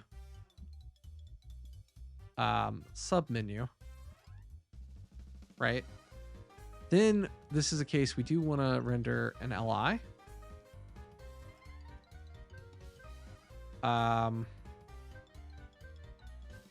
And in here, what we do is this all stays the same, but now our locals get a little different. So in this case, nav item is, for the locals, it's, let's change all these to name instead of, or title instead of name, just for consistency, making our code a little more easier. So title.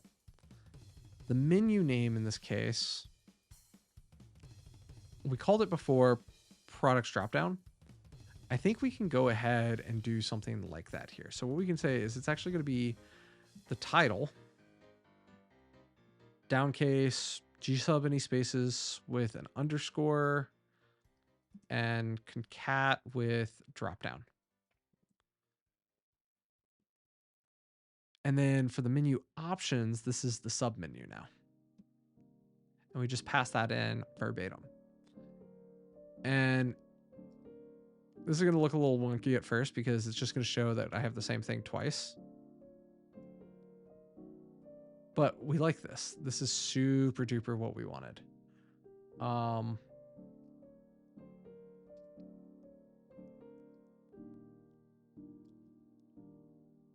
All right, we're gonna semantic versus non-semantic. Should I prioritize using one? Always use semantic.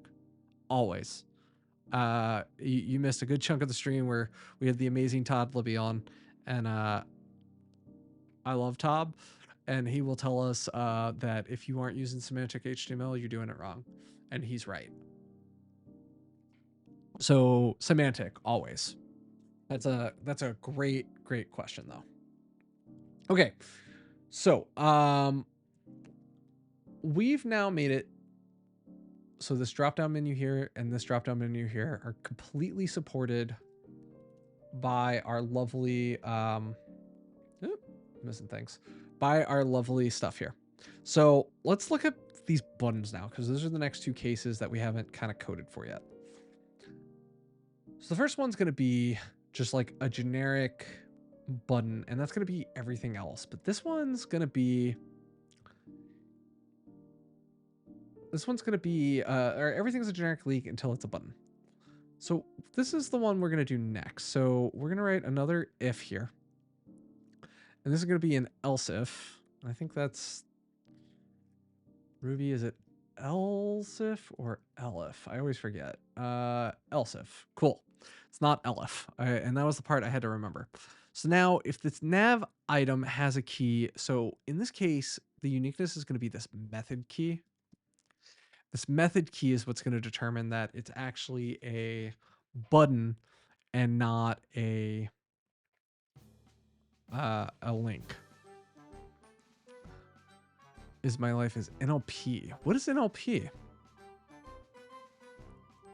I'm also curious what NLP is. I wasn't quite sure what that was. So in this case, now what we can do is we're going to render this button in here. So it's going to be an LI, but it's going to be an LI without this dropdown class. Check out the link. NLP, Mastering My Mindset, the game-changing effect of neuro-linguistic programming.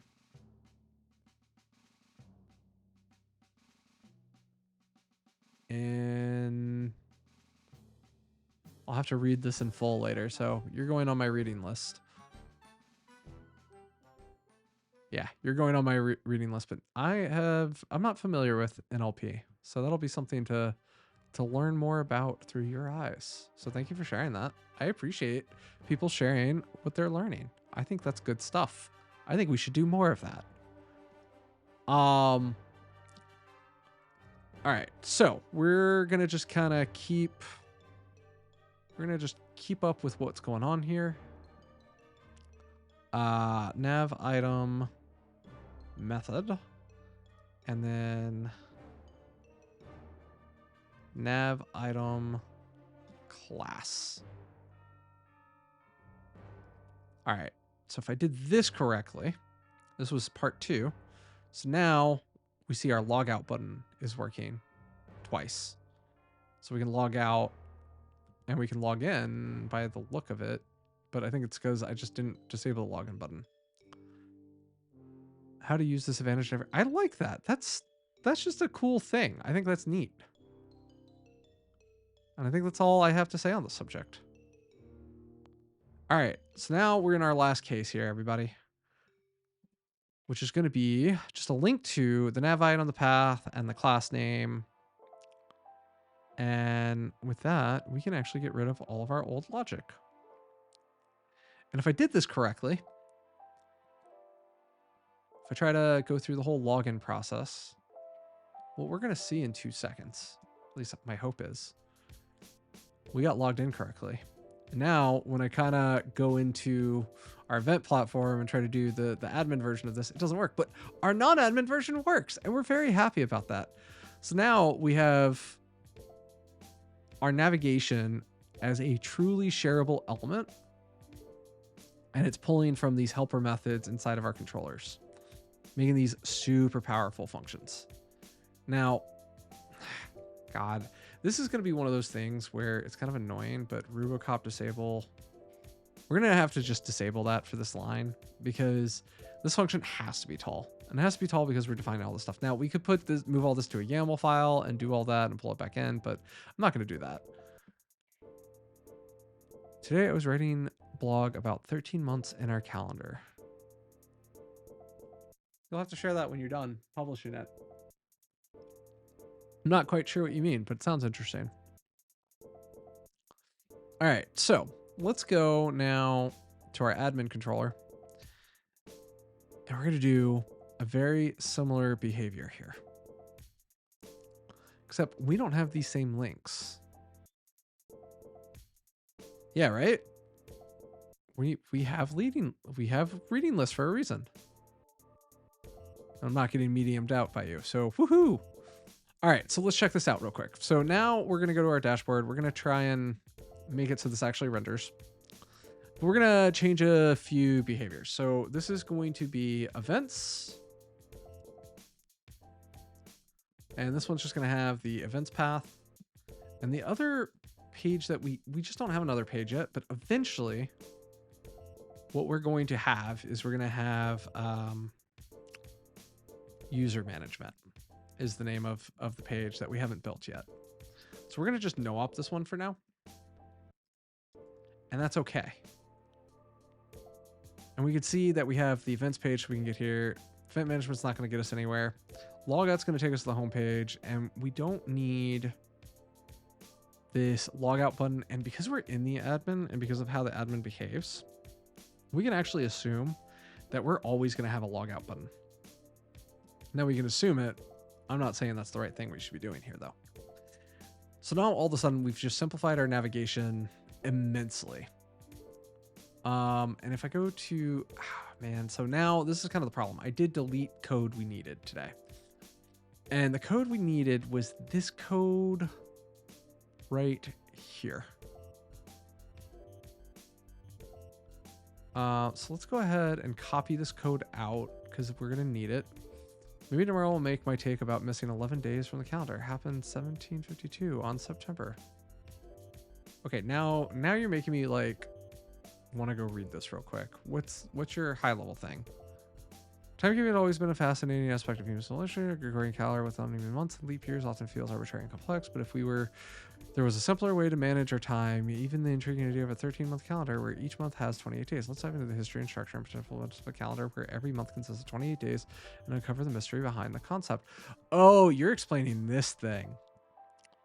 Yeah. Yeah. I don't want to joke about JS stuff, but you know what we could do? I'm butchering his name, and it's gonna come up though. Actually, you know what? We're gonna post this, but we're gonna watch this right now because this video is amazing, and it also talks about Ruby. All right, good. You guys know what WAT means? WAT. Exactly. Let's talk about Ruby. In Ruby, if you reference an undefined variable, of course it name errors, as you would expect. And if you try to assign B to A with them undefined, of course it name errors, as you would expect. And what happens if you try to assign A to A with A undefined? Nil. Correct.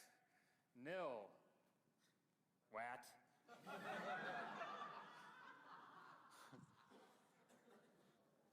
Let's talk about Ruby.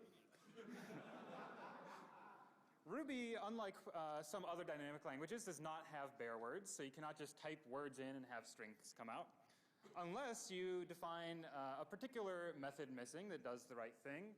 And then if you type bare words, suddenly Ruby supports bare words. And in fact, it will even support bare words with bangs in them. And this is not deserving of WAT. This is actually a result of how awesome Ruby is. But if you ever actually do this, then WAT.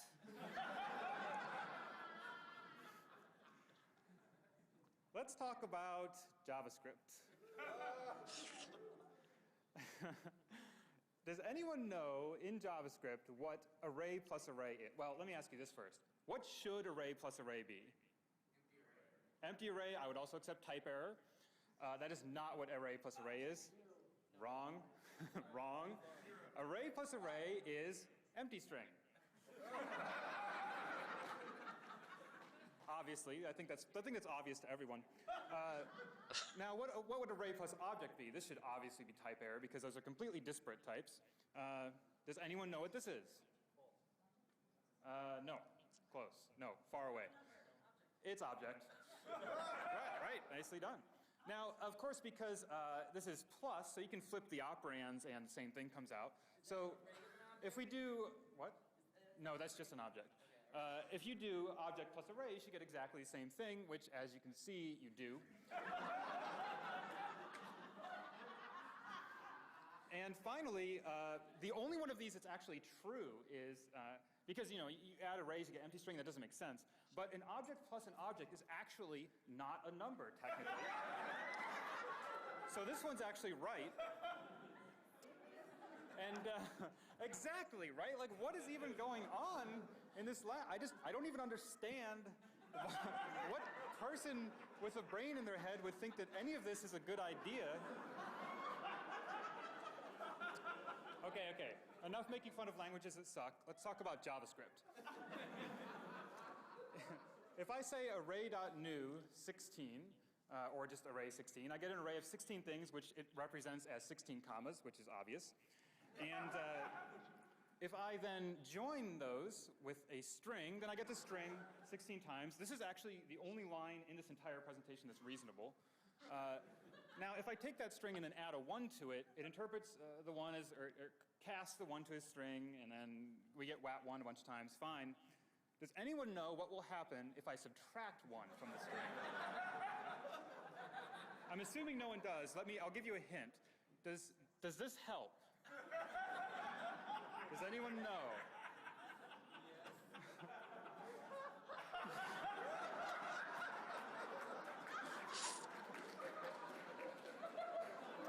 Wet man.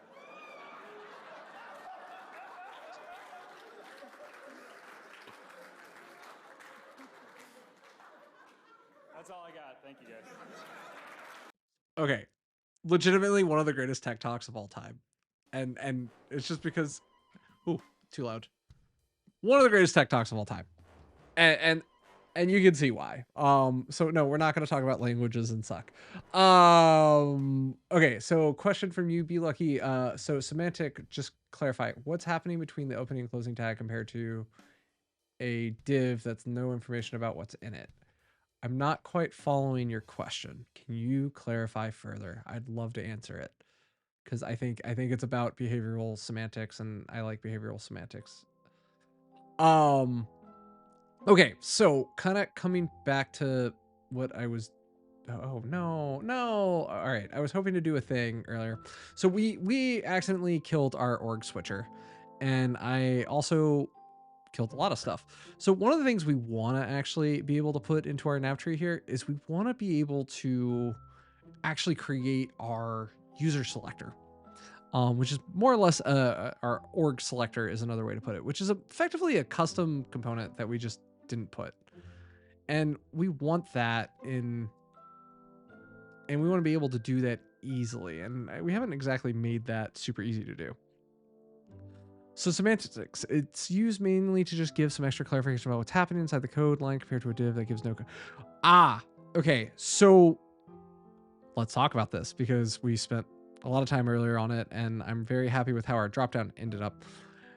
Semantic meaning isn't just to give generic information to somebody trying to read the document. It's actually used by screen readers and other accessibility tooling to make your website more valuable to others. So making everything a div is bad. Don't do that. If something is interactable, it should probably be a button. If something navigates, it should probably be an anchor tag. If something is a form, it should use the form helpers and labels and whatnot. If you are listing information, you should be using unordered list or ordered list if they're actually ordered information. So like all of these decisions ultimately matter, and you want to make sure that you're giving meaning to the elements you're displaying. So in this case, like these notices here are paragraphs. Fine. They don't have any semantic meaning outside of, hey, here's some information you might want to read. Images are semantic because they tell you that it's going to be an image. Video, similarly. So there's a lot of powerful meaning, and it's mostly about accessibility. So if you can avoid using a div, do so. That's kind of the rule of thumb. Like, try not to use a div. That's the name of the game. Sometimes it's worth having just a div, though, because it's intended to be like a grouping element.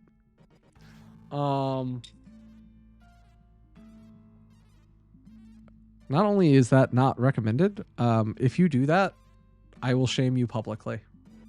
Not because you deserve to be shamed publicly, but because that's actually a bad thing. And to do so is an affront upon those who rely on accessibility features of the web. So don't do that. Don't be a bad person.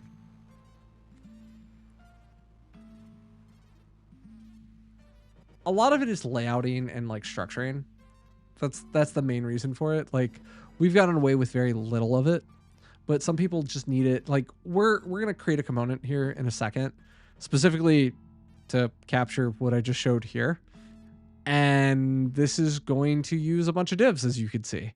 And the divs are just for logical groupings to help me lay out how I'm going to want this to show up. But beyond that, they mean nothing.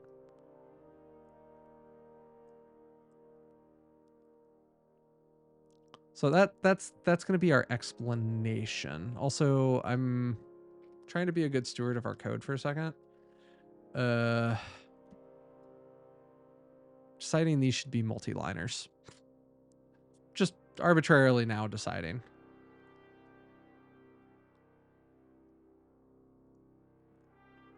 All right, let's go fix this. And if I do this, if I do that, no, it won't just auto fix it for me. I was hoping it would. Sweet. Okay, so this method is now working. We're happy. This method, we are now going to need to deal with the fact that one of the things I actually want is to create effectively this profile card here. So this is going to be like the user. This is like a user menu, effectively. And so while I'm giving this thing a title, I don't actually need it. This is the user menu. And that could be helpful for some ARIA labeling that I might do later if I decide I actually need it. But really what I want to do is I want to render a component here. And I want it to be what I'm going to call user menu. And you're going to see in a second why I'm doing this. But right now, our thing doesn't know how to render this. And so what we're going to do is we're going to make something called user menu underscore user menu.html. We're going to put it inside of our views, put it in our shared because we might move this around a bit. And the other thing we're going to need to move into here is we're going to need to grab our logout button off of our admin view, because the thing we're going to do is we're going to put this all into a menu. We're actually more or less going to do exactly what this has done right here. This is the UI we're about to develop. So we have a user menu and an org switcher. Now, luckily the org switcher can just use our generic dropdown. Actually, you know what? We don't even have to do this custom stuff now that I'm saying this out loud. We're not going to make a custom user menu, but we are going to store the code there for a minute to just help us not do egregious stuff. Okay, so the first thing we're going to do is we're going to want our first menu to be the user's full name, which we don't have. Hey, thanks for stopping by today, Lord Neck. It was a pleasure having you, and we enjoyed your sharing and everything. We hope to see you in the future. Okay, so what we're going to do this time, we're going to pull in the user menu here. And we're just gonna, for now, this title is going to need to just be the current user. And for now, we're just gonna make it the email because we don't have anything else. But this is gonna have a submenu. And inside of that submenu for now, we don't have a whole lot, but we are gonna have a logout button. So we're gonna put that in there because that's the one thing we don't currently have. And that's all we're gonna need for now, I think. Check that out. Now, the one thing we kind of messed up here. One, we don't have the logo, the avatar. We don't have profile images right now, so we aren't going to build that anyway. But the thing that's kind of happening here is this logout button is doing something different than the other stuff we had built before. So if we go back to our drop-down menu for a second, all these just assume they're links and not any other behavior. So the navigation code we just wrote a minute ago that handles like, hey, if we're in this case, do this, otherwise do that case. We're gonna have to just borrow that and carry that over here because this is going to be very, very similar behavior. So it's basically, in our case, we're just gonna have two options. Is if the option, as we call it, right? If the option has a key method, we want to render a button. And that's what we're going to do here. And if it doesn't have a button, we're going to render it like a regular old link and render all of the good that it had before. At least I'm calling it good. We'll see if that's right. So now if we kind of re-render this, we'll see this. We can see our logout button is there, but it's not actually rendered the way we want. And that's because we don't actually want our secondary class button options here. So if we don't put that, it's going to render like a button, and we actually want this to render like a link. So this is going to be us now going into our dropdown CSS. And inside of this, we said if it's an A or if it's a thing, we're going to do this. We need to change this to also apply to buttons. Simply put, that's all that was missing. Except that we have to also make this borrow some of our button styles from our actual button. In our case, we just want to remove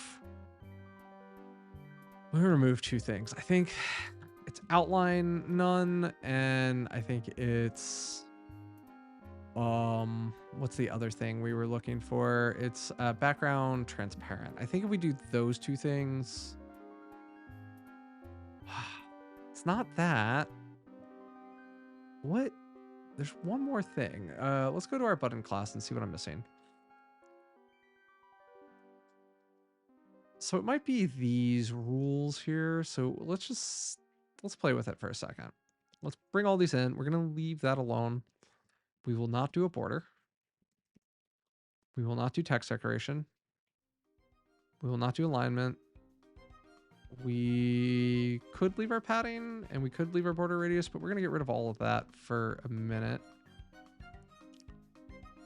And if we do that, we still have a problem. I forgot a semicolon. And then this one still has this gray background. So in this case, the background color is going to be transparent. I think with that, now our button kind of looks like what we want it to look like. Though it's not quite right. Because if we go back to our open page, kind of want it to look like this. Now, why is it not looking like our other links and buttons? And the answer is probably because I didn't do something specific. We're also going to do this with buttons.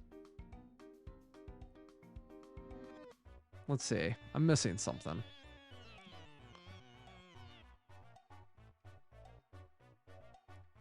Better.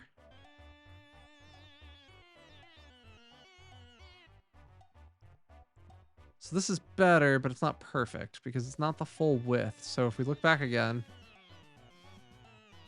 like these go full width. They're centered in their full width. So why aren't you centered in full width? So we have a center on the button and we don't have the full width. So the question is why? So if we go select this item on the drop down, if we set it to a hover state, now we can actually go inspect what we're doing. And now we can go figure out what's going on with our styles here that aren't doing what we were hoping. So if we do, instead of display inline flex, well, no, we want that. Here's our button. And the only style that it's actually getting is display, block, display, block, text align, center. So none of these are working, but I'm also not on the right element. Uh-oh. Why did my server die? My server just crashed, and I don't know why.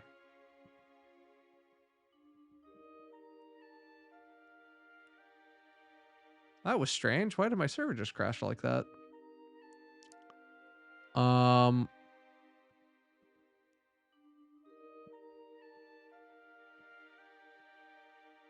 What's going on? Are y'all still there? Am I still here? Yep, internet's still working. It's raining a lot outside, so yep, okay. I was just worried that like my my internet just went out all of a sudden and it didn't, so now I'm curious why. So here, let's open up this in a new tab. And let's try to figure out what the hell is going on. That was weird. That was very weird. Okay, so what we're really looking at is we're looking at our first...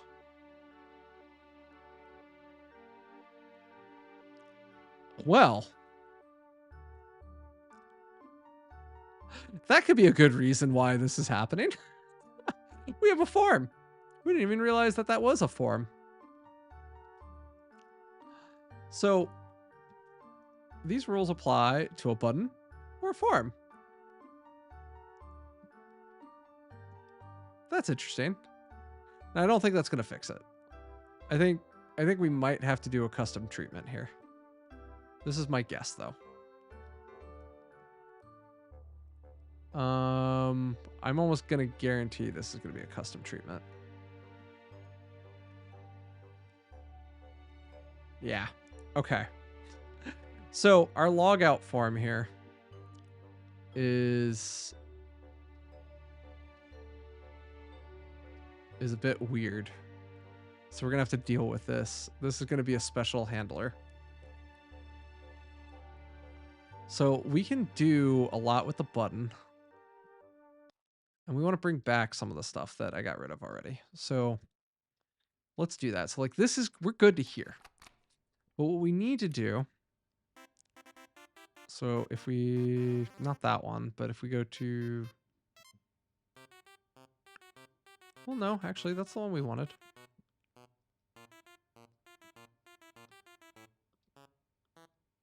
Okay, we'll focus this menu. So here's our form. Here's our button. Now the problem is, I'm guessing we have a button here, and this button isn't getting all the styles that we would have expected it to get.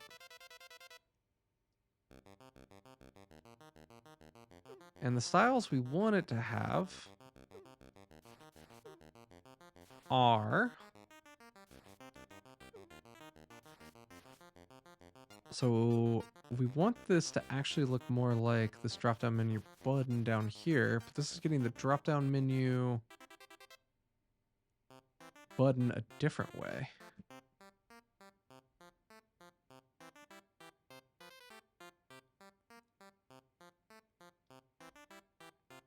Right? I'm reading that correctly. So I think it's actually getting, do I have duplicate styles? It's very possible that I have duplicate styles going on here. So we've drop down menu, A and button, and then drop down menu, A and button. Yep, I have duplicate styles. This and this are the same block. So let's post that there, clean this up, and then figure out why these are so different. So this one was display inline, border. All right, if we look here, these all look the same fine. This one doesn't. So let's get rid of this one and that one. All right, we're gonna get rid of this rule. This one, we're gonna keep it as inline. No, let's make it a block instead of an inline block. Honestly, let's just take all of these, apply them down here, and this should be the same. That's the same. That one's different because I got rid of the border. Need the border none. So we're going to do that. Now, the problem is our, but I guess we just, do we need to set the width to 100%? That would be weird. But that is the thing that was missing. And we come here and we do the same, like, now they're overflowing. Oh no, now we have overflow issues. So we don't want that for the anchor, but we do want it for the button. So we can just do a specific for the button style. So now these don't overflow. And now here, this looks right. This also needs a cursor that looks like a pointer. And now that works quite well. We're very happy with our results. Sweet. Okay. Now we're kind of heading in a direction I wanted to head in. Okay. So now we have our local test. We have our thing. Now we need kind of like our organization switcher. So this is that next chunk of code that I was starting to call a user menu, but we're deciding we actually don't want this user menu. We could just use it as a sub menu if we build it correctly. Now, one of the things we don't want to do and this is one of the things that I'm trying to avoid, is we want to memoize current user here. And the reason we want to memoize it is every time we call it, this would make a database call. And so we basically just want to cache it so we avoid additional database calls that we don't actually want to end up making at the end of the day. And that's one of the things we're going to do right now. So like right now we need the current user, but we also need their current platform organization, right? So we can go ahead and just do the current user, current platform organization. So now we get both of those. And we need all of their platform organizations. So we're just doing some stuff to cache or memoize our results locally. So we're not calling 3 database calls to get the current user and then the relationships.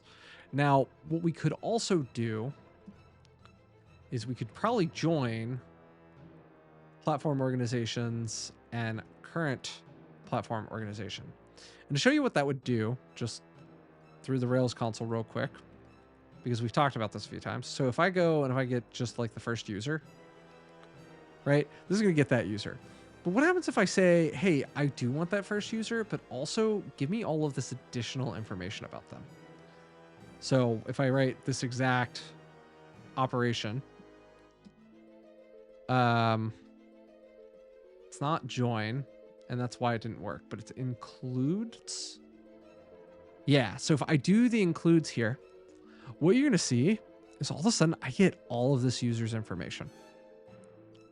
Like, check that out. It preloaded and actually did an optimized query to ensure that all this information is preloaded when I get this user. And that way these aren't database calls anymore. This is one database call with 2 helpers off of it. This is important because we don't want to introduce an unintentional like extra n+1 query into what we're about to add. Right? So now,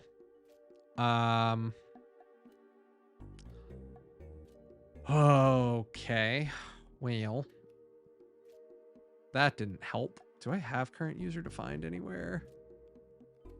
I don't, because I'm using it from somewhere else, but it's,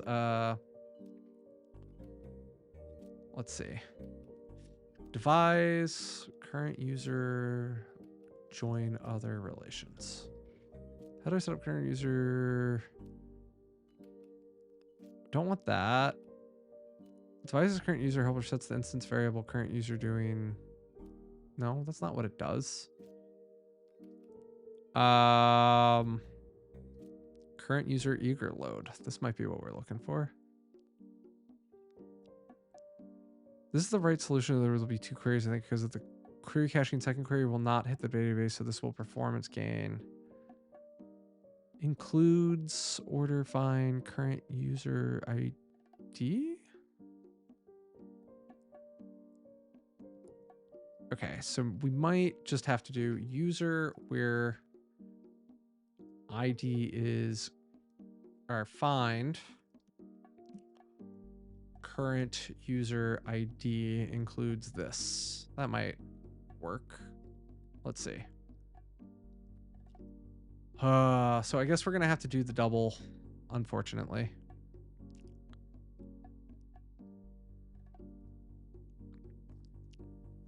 Can I move this around?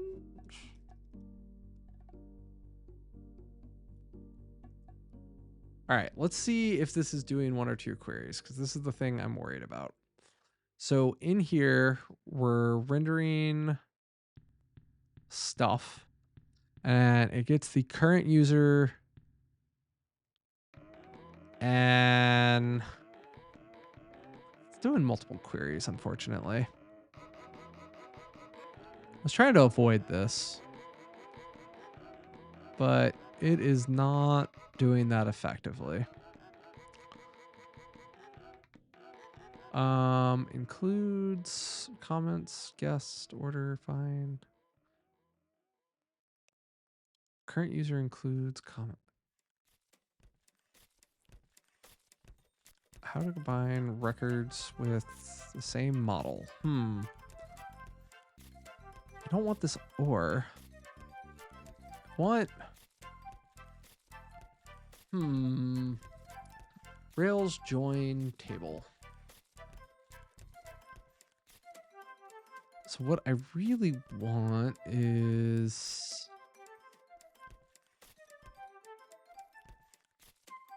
I want to like join. What I'm trying to figure out, and there should be a way to do this, is how do I go and find, like, how do I prefetch or eager?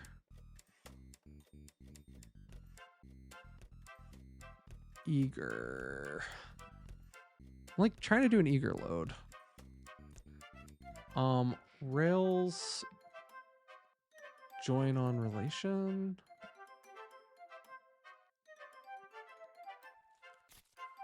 Could give the same.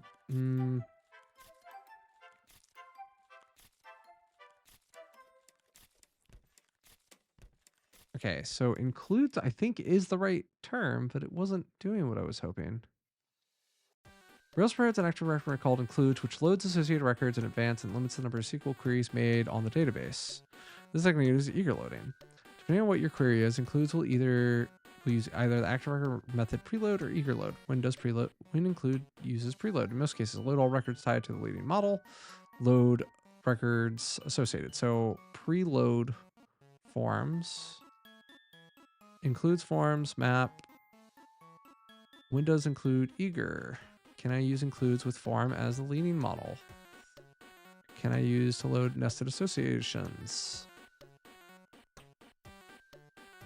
So this is interesting because it's basically doing what I'm doing, but it's not giving me the same result I was hoping for. So this is kind of annoying. I was hoping this would do the join. It's not doing the join. Here, let's just do a quick puts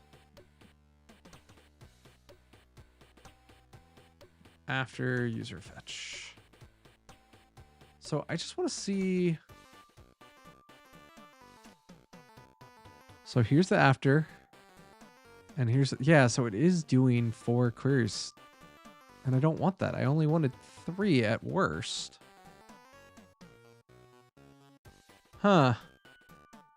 Well, that's annoying. That should have worked. Is it because it's not in an array?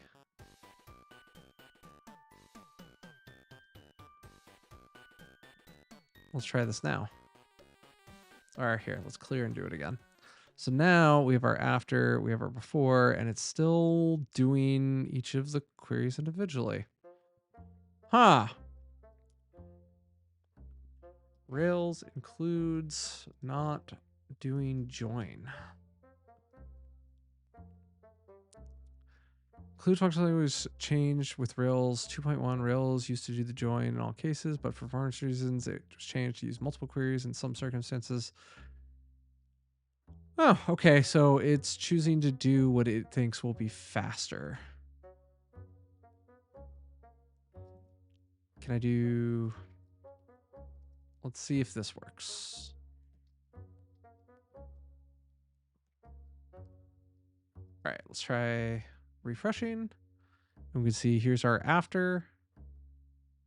And then here's the navigation tree. And now it's only doing our single operation that we actually wanted.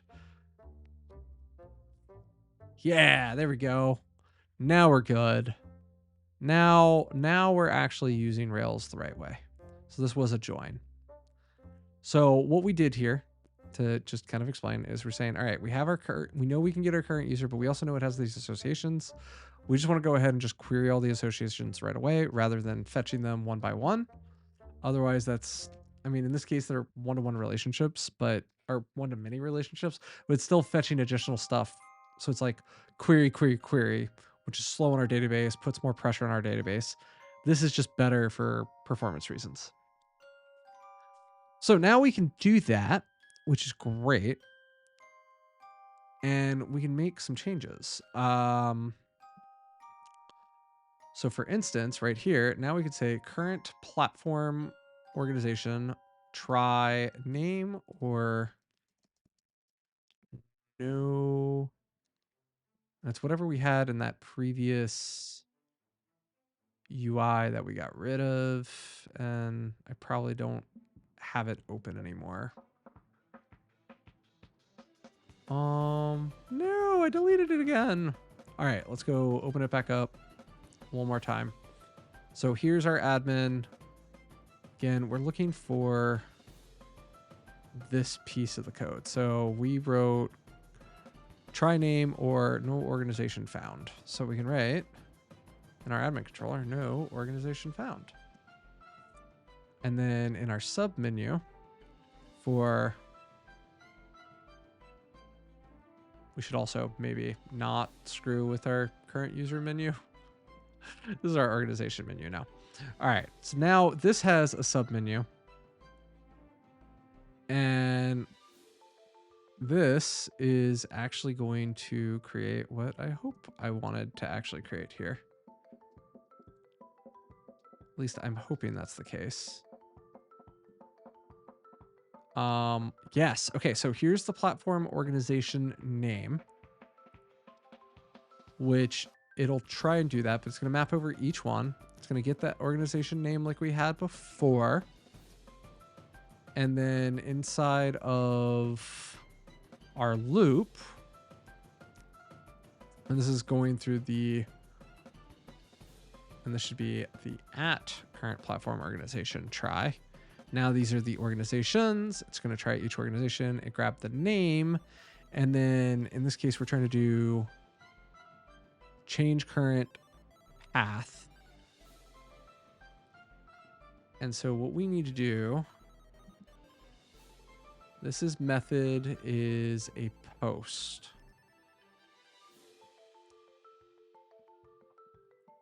And if I did this correctly, which I didn't.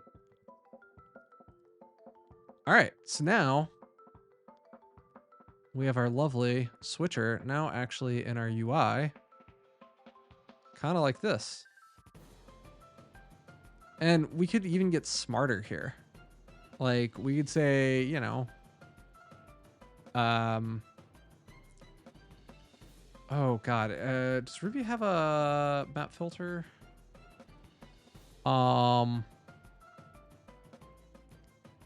Filter map.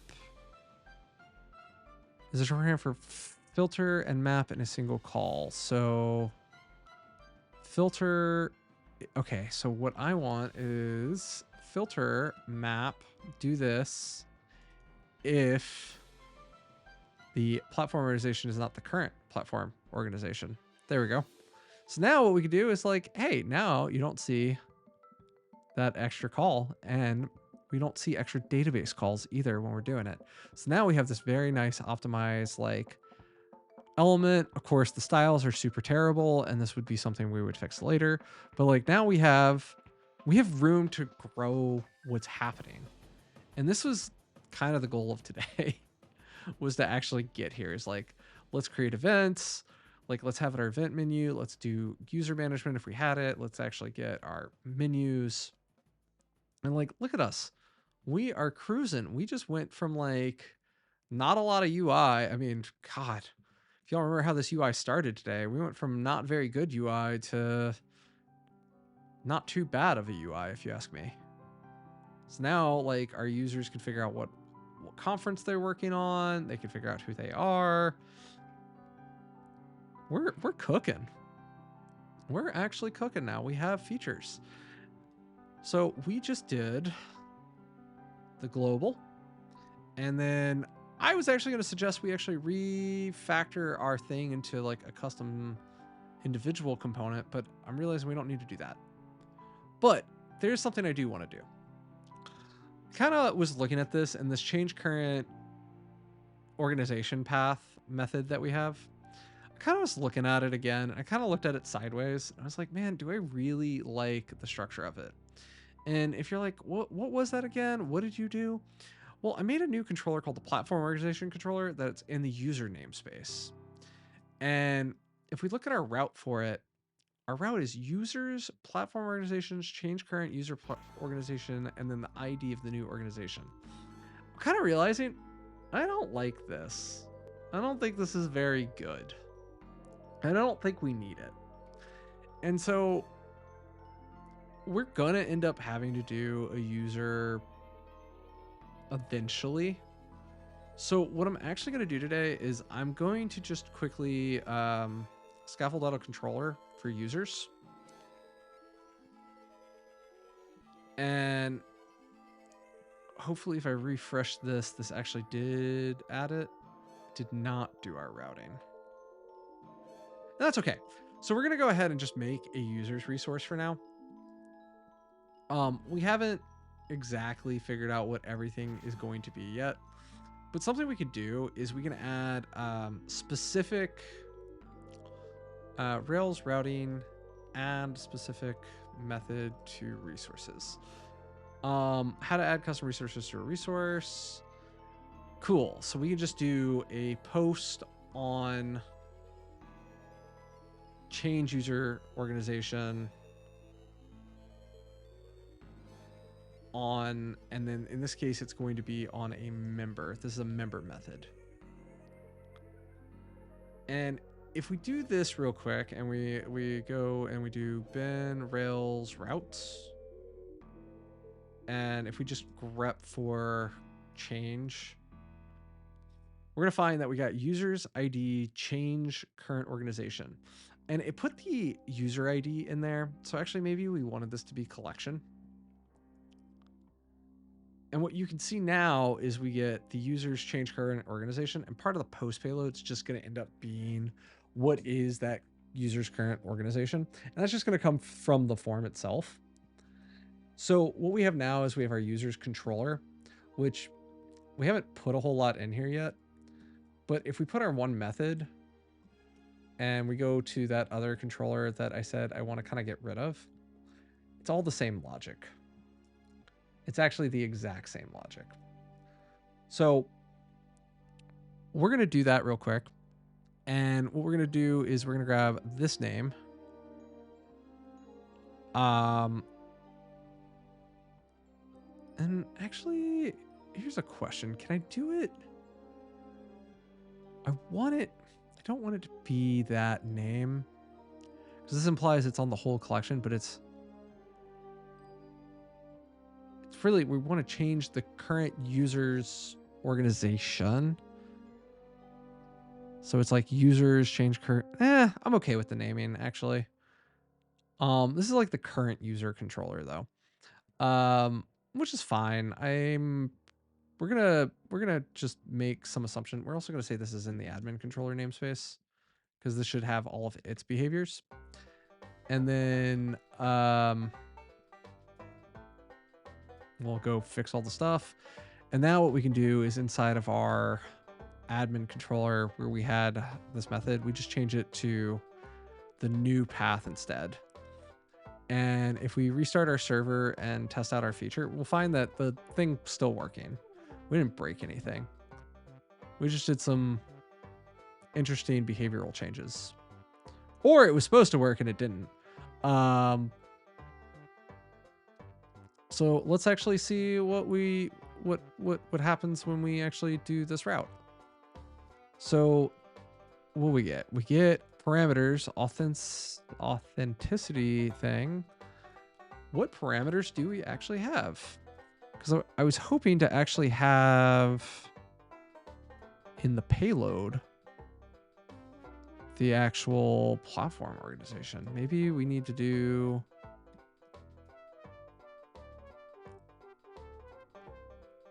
Let's see. There we go. That's all that was missing. I just had to pass it as a parameter. Now that we pass it as a parameter, everybody's happy. Now we can do our quick switch like we've been doing, and then no one's the wiser. So with that, we're going to go kill some code. Like we're going to delete this entire controller because I decided, for the one method that it's actually providing, I decided against it. We're going to go get rid of its old routing.